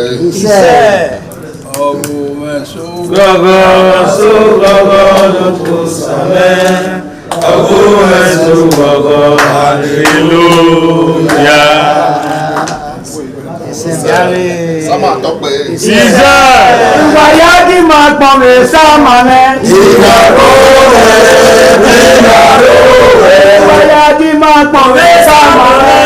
Ìgbàgbọ́ rẹ̀ ìgbàgbọ́ rẹ̀.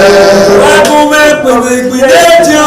Ìgbàgbọ́ rẹ̀ ìgbàgbọ́ rẹ̀. Wákùn mẹ́pẹ̀lú ìgbìlẹ̀ sáàmà rẹ̀. Ìgbàgbọ́ rẹ̀ ìgbàgbọ́ rẹ̀.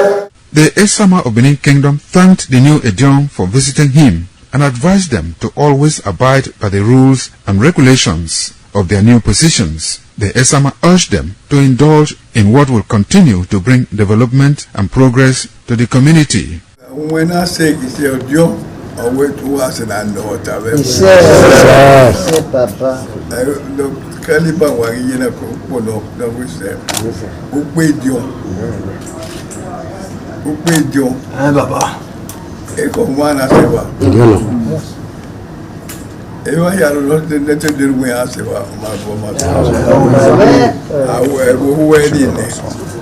Ejo wuki. Ejo na wele. Ejo na pulupe. Ejo na mluri ya kwa ewa kiwada. Bawe kwa ba. Ojo wele. Kaja de nena ya de wuyi. Bawe kwa de wuna mwana no mase wilo kwa yi.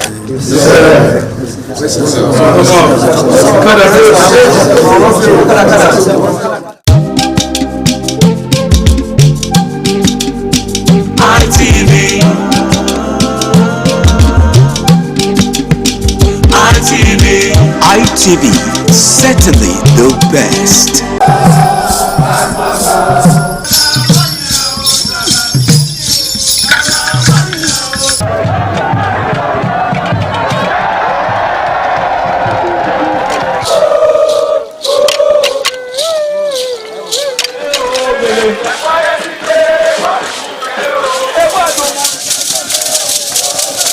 The new Edion expressed excitement as they danced and rejoiced before the Esama of Benin, Sir Chief Dr. Gabriel Osawori Benedion, who also joined in the dance.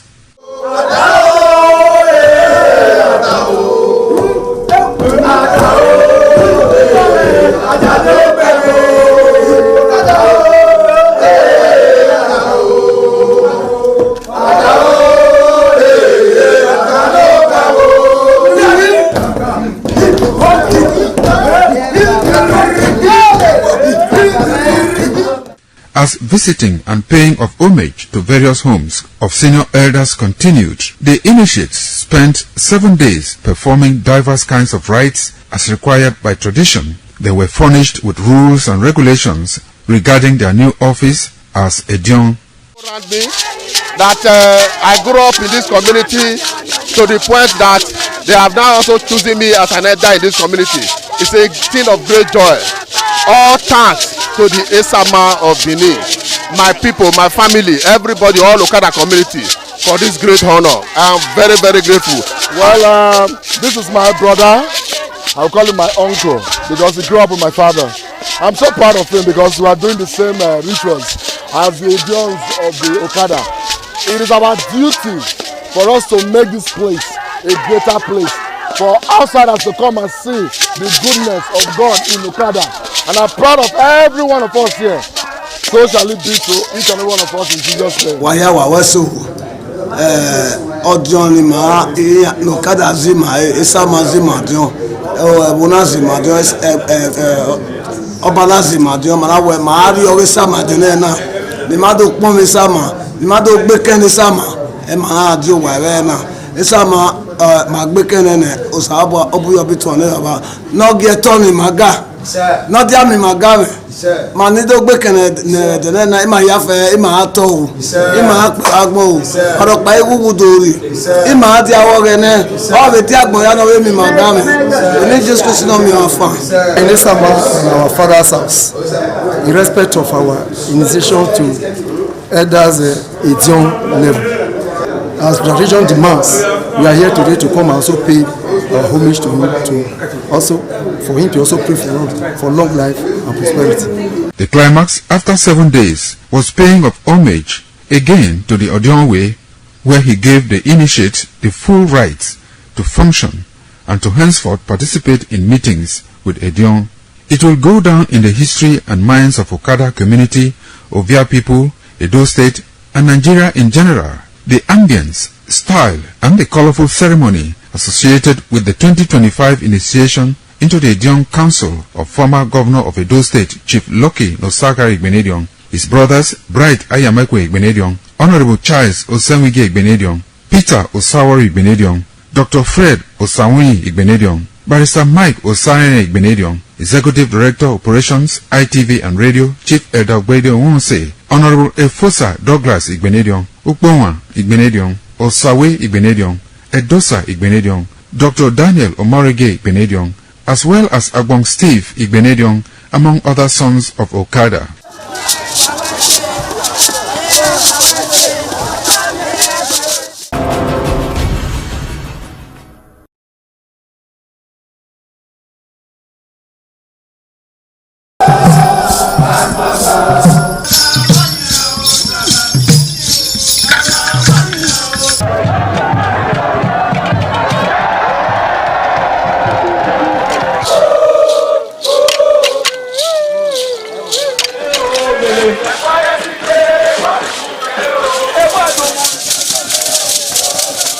This is Aqua Game, a popular game in Africa played by our ancestors to entertain themselves after each day of farming.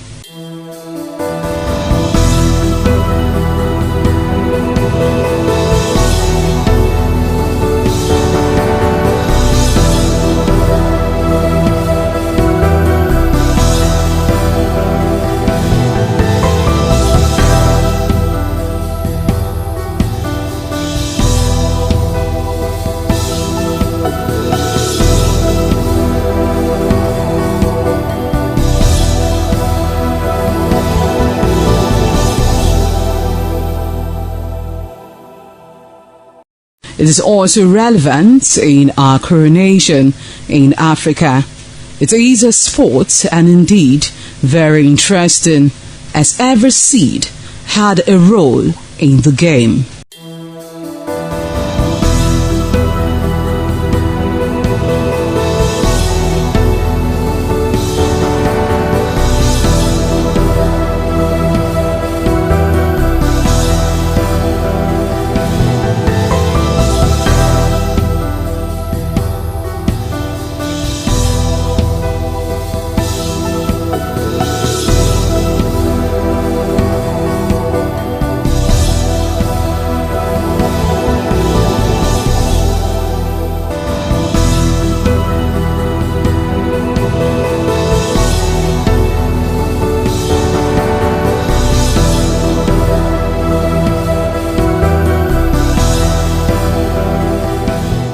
Playtime is 45 minutes per set.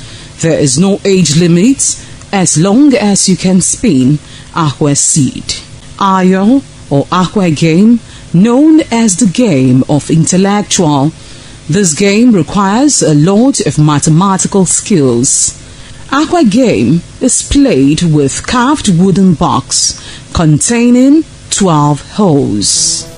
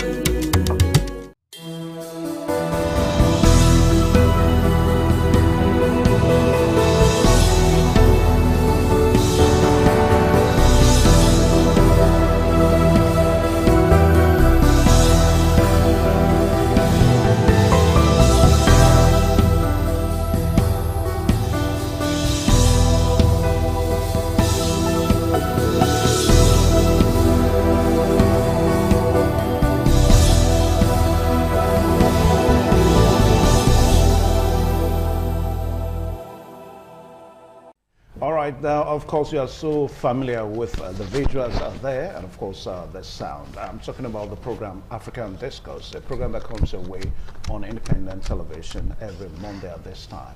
My name is Evan Sunokogie. You're welcome to the program. Today's edition happens to be the second edition for the year 2026, so you see that the year is still brand new. And we will keep on making our postulations to see how our politics will go on the continent of Africa. Well, today on the program African Discourse, we're going to be looking at 10 major elections of 10 major nations, countries of Africa, you may want to say. And the big question that we're going to be asking is whether these elections, if they are going to change the political narrative in Africa. Well, we saw all that happened last year, 2025, talking about the coup and the coups, and talking about some that were alleged to have been faked and some that thoroughly came through, and the military juntas, how they took over those nations. So today we're going to be looking at all that as the program goes on. And of course, to look at all these issues today on the program African Discourse, I am so privileged to have three gentlemen here. And first and foremost, join me to welcome Neville Obahedo. He's from the Ivory Tour of Learning from the Great University of Benin, a lecturer with the Department of Political Science and Public Administration. Neville Obahedo, welcome to the program African Discourse. Thank you for having me. Good afternoon, viewers and listeners all over the world. And also to a professor of vocational and technical education, Professor Victor Igbenedion is also our guest this afternoon. Prof, good afternoon and Happy New Year. Same to you. Good afternoon. Okay, and of course we have a prince in our midst this afternoon, Prince Israel Oreha. He's the Executive Director of Connected Advocacy, and he's also a Foreign Affairs Analyst. Prince, you're welcome to the program. Yeah, a very good afternoon to you all. Thank you for It's actually the first time you're making it with me on this program. Yeah. All right. All right, so gentlemen, let us just peruse and go through the major elections that we're talking about. Today is 12. In another 3 days' time, we're going to be having an presidential election in Uganda. And we understand that that election is going to be with President Yoweri Museveni, and he's seeking a 7th term amid concerns over opposition restrictions and electoral credibility. Then also the next one that comes is the one that's going to happen in the Republic of Congo, whereby presidential election is also going to take place on March 22nd with Denis Sassou Nguesso seeking re-election. Then also we have Republic of Benin, that's Benin presidential elections on April 12th, following a failed coup attempt in late 2025. I think that was the one that almost involved former President Goodluck Jonathan. Then also we also have the one in Cape Verde. That's going to be a parliamentary elections in April and the presidential elections in October. Then Ethiopia is also part of the nation that's going to be having election, and we're told that general elections on June 1st of 2026, crucial for regional stability and post-conflict tensions. Then Zambia is also going to be having its general elections on August 13th, and it's going to be reflecting a broader democratic trends and economic shift. Then also we have the one in Libya, and this election in Libya seems to, we're going to be dealing so much on that today, whether that election is going to bring all the restiveness that we've heard about in Libya in the past few years. So we're going to be having Libya presidential and parliamentary elections, and we understand that it is very crucial for the country's political stability, and also it is backed up by the United Nations and a way of keeping peace in that nation. Then we have another one in Djibouti, presidential elections, and it is expected to extend President Ismail Omar Guelleh's rule. That's going to be in Djibouti. Then also we have another one in Gambia, and we understand that it's going to be a presidential election on December 5th. And the very last one, settling on the list, is going to be in South Sudan, where we are told that the general election is going to take place on the 22nd of December 2026. And the country's first ever national election since independence, in that country. So, Neville Obahedo, perhaps you may want to also help us to peruse through, because you are a political scientist here. And from what we have seen, you know, all that happened in the year 2025, the coup, you know, the military junta, and of course the regional tensions, restiveness, and all that. So let's start from the first election that we're going to be having in Uganda. That's another 3 days' time. So what is your concern? What are your concerns about these nations having their elections? Are they going to mean good for the African continent politically or otherwise? As we speak about Uganda, I remember political actors from historical perspective, the likes of Milton Obote, the likes of Idi Amin, the likes of General Tito Okello, and then we talk about Yoweri Kaguta Museveni. I was in secondary school when Museveni led a rebellion, under the auspices of National Resistance Movement in 1986 to take over the government of Uganda. From that time till now, he has remained president. And as we speak, the first son is the chief of defense staff of Uganda. In case there's going to be a military coup, the son will just be the next president. That he has prepared the son for that position. Oh, really? Now let's talk about democracy. When the man started, he ruled for about 70 years or so before he started talking about democracy, even though there were elections. But the political parties could not contest for the office of president. Well, like a zero-party system for the presidency, and he was always emerging as the candidate.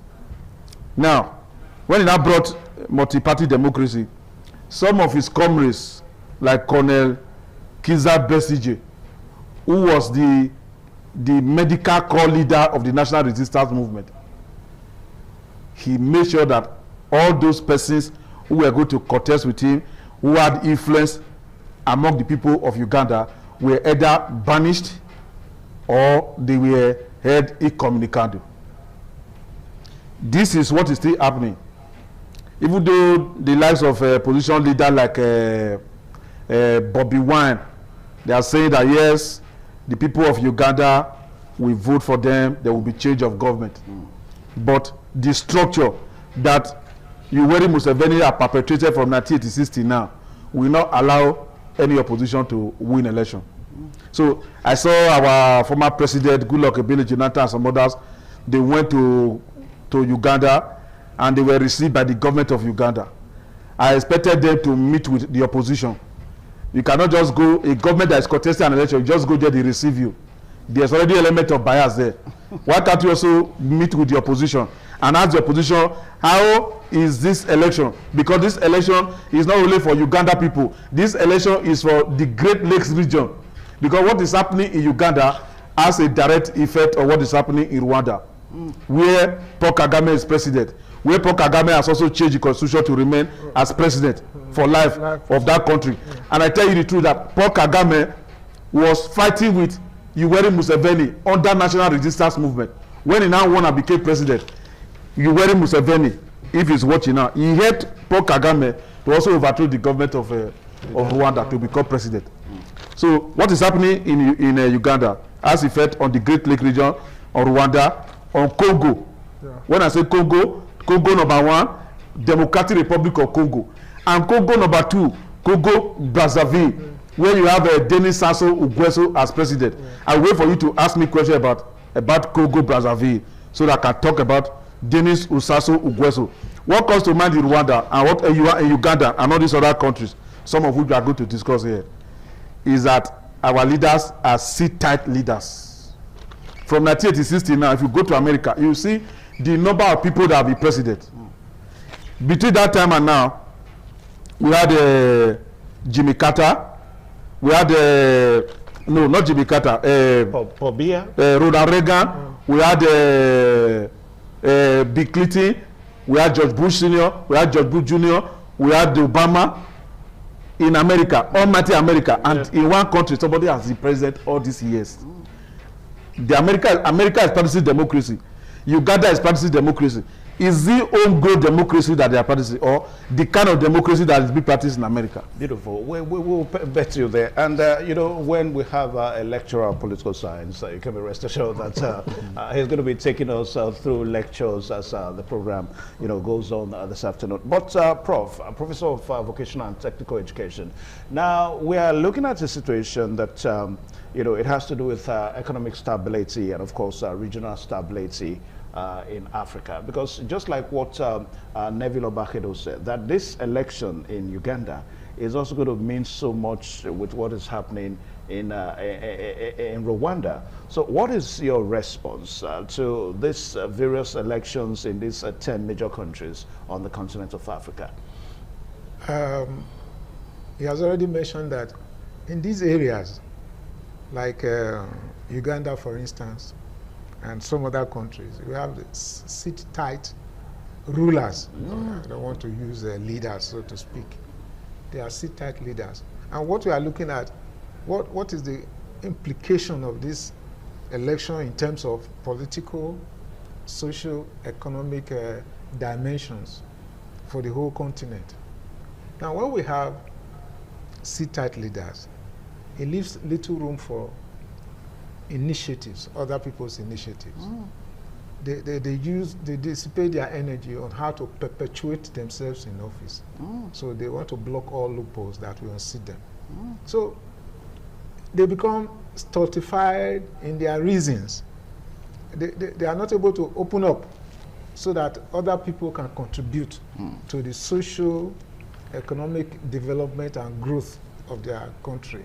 And as our lecturer just mentioned a while ago, he talked about the implication for the Great Lake region involving Rwanda and one of the Congos. Okay, so me, I don't see any silver lining in the horizon of this for the continent of Africa. These elections is a personal thing. They are going to struggle to remain in office, and as I said, it doesn't amount to anything significant development for the African continent, so to speak. Prince, sit-tight rulers, I don't want to use the word rulers now, but sit-tight syndrome of governance in Africa is what we're looking at. Yeah, I can't take it from what Prof and my boss just said. Political leaders in Africa, the issue around incumbency and electoral credibility is a call for concern. We cannot have the Africa we want if what we are doing, we are not doing it in the interest of the people. So the stability we want, we only come when the people elect those who actually govern them. Like for the Uganda president who have been there for 7 times, are we saying that there are no other persons who are good enough to also provide leadership for Uganda? Are we saying that everybody there, they are all dull? So citizen participation in political governance in Africa still remain in shambles. And the need for us to begin to reawaken consciousness of African citizens, to begin to demand for accountability of public service holders, I think is what is apt at this very moment. Because if we begin to demand accountability all this while, and also for the AU and the ECOWAS, they should move from observing election to demanding governance accountability from every president before they transit into political campaigns and others. That will also help also put an eye, just like what you said, Goodluck Jonathan going to be received by one of the, so is biased already. So he already sent a signal to the citizens that don't expect anything from this election. This man still remains until he changes his mind. But can we still remain like that? No. So that is why AU should also begin to look at its framework of engagement during election. It should shift from observing into demanding accountability. Also, citizens also reawaken consciousness early enough to begin to demand this accountability. I think it will also put them into checks to say, okay, we've not been doing well, let's move on. Because if we did not allow this incumbency stuff, if we did not begin to talk about it and its effect on economic stability, even in peacekeeping, Africa will still remain just like what Donald Trump called it, the shithole that I used to. Let us. We're not going to allow that on this program. Can you take that back? Okay, I achieved that. So it will still remain the underdeveloped, that the continents do. It's sad enough we have elites there. Let them begin to think differently. Okay. All right. So thank you so much, viewers out there. In case if you're still watching, the program is African Discourse on Independent Television. We quickly take a short break, and when we return, we see all the aspects of what we're going to be looking at today. Talking about these 10 major nations that are going to be having elections this year, 2026. We'll be right back. All right, thank you so much. The program is still on your television, African Discourse. Now, we also mentioned Benin Republic. Benin Republic, after the failed coup, we're going to be having the election sometime in February. Now, let us look at what happened, Neville Obakedo, with Benin Republic in the failed coup, vis-a-vis this election they're going to be having next month. Now, can we marry the two situations, politically, and what do you think the inference will draw from that coup, to this election that they're going to be having in February? You see, some years ago, I did a course on comparative military regimes. And one of the theories that I found very useful when you are analyzing coups and attempted coups is what we call the contagion theory. So if you go back to history, you will see that when coups started happening in Africa, they were not happening in regions and they were spreading to other places. Like in West Africa here, we had the military coup in Nigeria, we had the coup in Ghana, we had the coup in Upper Volta, Burkina Faso, we had coup in Benin Republic, and in other places, even Sudan and so many other places. Now, that is a bandwagon effect, number one, because most of these officers, they went to Europe and America and the Far East for studies. And when they now return back to their countries, they now see their friends. For example, those that you went to study in Sardos military school in UK, for instance, that are from Ghana, they are back to Ghana, they overthrew the government of Ghana. And then you people that are from Nigeria, you also organize yourself to overthrow the government in Nigeria. Yeah, like that. That was how they were overthrowing government. Now let's go to Benin Republic. Benin Republic, by the name, is Republic of Benin, which is this our Benin. So it is this Benin kingdom that is tied to Benin Republic, and that's where they derived that name, because the name used to be the Republic of Dahomey. Yeah. Now, we have seen in Benin Republic how the likes of Matthew Kerekou, the likes of Nicéphore Soglo, the likes of Boni Yayi, and so on, how they have presided over the affairs of that country. Now, before Matthew Kerekou overthrew the government, there were two other coups before he came. But when he came, he was able to stabilize the economy of that country because he was running a socialist government. Then he left government, organized free and fair elections, and the government of Nicéphore Soglo came. Later, this man came back again as elected president to rule this country. And it is on record that Benin Republic, more than ever before, experienced economic prosperity, peace, and political progress under the first and the second coming of Matthew Kerekou. Now, in this government of Patrice Talon, they call it Abim Maurice Talon, his government has created certain problems for the military and for the society. They would have been able to use well-established governmental structure to address these issues. But because of the coup in Guinea-Bissau, which was the latest before their own attempt, because of the coup in Burkina Faso, because of the coup in Mali, because of the coup in Niger, and because of the coup in Guinea, the one that overthrew the government of Alpha Condé. So they now decided that they were going to change government to address the problem that they felt were the problems facing not only the military but the people of Benin Republic. but they did not understand the system. Why did I say they don't understand the system? In every government, every sensible government used to make sure that soldiers and security forces are loyal to the government. So that even if there's going to be any attempt to overthrow the government, loyal troops will say no.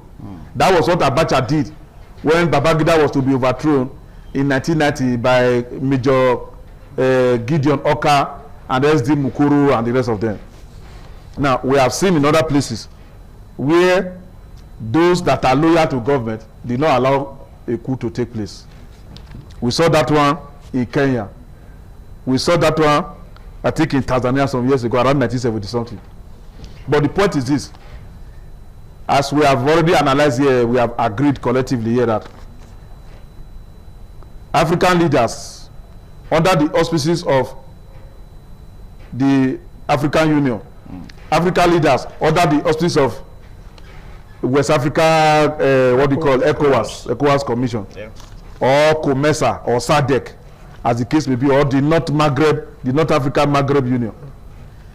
They should not be operating and be existing at the whims and caprices of those who are present leaders, without looking at the other current, whether these leaders are discharging good governance to their people.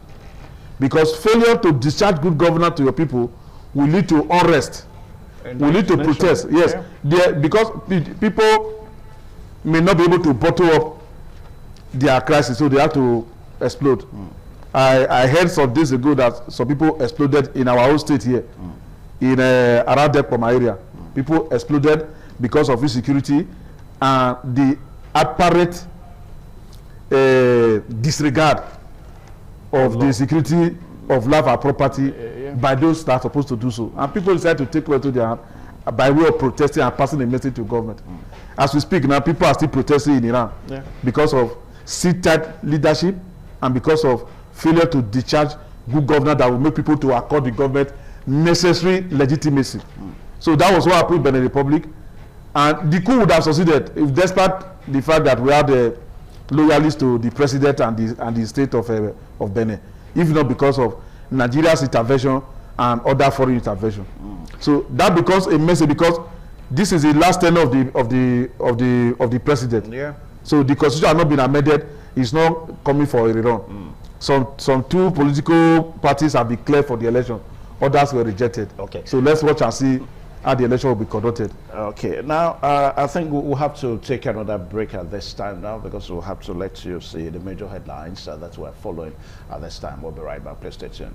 All right, thank you one more time. The program is still on your television, African Discourse, and 10 major elections in Africa this year, 2026, is what we're looking at, and trying to analyze whether they will reshape the narrative, political narrative in the continent. And we've talked about Uganda, and of course we have mentioned the one in Benin, which is the next election after Uganda. But let's quickly talk about Benin one more time, Prof. Now, the president there, I can't remember his name now, is not seeking for a re-election. But one of the reasons that was said why that coup was organized, so to say, was because of the fear of losing the February election. And I don't know, right now, so what is the guarantee that the election is going to be in his favor or in his party's favor, Prof? Okay, what is not clear to me is whether his party, whether he's contesting or not, is in the race for this election. So if his own party is in the race, the contender as a presidential candidate, maybe he's his person, somebody is bankrolling to do it.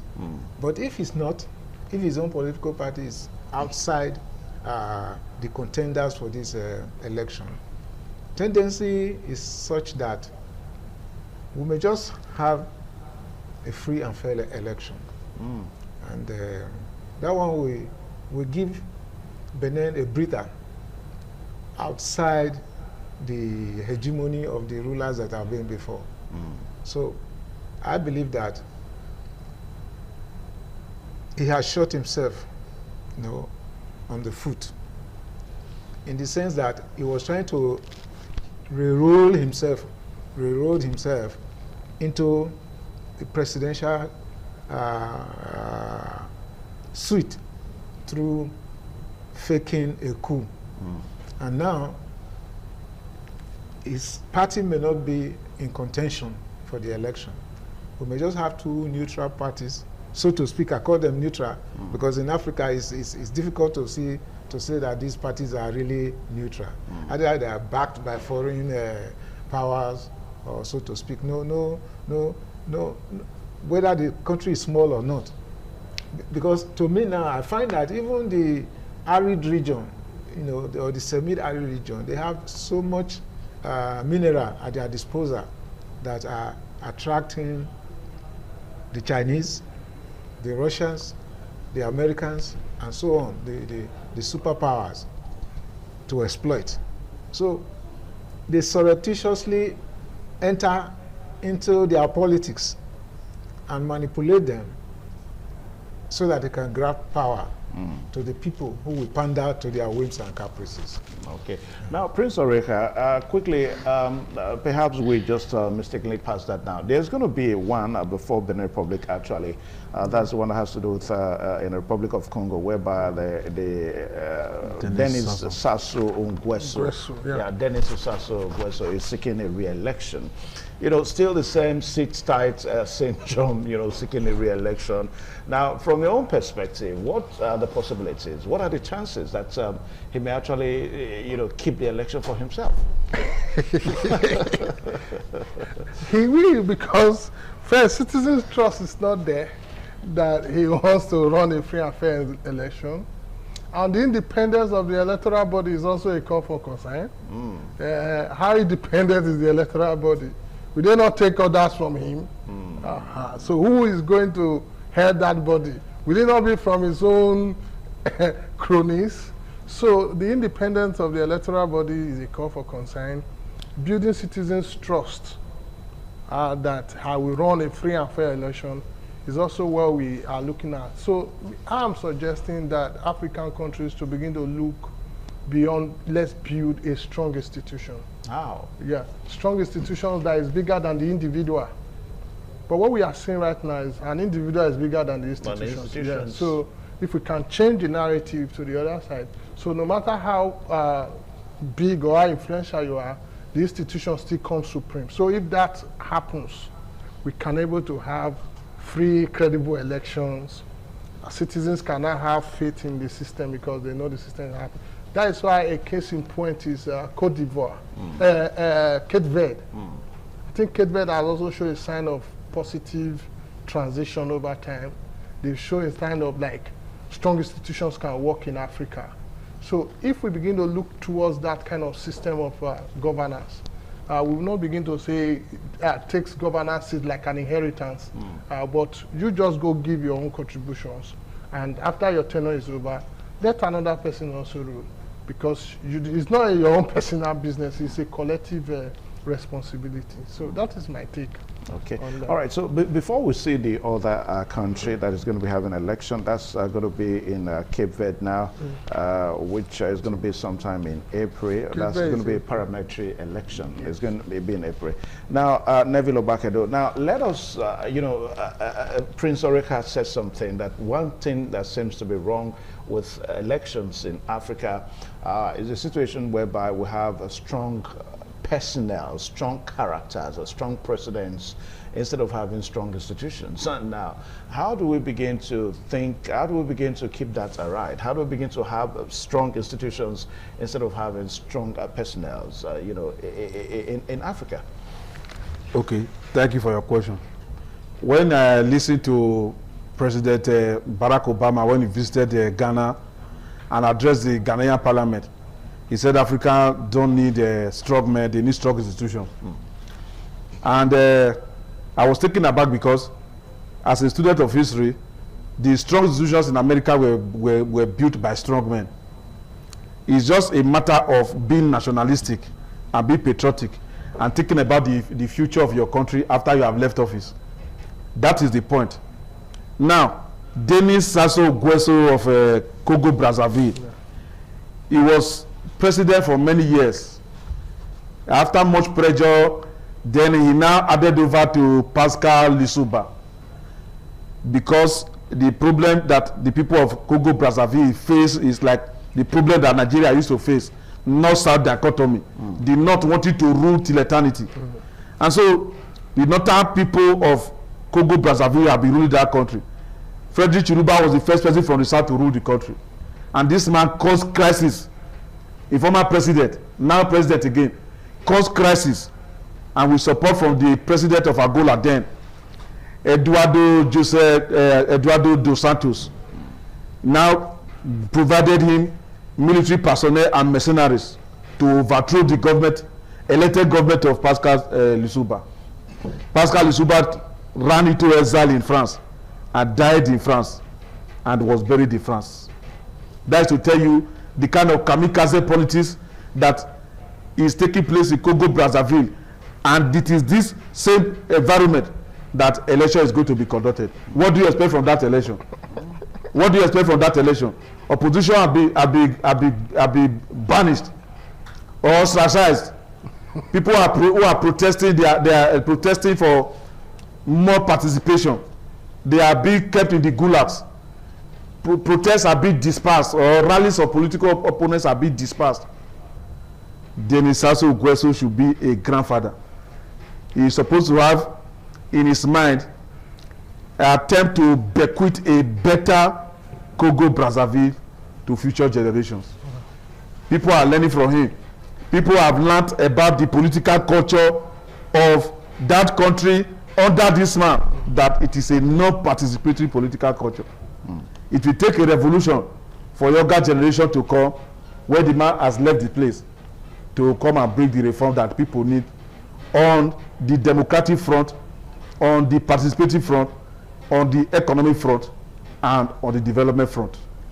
All right, now quickly, let's look at the Cape Verde. You made mention. They are going to be having a parliamentary election. A little wonder, do they have a parliamentary system of government in Cape Verde? Yes. It's not that they have parliamentary system of government, just like we have parliamentary election in Nigeria, which is National Assembly election. Right? Or we group our election together apart from off-cycle election. Okay. But some countries decide that presidential election should take place separate from the parliamentary election. Okay. Yes. Now, without no impact on the quality of the election in Cape Verde, whether it will impact on it negatively or positively. Right from the time of João Bernardo Vieira, a strong egalitarian foundation was laid for democratic takeoff in Cape Verde. As my co-discussor had alluded, the institutions of Cape Verde, they accommodate the opposition. The public media give the same access to government in power that is campaigning for election and the opposition. So it accords any government that will emerge from this political process, this electoral process, the widespread national legitimacy, because the people actually were given opportunity to participate in determining who should be their leader at legislative level and at the presidential level. This is where many countries like Nigeria, like Uganda, like Congo Brazzaville, like Djibouti, like South Sudan, and some other countries that want to conduct elections this year in Africa, including Zambia, and Gambia, including the Gambia, including Libya. They should go and learn from Cape Verde. They should go and study the electoral process of Cape Verde, so that as peace is in Cape Verde, and there's always a peaceful transition, so that peace can also come to their country. Because no matter how strong you may be stronger than Idi Amin in the person of Yoweri Museveni, may be stronger than Denis Sassou Nguesso, may be stronger than Kabila, Desiré Kabila and Joseph Kabila. A time will come that you will leave office. This was how the lives of Kenneth Kaunda were there for many years. Robert Mugabe was there for many years. Eperoji Bokassa of Central African Republic was there for many years. Now it is their stories are history now. Yeah.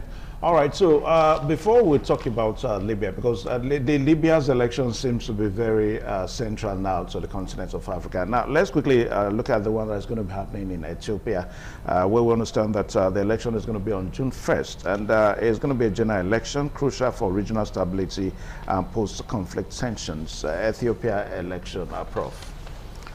Well, you know, Ethiopia is just evolving, starting from very serious instability in terms of another country emerging from Ethiopia. There have been a lot of instability there, and the essence is to find some level of stability. You know, a country has been made out of Ethiopia. Is it not so? What's that country again? I can't remember. The Eritrea. Eritrea. So there is need. There's still a problem there, serious problem amongst the Ethiopians. Yeah, the Ethiopians. So there is need for them to find a way to stabilize their country so that they can tap the full potentials inside that country for their own benefit. Okay. Prince Oreka, Ethiopia's, necessary for regional stability, the election in Ethiopia. Yes, Ethiopia used to be one of the central hub. So we look forward to see credible elections that we bridge the gap between the various ethnic divide that is currently going on there. That is also reviving the post-conflict era. So if they begin to see how they bring all their interests to the table, and just like what my co-discussant said, bringing the country first. If the Ethiopian agenda is the agenda that everyone wants to look at for making their country first, I think they will put aside the various ethnic disturbances that currently bedevil them within their own political system. So I look forward to credible elections. I look forward to stability in their own election to show that there can still be peace in the midst of conflict. Okay. Yeah. All right. So, Neville Obakedo, let's take the two remaining now. Okay. We still have Zambia, then we'll have Libya, then we'll have Djibouti. Now, but quickly, Zambia, general election in Zambia.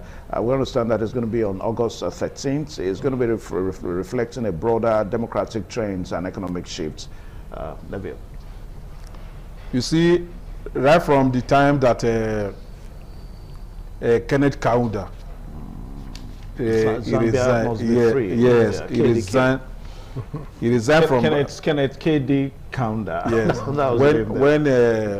when he left power for I've tried to remember the name of his successor, Frederick Chiluba.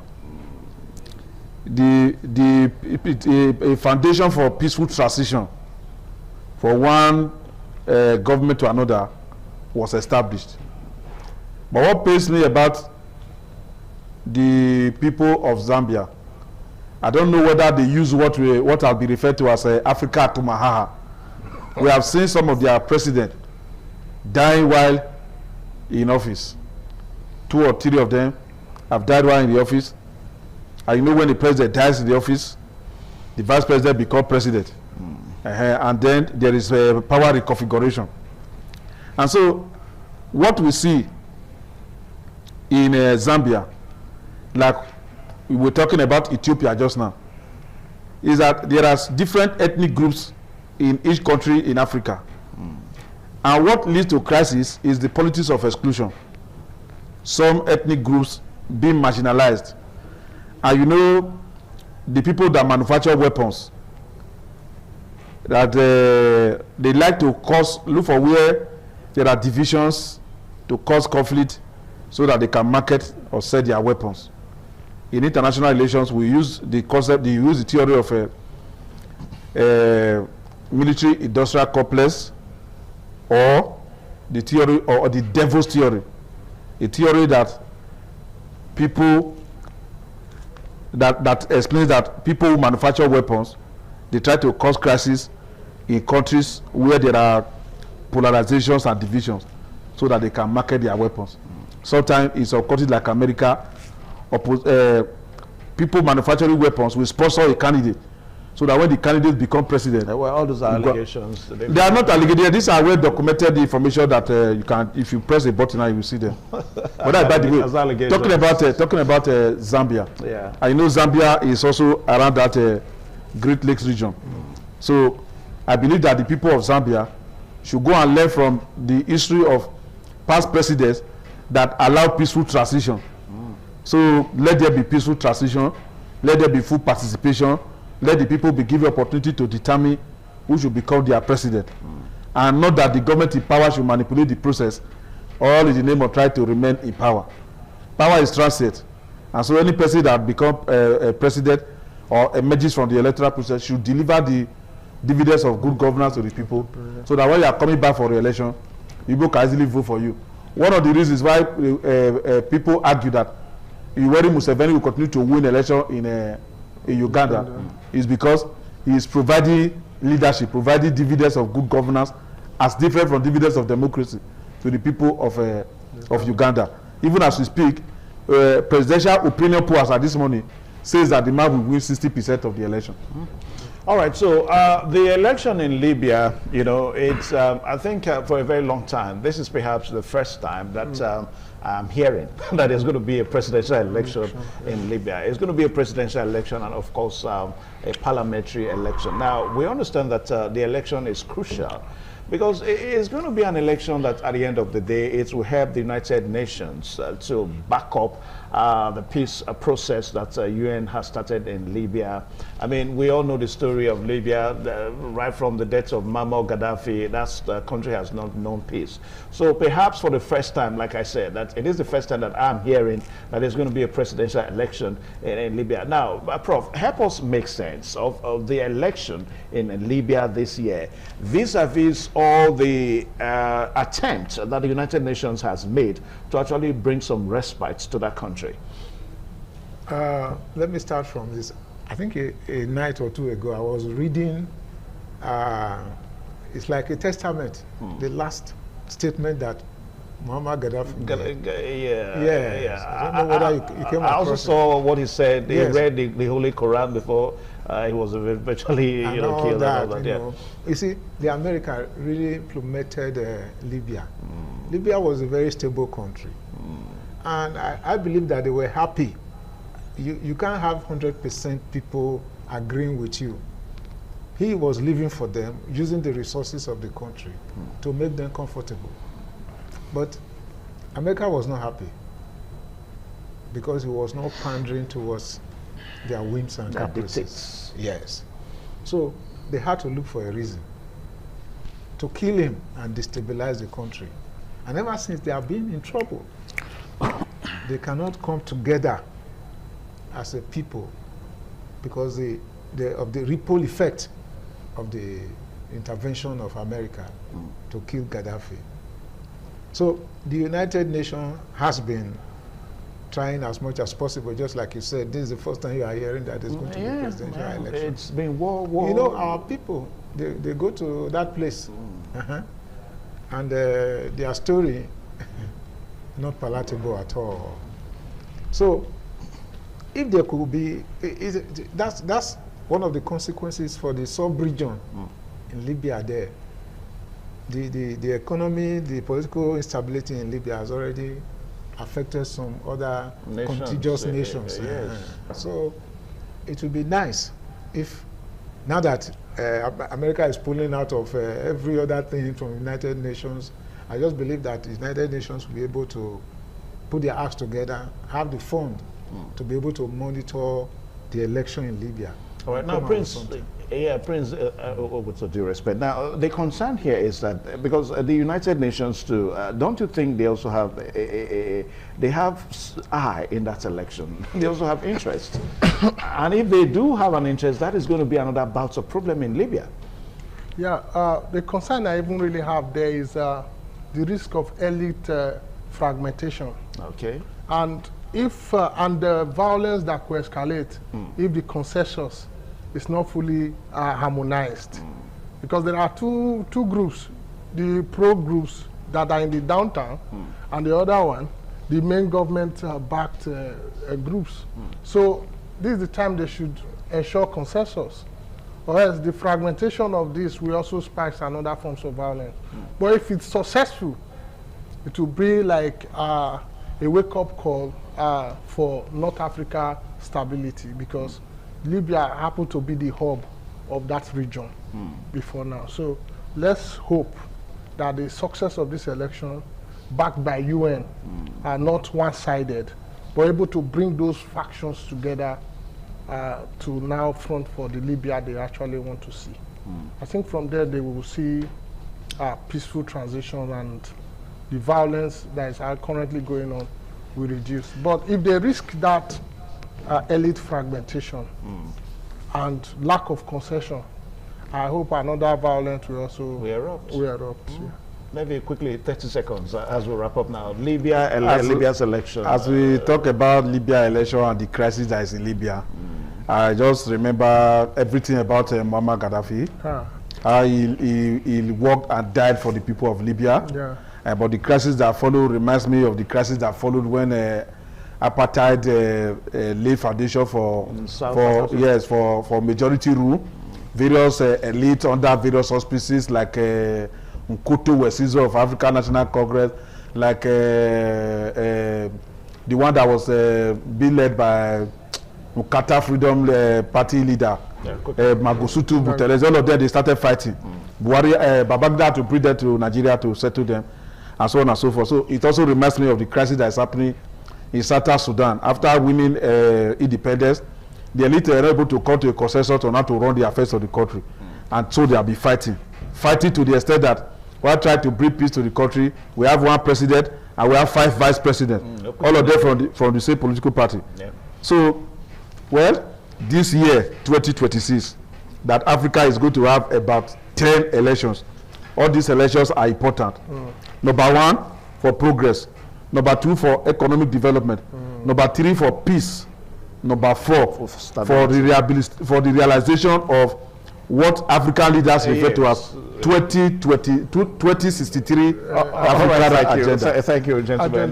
Thank you so much. Can you extend the handshake there? Thank you for coming. All right, so that's the program today. Yes, talking about 10 major elections for this year in Africa. Well, on the same time next week, we should be able to bring you another topic. My name is Evan Sunohuge. Good afternoon.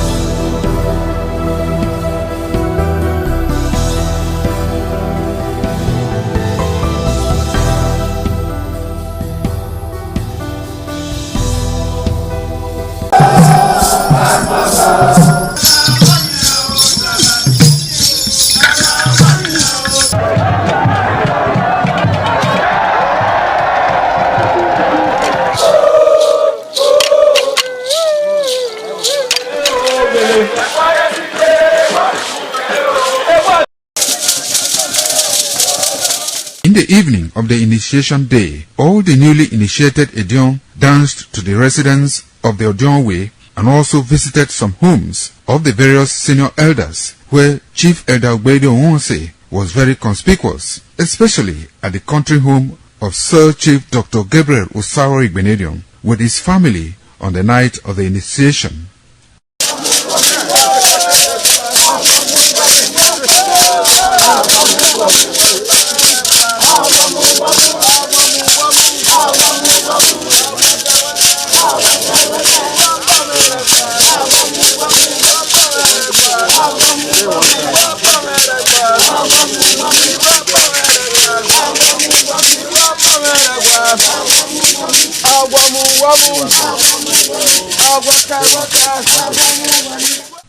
On the following morning, as part of the rite to be performed by the newly initiated Edion in Okada town, the initiates, led by Chief Elder Ogbeide Onwonse, visited the Esama of Benin, Sir Chief Dr. Gabriel Osawo Igbenedion, at his Okada country home residence to pay homage and appreciate him for all he has done in the development of the community, which has placed Okada in world map. They also thanked him for his role in the success of their ceremony. They commended the Esama of Benin as a custodian of Benin cultural heritage and for revitalizing the age-long tradition of the age-grade ceremony.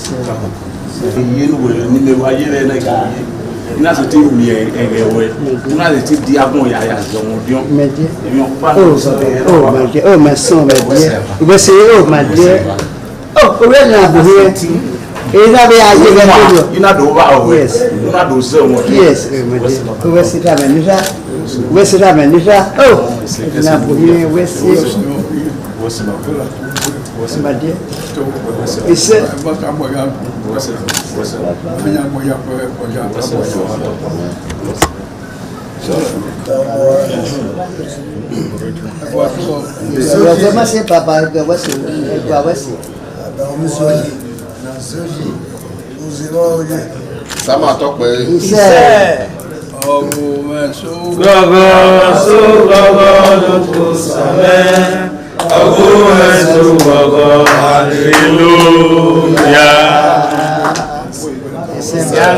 Sama tọpẹ. Ìwàyájí máa pọ̀ mí sáàmà mẹ́. Ìwàyájí máa pọ̀ mí sáàmà mẹ́.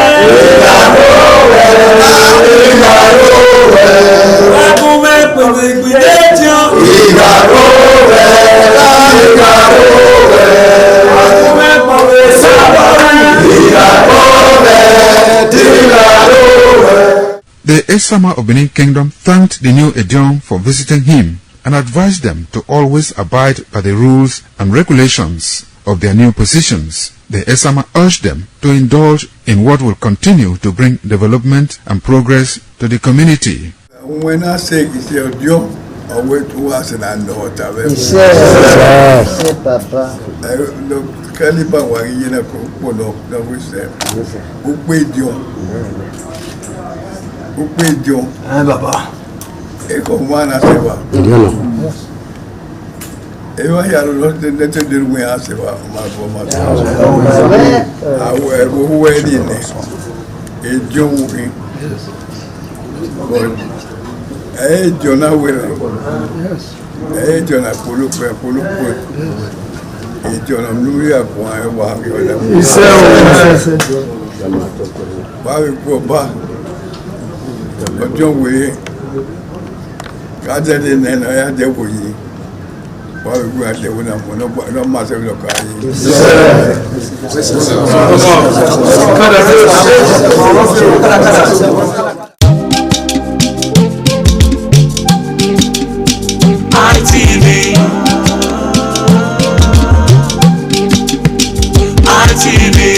ITV, certainly the best.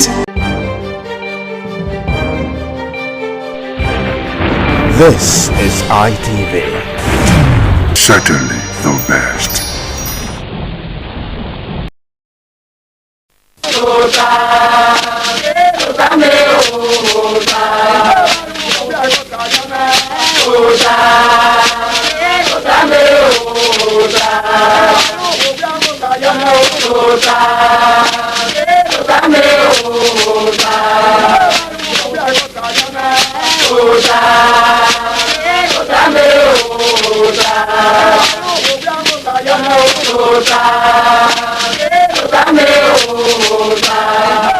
Waya bota now. Ogi bota we say do no pe o. E de na wa yire. Waya bupo ogbon na imala. Maka bo pon sa lo bo aye dagbe ma ya fe. Ya na me we onwe ma we supu na 2026. You know na ni wa. Awe gbura 2025. Awe gbura ene. Awe ani hu yo. When my Nerunia, Nupo say, Honorabe, Dina. Uki Yasukino, a day I said there, Upo Yasupu, Uzola Suzola, Eriaku Yarwe, Denania, when I Upo ye, when I am Upo, no Hekenaru, having no Bera, Naya Doline, Nala.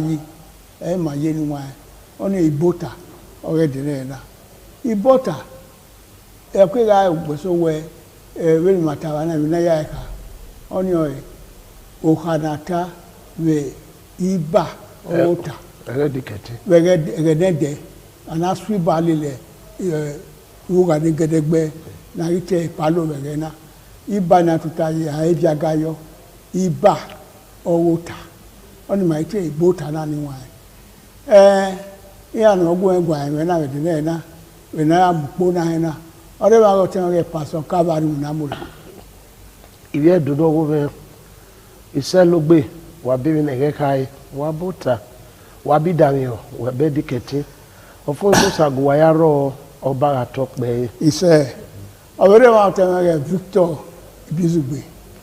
Donewu wa donewu sọmọ.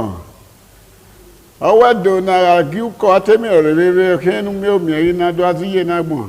Bí màá kí wá ayé, wọ́n ká fìwéré rárọ̀ òpó náà ká fìwéré ládàgbé máa ya ọba àtọ́pẹ́. Iṣẹ́ mẹ́ òṣà bọ́sẹ̀ ń jẹ lórí ẹ̀ o. Lórí ẹ̀dọ́ba yọ̀ká ọ̀rẹ́ dòyà fẹ́rẹ́ mẹ́jọ tó wáyà o. Ọba àtọ́pẹ́. Iṣẹ́. Ẹni máa gbà ká ní wọn ọ̀rẹ́ òmùhàn ọ̀rẹ́ òpó nàyé náà. Òmùhàn ẹ̀ ló dẹni mú ya fẹ́rẹ́ náà ya gba ọ̀rẹ́ gbìmọ̀. Dáa fi wòrí ẹ̀rọ nọ́kẹ́kẹ́ náà nàrà òpó náà máa rẹ̀ kò yín inú ìka ẹ̀. Dẹ́rẹ́ bẹ́ẹ̀ rọ náà yẹ ayé bẹ́ẹ̀ náà ayé rẹ̀ nípò máa rẹ̀ rẹ̀ ọtúmọ̀ lọ́gùn máa sùn òbí náà. Ọ̀rẹ́ wọn rẹ̀ pásítọ̀ kábàárẹ̀ wọn náà. Edodo kpewo obuke domuno wa makaka botu wa edodo kpewo mabe kpon salo ba ye dagme imaya fe unda noragmo owe iselogbe no pa ne we adobo sikeno ye kino lobi eyi ora riso we ra wi selogbe mi nu ya ka we ogbe iseno nu da we yin gigu agboro o we gu agboro una dami imana una ri mana bi magbe selogbe nu e maka abokpon sa obo aye mi nu sa lobo awu ni ma ke wuwe ona do ri eti ni ma ya sede na ni ma ya na goda o na do mi ewe opogbon na lai na o sa lobo do akeri eti ni ma ya la o eyin ba je na ma pon mo go do anu we edi ma we pon mo go do ane gbi ma we pon ni te ni pe ave ni ko ma we pon ni mo o sa obo ya we ma se oro mo ge pon mo ge so pa ete akpọmọgbọdọ awẹ ara mi fọwẹ ni ara mi mú ẹ ọrọ bi ní ẹyíyẹ náà nìyà òpònà gbẹdà òfòmọ ẹ ọsẹ nẹ sọkùnmá ọbẹ ẹyí màríjẹ náà ọbẹ wọn ènìyàn kà òrà kí a sún ẹ ènìyàn gbọnà kí a sún ẹ ọbẹ yẹn náà yà mú ẹgbẹ kọ yẹ ọkẹ yẹn náà wọn mọ nọrẹ sùkú ara ìmíẹrẹ ọgbẹdà rẹ ara mi re e class no ga aye ni re amu esufo re ye ke be mu egbe opona awo re gbe sun e o re ge class o be eye ri be ri na ego deni are la mu egbe ko e o be se ni e lagbara nu nda o so e eri no na ko we be no ka o na te primary 1 imu pare primary 2 o be ge mi na ke re viore no be gbe se ni e lagbara e no o ka ga bo mu egbe do mo nete tie be no o gbe sika ọwọ egbe wòyọ bẹni yà sẹ tí yà lẹ ọgọgbọn náà nà mìíye náà nà ọlágbèrà sopa màpọ̀ owó do ayé màá sọ yìí òwe àmọ̀ egbe sẹ̀ lè ọgọgbọn náà náà yẹ wà rí má fi òdẹ́fì agbọ́n màá yé kí náà nìyà àmà yẹn lọ́kẹ́ ayé ẹ ọwọ́ àmà yẹn lẹ̀dẹ̀ bí ẹ bò tiẹ̀ insurance wẹ́ẹ̀gì àmọ̀ egbe sẹ ọba àtọ́ pẹ́ yé. Ìṣe wọ́n ṣe orí yé mi wà hẹ́rẹ̀ náà tá àmà yẹn lẹ̀dẹ̀ yé ẹ ima wagwa pẹ̀lú zọrọ lọkà pẹ̀lú ní kpọgẹ báyìí mà ya gwa náà wàna ṣùgbọ́n abẹ́rẹ́ orí ayé ó sàlọ́bọ̀ àdọ̀lẹ̀ yìí ni ma àwọn adínẹ̀hùn mẹ́nu wo ya mọ̀ ẹgbẹ́ ẹ̀wọ̀n ẹnu sàlọ́bọ̀ àrí ẹ̀wọ̀n ẹ̀wọ̀n ẹni kàwá àrí ẹ̀wọ̀n nú miẹ̀rẹ̀ náà gbéra ní ma ó ya dọ̀lọ̀ kpọ̀nà yìí ẹ̀mí náà sùnù dàmẹ́ ẹ̀wọ̀n àmì náà ẹ̀mí ẹ̀rọ ni ma miẹ̀ náà ẹ̀mí ẹ̀mí náà ma sọ̀rọ̀ bọ̀ náà ẹ̀mí amadọ́lù yẹsẹ̀ náà ẹ̀mí agùn ẹgbẹ̀ náà náà àmẹ̀wé ẹ̀mẹ̀gbẹ́ àmì náà má kékeré ní ìhù èyí ká arú à dòzàn náà ká arọ̀ ẹni yàfẹ́ ayé ya gẹ̀ wẹ̀ yé má mà nọ̀rọ̀ ẹ̀ gbóná ẹ̀kì náà dó náà wà á dùn ẹ̀kì yẹ dèénú miẹ̀ ẹ̀kì ẹ̀kì fi gbọ̀n náà ẹ̀kì wẹ̀ náà ẹ̀kì ìwàdìẹ̀ náà ẹ̀kì ẹ̀gbẹ̀ náà ẹ̀kì ẹ̀mìlá náà nudo dèénú miẹ̀ wọ nkpó ètè gbá èyí náà yàfẹ́ ayé ya arú ẹ̀ má mà owó kò náà dàlà yàsẹ gbogbo náà máa gbà káyà níwájú ọtẹmẹrẹ Bizugbe egun ayọ. ẹdùnẹ́bù wà wàhíà bí tó ta akẹ́kọ̀ọ́ bọ́ sí aga wà sí kẹ́pẹ́ tí òwe nu wà dáhùn hẹ́lì màá yín nù kàn náà kàn ń pọ̀ gbọ́n náà lánàá rúù dẹ́wẹ́ èrí wúnára wẹ́ ebo wẹ́ ẹ̀gbẹ́ wà rọ̀ ọ̀rẹ́rẹ́ ọ́ díbídíbí àfi wèrè ẹ̀tọ́ ládìá kó gbà kẹ̀rẹ́ ìwúnára wẹ́ mi ọ̀pọ̀pa èmi náà bẹ sùn nìyẹ kẹ́ ọ̀pọ̀pa kí n bẹ yà sùn nìwọ́ ekeru gunya yunukpo we gwa yo ukpo na inyanu we miewo we no we kawese edokin we ase de ga me wa fi were na ya ro afi were we ga be no kan we ga miewo hu do ni ugbo gbegbe a ekiwe do a de binu weru bi una nu wina lu ya ri ba we de agbe tu we ki abore a ugbo re no kan o ku gbode wo bo kan ra tu we ki wa kan pa we rere de nu weru bo de wu me nu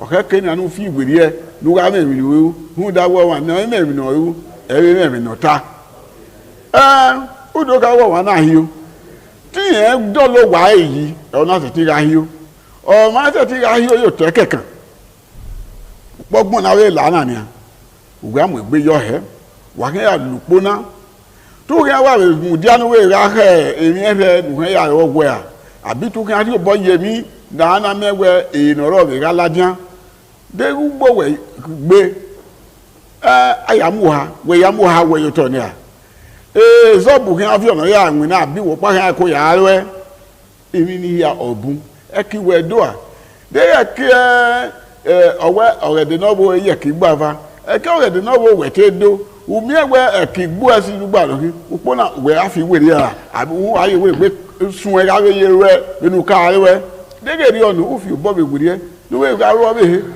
owe wa edele ko iso ire egene dena na mi mana e ba na adelere na de yiye na tanwina ate wa amayu aye e okoko ya adu e iku ya adu e ku wese oba atokpe ise eniwa iwada no ta oten mabuwe de oten pastor eso ro o ka no edika e bugbora dika bible ka yeso la jawo ni ma ge gunda e ma so de da yi ma ga teme so we so pa me e mi no we de e be no wan no salo boya jiji na gbe la dia ba we ya zere wana domo ni wa e do no pe o salo boya agbon na ma mi mama e ko to gbaru da ma ko airo awa so pa e ma so ro no wa to ta bi bo kwa hara ya gwalo ni ero akọrọ ya kọrọ na hara emuwe kọwe arọ yi ọwa ma wa ye kọkọ ya du eku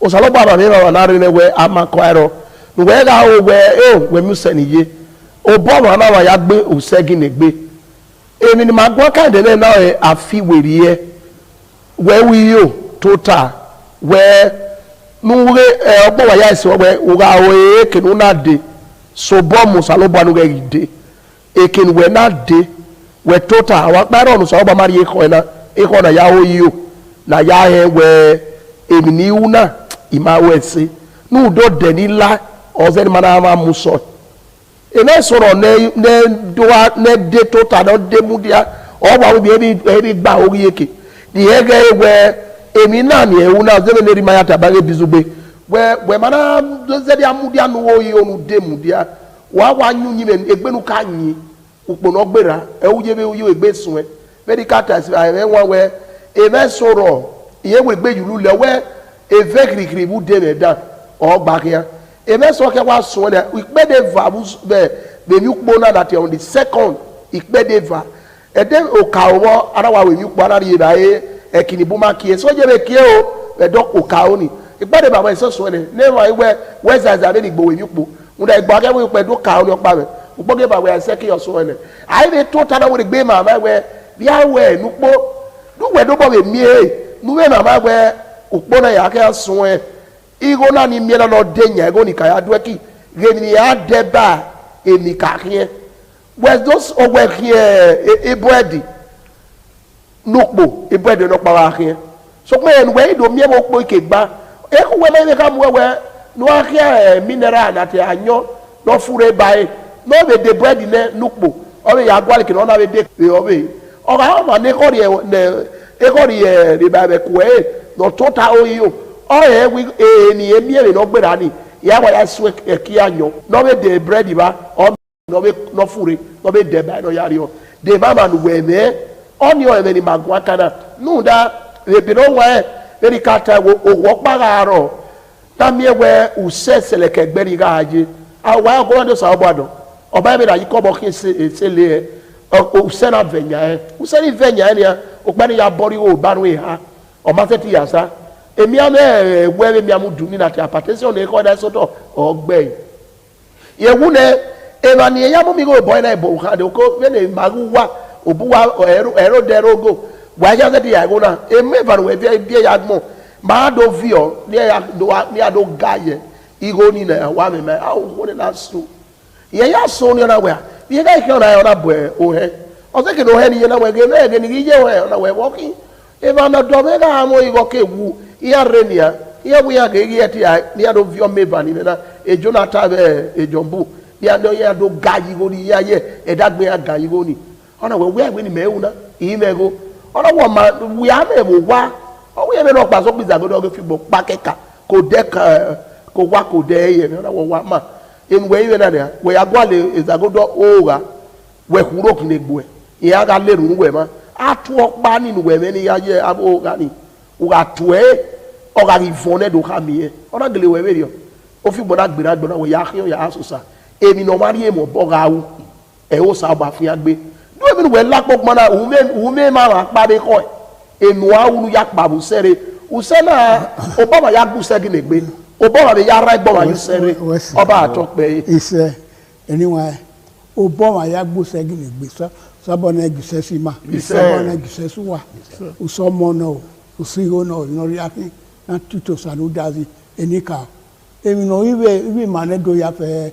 no salobo apase yo no nere ibe ma ya se gbe otona mu mami mi mai ya se hotel gelegele ase amanya enia ma ho ni awe awa mi mai ma wa viubo ma wa hunwa otono salobo ya yi ma ke pori ade ke go giso ade ma evidence eni ye ma na mi mai otondo ma na mi mai na ite data ere mara we mi US ma na mi mai wo ki edo no pe wo ma agbegbe ma kan owu egbe ora la gogo ile na mi mai bi yo we upona mo na ni wa ne do wa ni we kon ne do wa ni bi da yin egbere wa gi ma tota na ka bo gba ko towo ekeno te ma la e ni boya mama na te map oro de ara do fie wo kekena abre ge na fie wo le court magiri ma ri court uso ni ma ho ne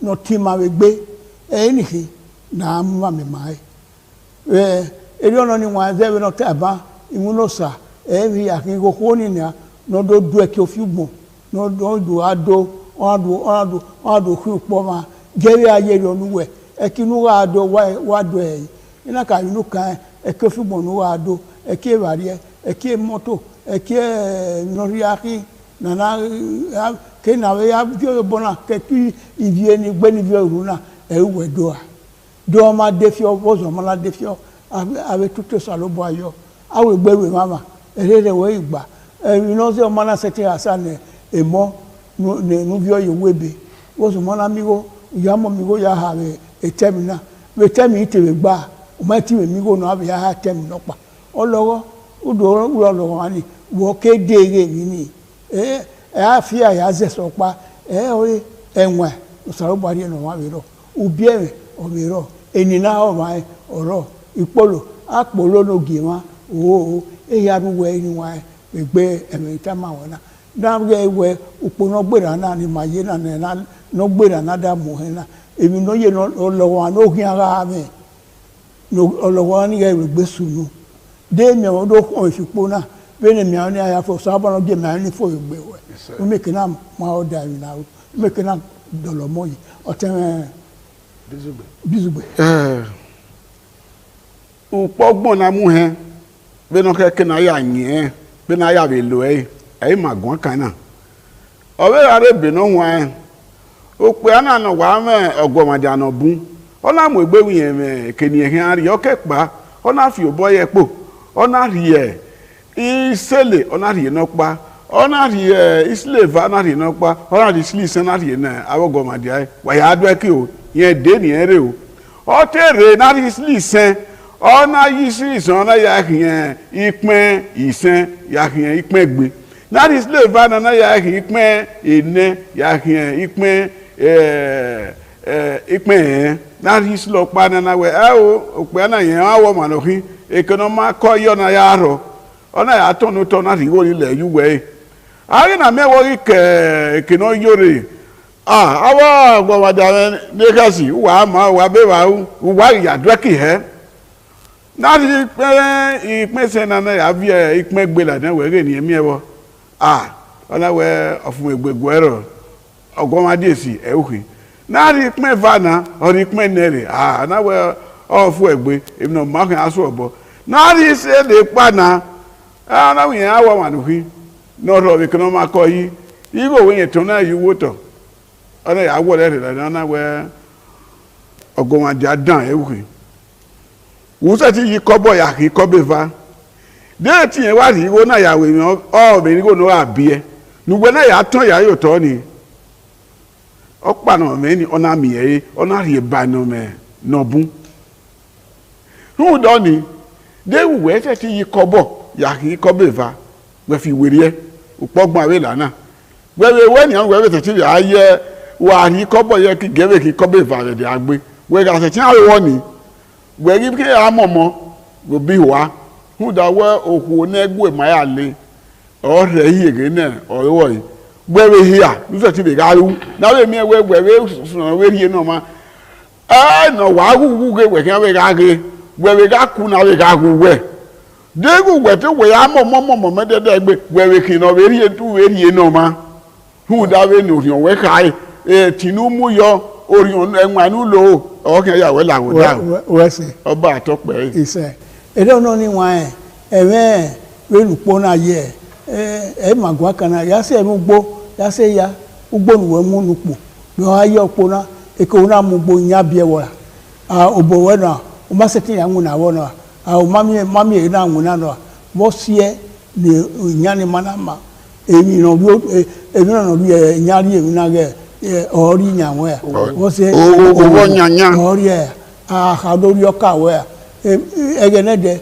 imatemi tomatoes mai miekwe mai miehie mai mihia kolo ugbima hunda isia ike mwerena mai ko ni mateka ko o haro ami mahari ne suma o evini o ke na fi wuri aro nedo na miewe evina here no wagana madubi mahawe ko o ya aro kere awe bari oba wi obono abo o de na ya mugbo o de awe ni aro o te ha ni avion ni ya mugbo obo sese o te Domosa. Nala wo edunu pevo. Owe no so ba ma. O ke kira ya giawa. Je we no si ho no ma fe owo ka bi mo da mi ya gbofo onyonyo ko give ai. No ya yo bosu do we mo ze o ko na ragun. Nala wo eme ni magun akara. O ke yewe na we emi na gba ori yeke. Na ya re mi se na mana muso be na gwaleji ni na mana muso be o de no keke nda ken wete on wese ukpono gbera o ma seba woto bo ye ku wege ebize ni mana wa seba fu emize nda ara no mu egbedo o eke no ri ado bo mi o ma seba o emize no mana seba eye ra ki abe do be emize no mana seba ni o ka bo mu egbe be no sun no de na we gbedo suru edene na o kwe emi na gba ogi yeke na geke na de na ge mi ze we mo gbe apowo so ba we eno ya ma su we lupo no gbera fun ne so pe ye na ibe ri etin we go be o oje be ne upoje oje na ge be wa izeti be una ti e papa ni fo ugwo ni uwo ogbon nu we gbe ni ba nu we he ke we gbe sun ebi no wo ni tari no tam we nu ya tie o emie enu dege emu mie so pa wa gi ma ga ese o sa ro ba la ni ma ga degi eke no ga la go da o ni ma so pe no aya la go da o ni awe ma we na be ipede ne no gbera na ni uwe amu egbe wa ga kia do afi we ri ebu nyi meso do afi we eri ma no ro wa ma ne gu wa no ro wa go ze bo do no ro wa we akpomo sa oba we unwe lukpo no gbera supo na de ba me so no afi we bi gyo wa we no jo wa di de no ko ni e ga fi okmanike na ku gbera ro ne mo we mama e yo to ne eno ya tie mo ya fe ukpo na nu ye ne no gwezo no viezo kwa we no ya wa dolo e ogun we ri e no mo pa nupo oso wa de a eri de ade na ma no onu ma na yo no ya tie so wa e eri ya no ba de yo na we gbe adolo yi se de ma ma pa nu we me igo nu we ukinu we wa mi na wa ya de nyo we wa mi ukinu wa de egede ose ni bun ya ilega we o abe fone e ya be be ni aka e ya gbun ye gbo we ga gwa le no ri obo no mi e eru we awe gbe ya so po la line na o ke anu we ke anu po ami obo wa awa kia o do se ke no ke we ke ba nu we wa bi e awa nwa nyo le ra mi ri kia we ga de o ma ni yezu ozo amagi no be no ki amaye we no walumen ami nu no gwo mariwo eru we awe gbe ya kia po na line na o ke nu we wu yo nu fi we ri e nu we no ya dole dagbon we yi e una so lo bo ari ori enu ene e na no sai e o sa uno ma o so lo bo no la no geru we se we nu na e we ga fi ni we do so aba be fi obo we da we be ne mi ara manu e oba atope e se anyway ya iwada yi mai bota ma ye na ni wa egewe gba ne ye mo pa yo tin ibude ma yeye owo àwọn na gbe ude no ya ero emi eyan ri ewuku ru da we na bu wo de na ni we na lele una ga we utila e ma ti e bi ropodopa o ma ti e kwaro we kelu ga ye lupo e kan ya ye po na so pa we na le lugbe ibude na de na fi weri e ala oda ga gu we do temu we be kino ibe ri e na oba atokpe e ise atan pastor no mo say do no pe wo eri ma ya mo like mo won wa ya megen wa ya da mi ma wa ga la na fi bo weri ni ya do mani ma oba atokpe e eri me ye no sa bo se je no we pon wa ya fe aye we nerun no salobo la wo na fia gbera ro ma ya fe oro no wa ya fe oro no ba bedo ya fe oro ni wa no nya wa ke no nya de ya fe oro no gbugbo odo eki ewi ya no wari ato bo mu emoni ye webe e ya fe ni la moto ye yari wa ya so wa ni we kun mi ni hospital wa ga fe wo no ma yo hospital to wa fe mi are ni ala odo ara ro ne do ya fe oba atope ise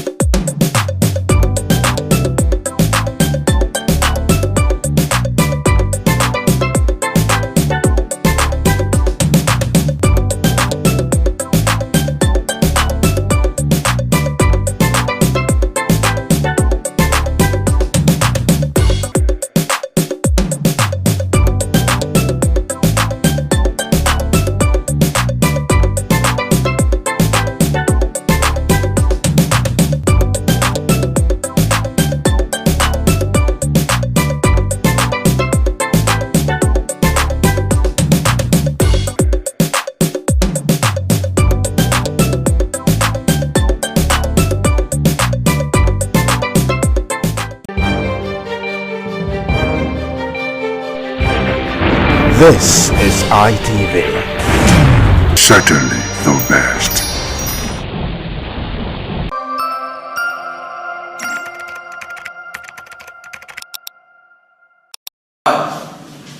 Once again, welcome to this fitness show on ITV this morning. I'm Gato Destiny, aka Man of Steel. Already, I've introduced us to the use of cardiorespiratory exercises, otherwise known as aerobics. This morning, once again, we want to take another variation of the aerobics. Thank you as you watch. We will be stretching first, of course, otherwise called the warm-up, which is very essential and necessary in every workout. Afterwards, we'll do a cool-down. 1, 2, 3, 4, 5. Inward, please. 1, 2, 3, 4, 5. Outward. 1, 2, 3, 4, 5. Please return that, please. 1, 2, 3, 4, 5. Inward. 1, 2, 3, 4, 5. And outward. 1, 2, 3, 4, 5. Alright. For our waist and of course our torso, we have to do some stretching. Please place your hand by your side. And let's go. This direction first, please. Let's go. 1, 2, 3. Alright, that will be fine. And of course this way. 1, 2, 3.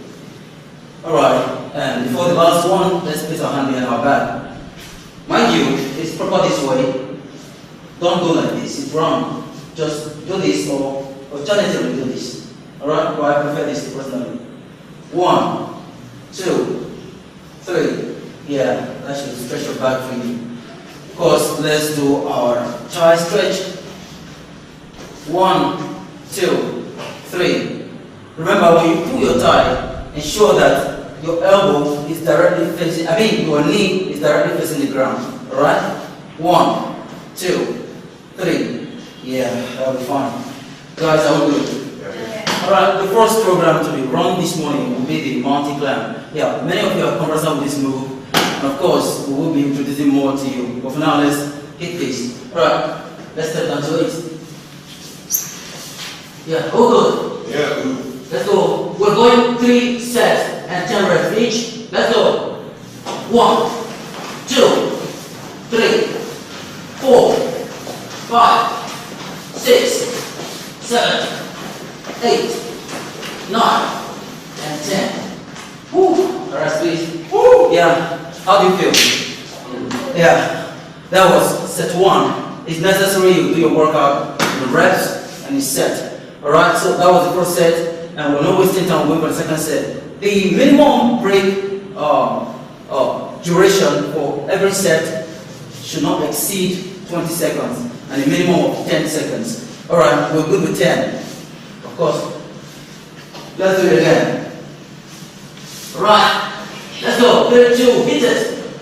1, 2, 3, 4, 5, 6, 7, 8, 9, and 10. Alright.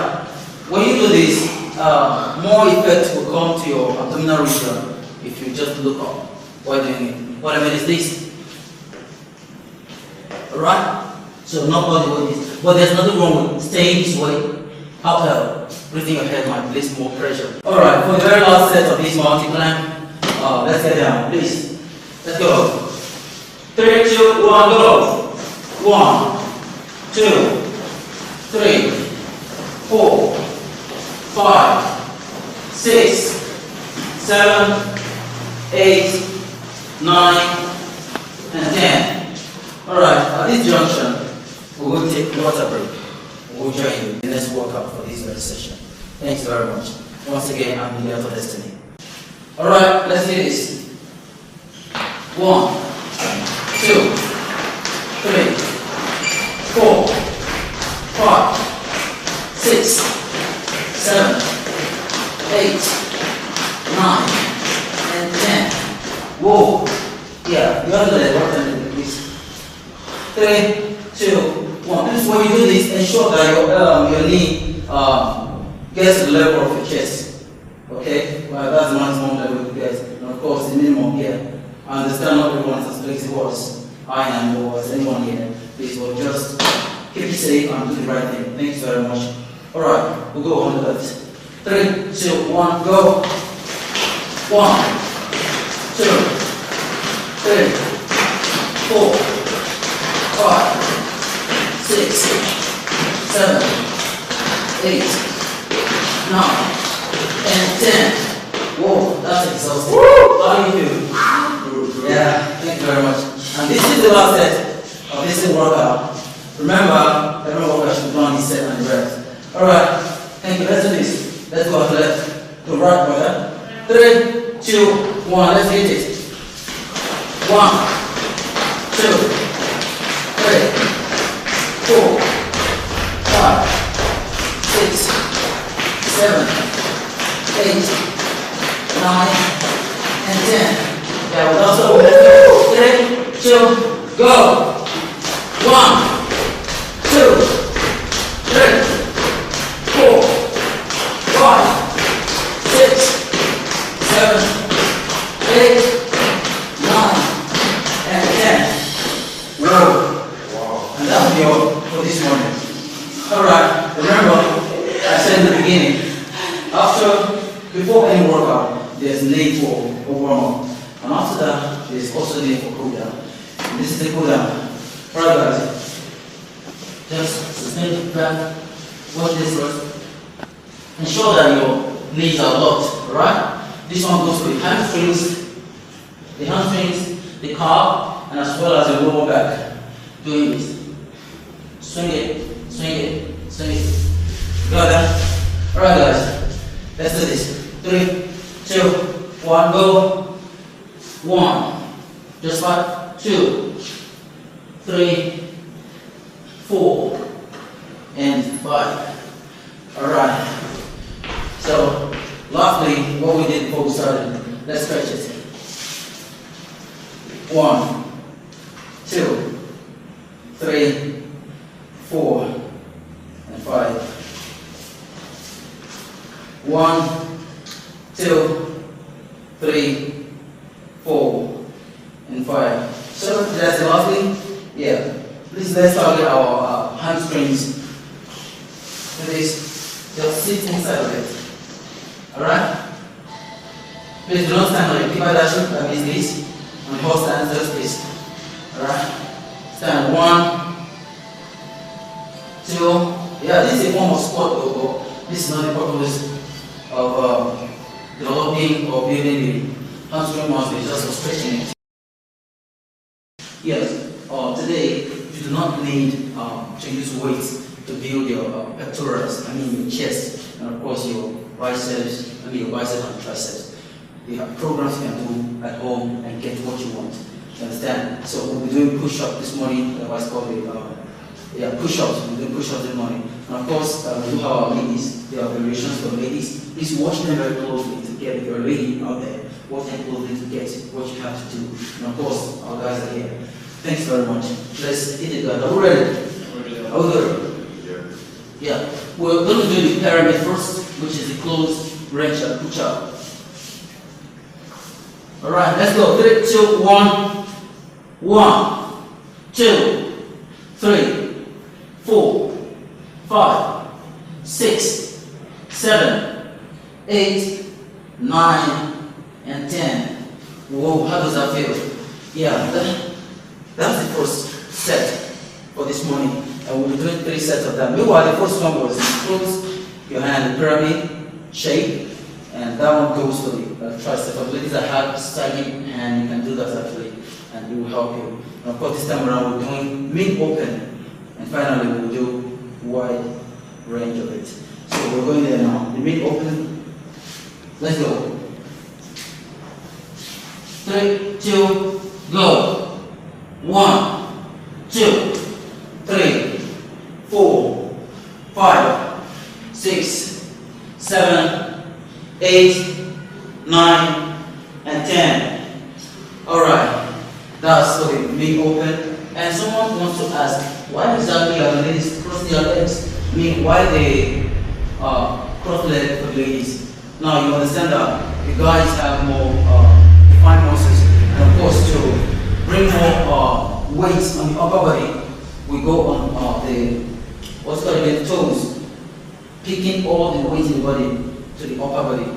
But for the ladies, they do not need much weight, just that. So we break it down at the knee level by crossing the leg. So the weight used starts from this very region. You understand? Alright, thank you for watching. Alright, for the last very set of these exercises, the wide range or the push-up, particularly intended to build the the side of the chest. Do you understand? Alright, let's hit it. Okay, this is wide enough. At least double your shoulder width. Double your shoulder width is enough. 3, 2, 1, go. 1, 2, 3, 4, 5, 6, 7, 8, 9, and 10. How many of you noticed I cheated there? I actually did 1. I mean, I did 2 and called it 1. Yeah, just to lay more emphasis on that part. But today, thank you guys. Yeah, we're awesome. But today, we're done with this. Thanks very much for watching. Please be safe. In the morning sun, searching for a longer day. People feeling like the light has just come. We must never stop the way. Birds chirping and I hear my name, grasping into a life. Life is happy but it's so insane. We must merely make a strive. Savannah, I'm coming home. Savannah. Once again, welcome to this fitness show on ITV this morning. I'm Nahigato Destiny, aka Man of Steel.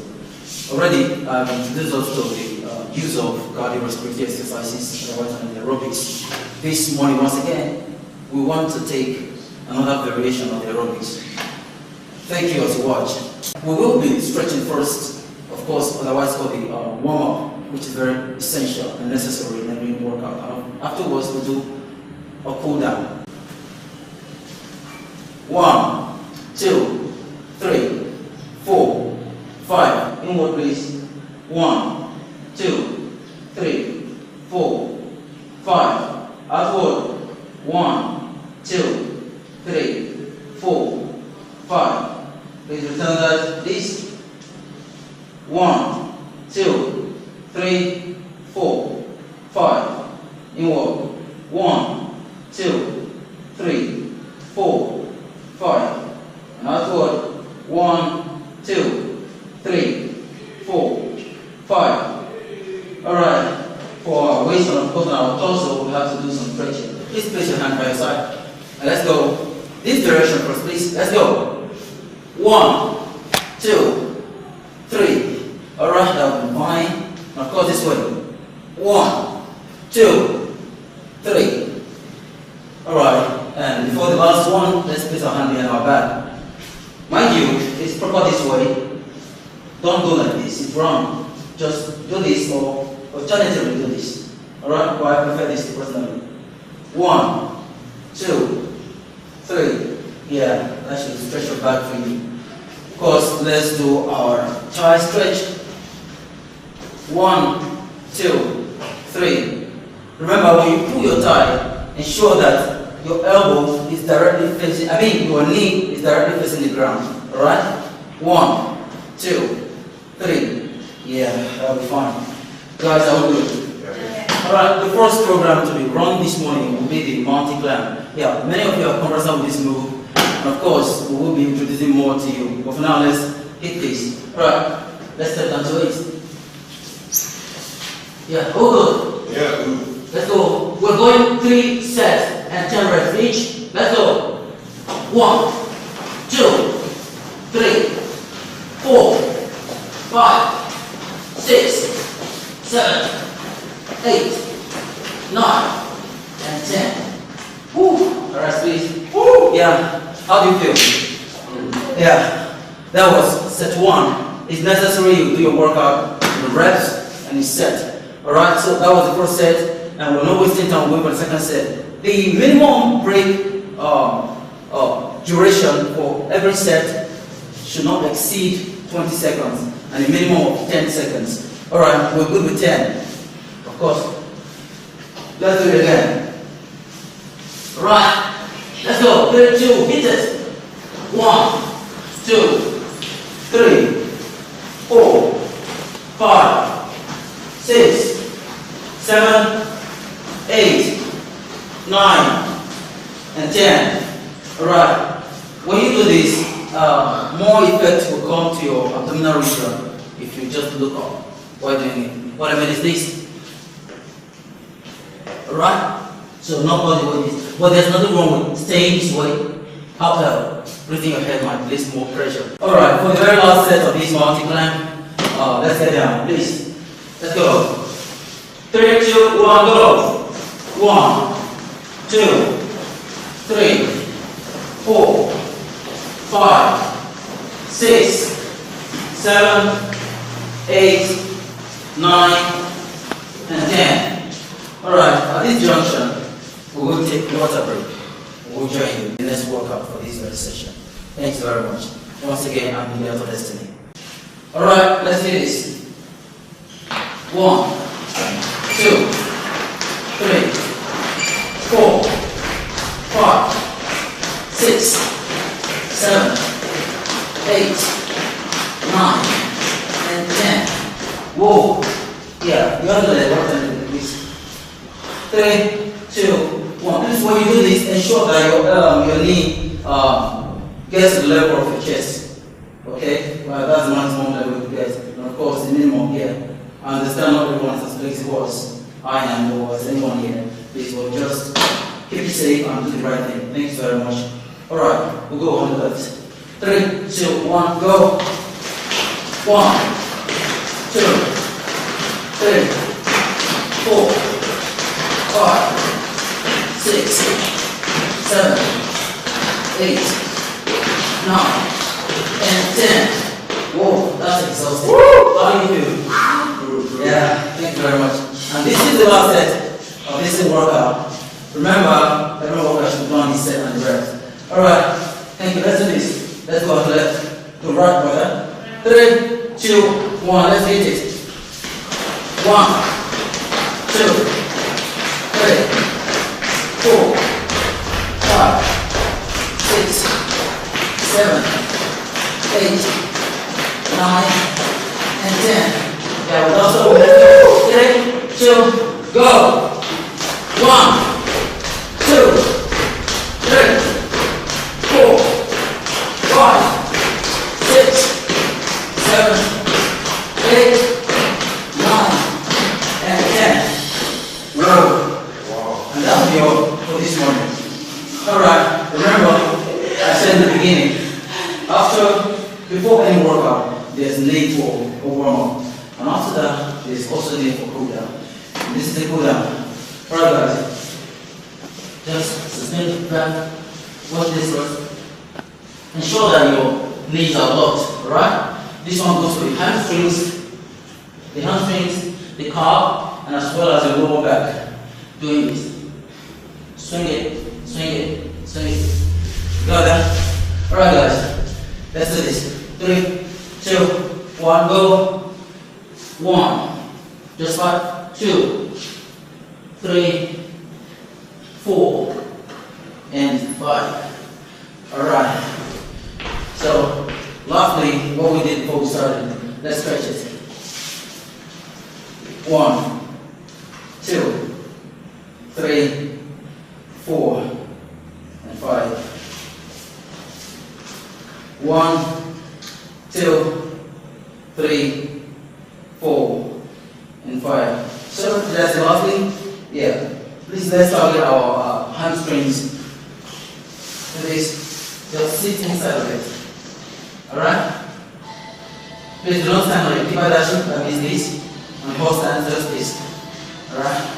Stand 1, 2, Yeah, this is a form of sport, though. This is not the purpose of developing or building the hamstring muscle, it's just for stretching it. Yes, today you do not need to use weights to build your pectorals, your chest, and of course your biceps, your biceps and triceps. You have programs you can do at home and get what you want. You understand? So we'll be doing push-up this morning, what's called push-ups. We're doing push-ups this morning. And of course, we have our ladies. There are variations for ladies. Please watch them very closely to get, if you're a lady out there, watch them closely to get what you have to do. And of course, our guys are here. Thanks very much. Let's hit it, guys. Are we ready? Are we ready? Yeah. We're going to do the pyramid first, which is the closed wrench and push-up. Alright, let's go. 3, 2, 1. 1, 2, 3, 4, 5, 6, 7, 8, 9, and 10. Whoa, how does that feel? Yeah, that's the first set for this morning. And we'll be doing 3 sets of that. Meanwhile, the first one was close your hand in pyramid shape. And that one goes for the tricep. For ladies that have sagging hand, you can do that actually, and it will help you. And of course, this time around we're doing mid-open, and finally we'll do wide range of it. So we're going there now. The mid-open. Let's go. 3, 2, go. 1, 2, 3, 4, 5, 6, 7. 8, 9, and 10. Alright, that's for the big open. And someone wants to ask, why exactly are the ladies cross their legs? Why they cross legs for ladies? Now you understand that the guys have more defined muscles, and of course to bring more weight on the upper body, we go on the what's called the toes, picking all the weight in the body to the upper body. But for ladies, they do not need much weight, just that. So we break it down at the knee level by crossing the leg. So the weight used starts from this very region. You understand? Alright, thank you for watching. Alright, for the last very set of this exercise is the wide range or the push-up, particularly intended to build the side of the chest. Do you understand? Alright, let's hit it. Okay, this is wide enough. At least double your shoulder width. Double your shoulder width is enough. 3, 2, 1, go. 1, 2, 3, 4, 5, 6, 7, 8, 9, and 10. How many of you noticed I cheated there? I actually did 1. I did 2 and called it 1. Yeah, just to lay more emphasis on that part. But today, thank you guys. Yeah, we're awesome.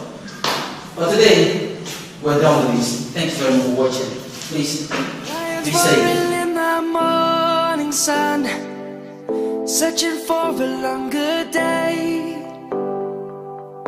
People feeling like the light has just come.